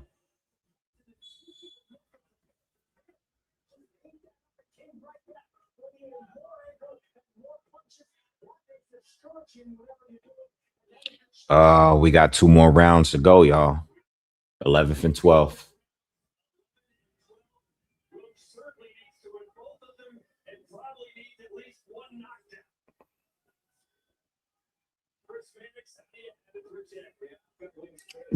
Chris Mannix unofficially gave Roach the last round too, but he hasn't given Roach a round since the second round.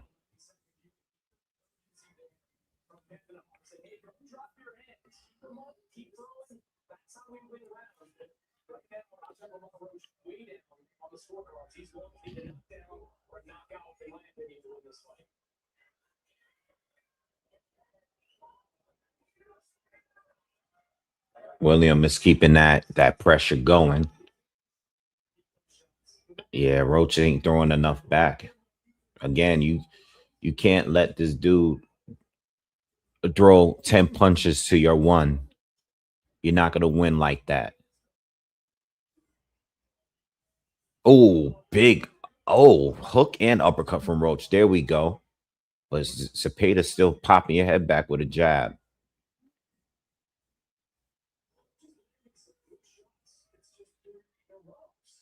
Yeah. That's what the commentary is saying. You landing the right shots. It's just you can't get this guy to slow down.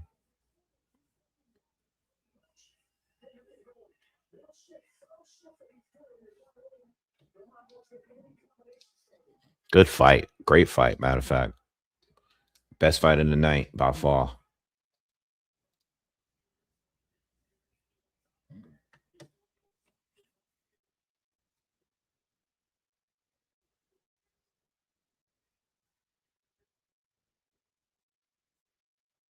These be the fights that take a lot out of you too.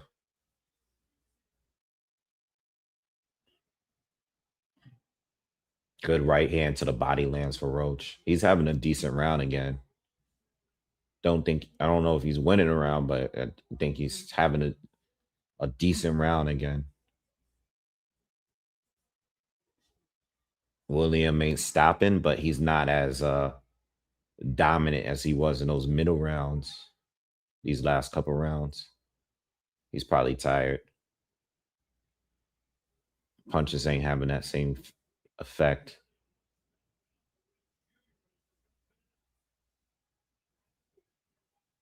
Nice hook from Zepeda.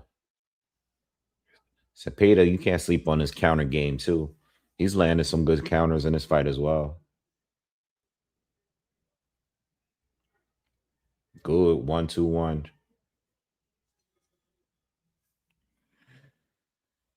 One more round to go, guys. One more to go. One more to go.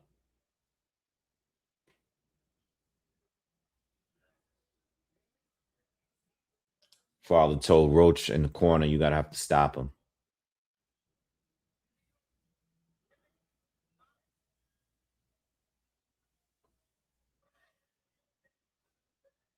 He's right.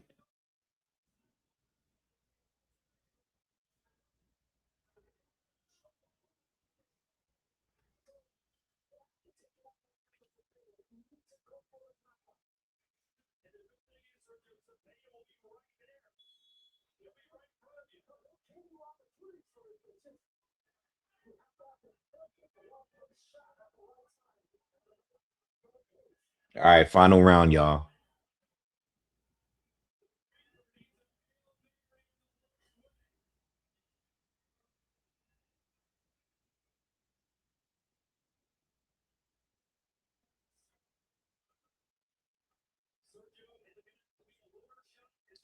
Roach is trying to keep it in the center of the ring here. He's trying to counter. He's trying to catch him with a big shot.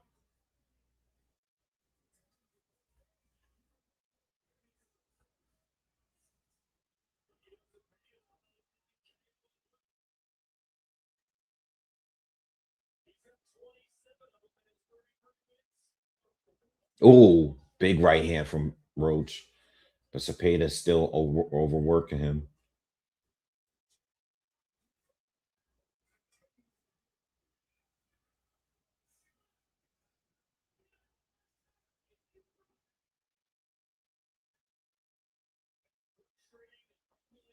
Good body shot from Roach. They're both just throwing mainly. Oh, good combination for Zepeda. Roach is throwing one punch at a time.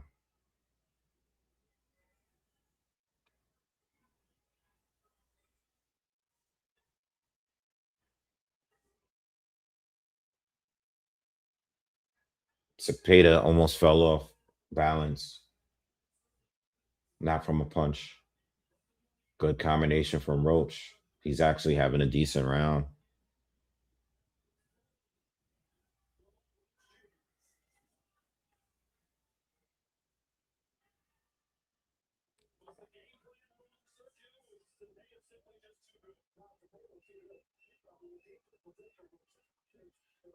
Nah, no wrong game plan for Roach. He did. He actually did the best he could. He would have beat Pitbull with this game plan.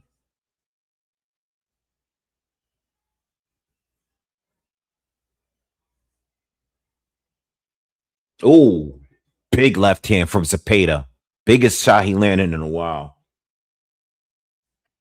And Roach was coming forward at that point. 30 seconds to go in the last round, y'all.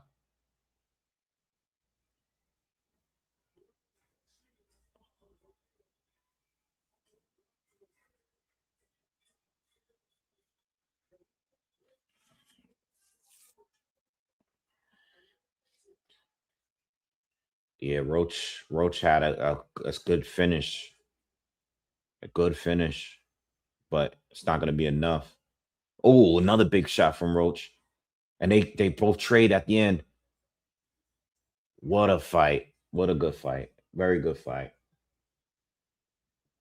I think Zepeda at the very least secured 7. So he probably got it.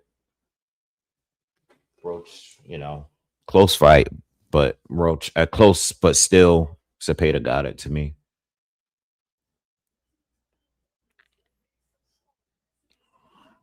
He got that. Yeah, Roach, you can't take nothing away from him. You can't sit here and say that he fought the wrong fight. He just Zepeda was just better.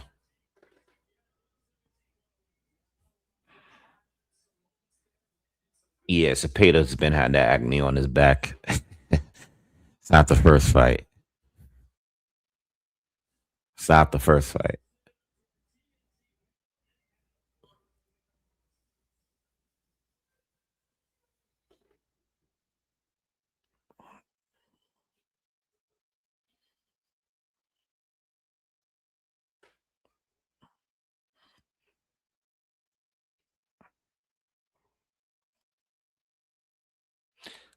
Zepeda,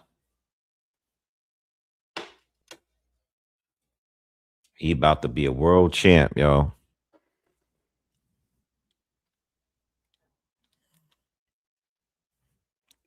Definitely gonna have to revisit that conversation at 135. That's gonna be tough to deal with if you can't knock him out.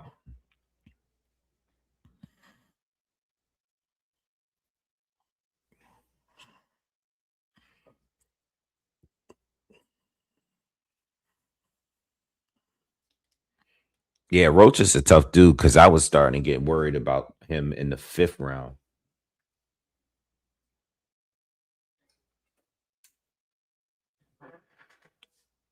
I was worried about him in the 5th round. So we're gonna hear the final scorecards in a minute.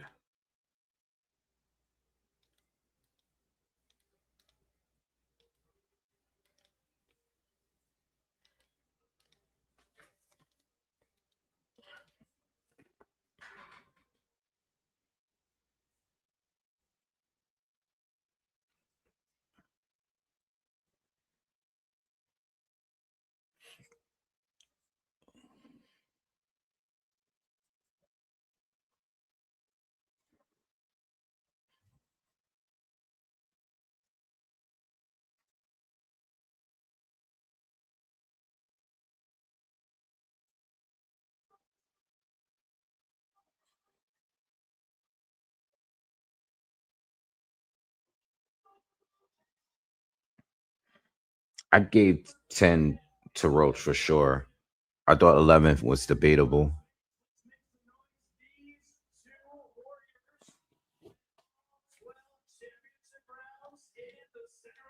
Roach doesn't look like a winner.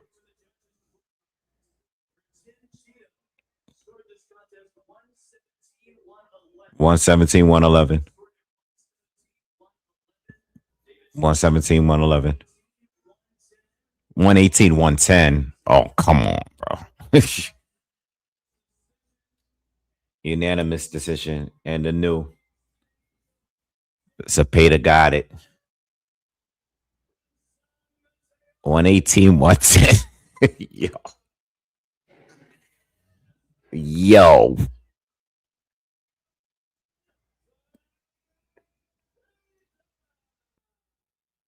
Judge over there gave my man Roach, hit him with the 2 rounds.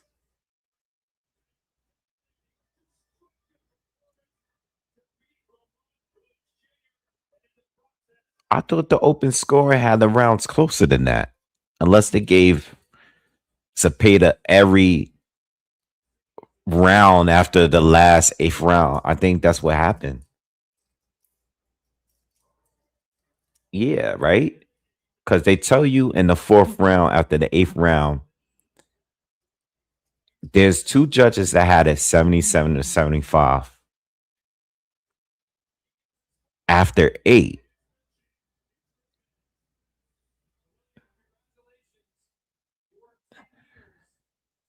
that's wait,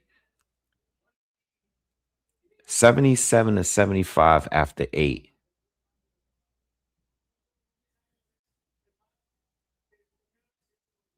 Yeah, I don't know. I don't even want to think about it. I don't think Roach won, so I'm not going to stress myself.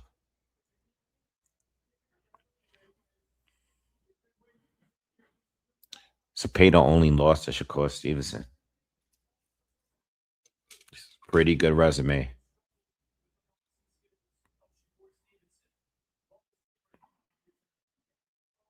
I'll tell you this: Zepeda won more convincingly than Tank and Pitbull.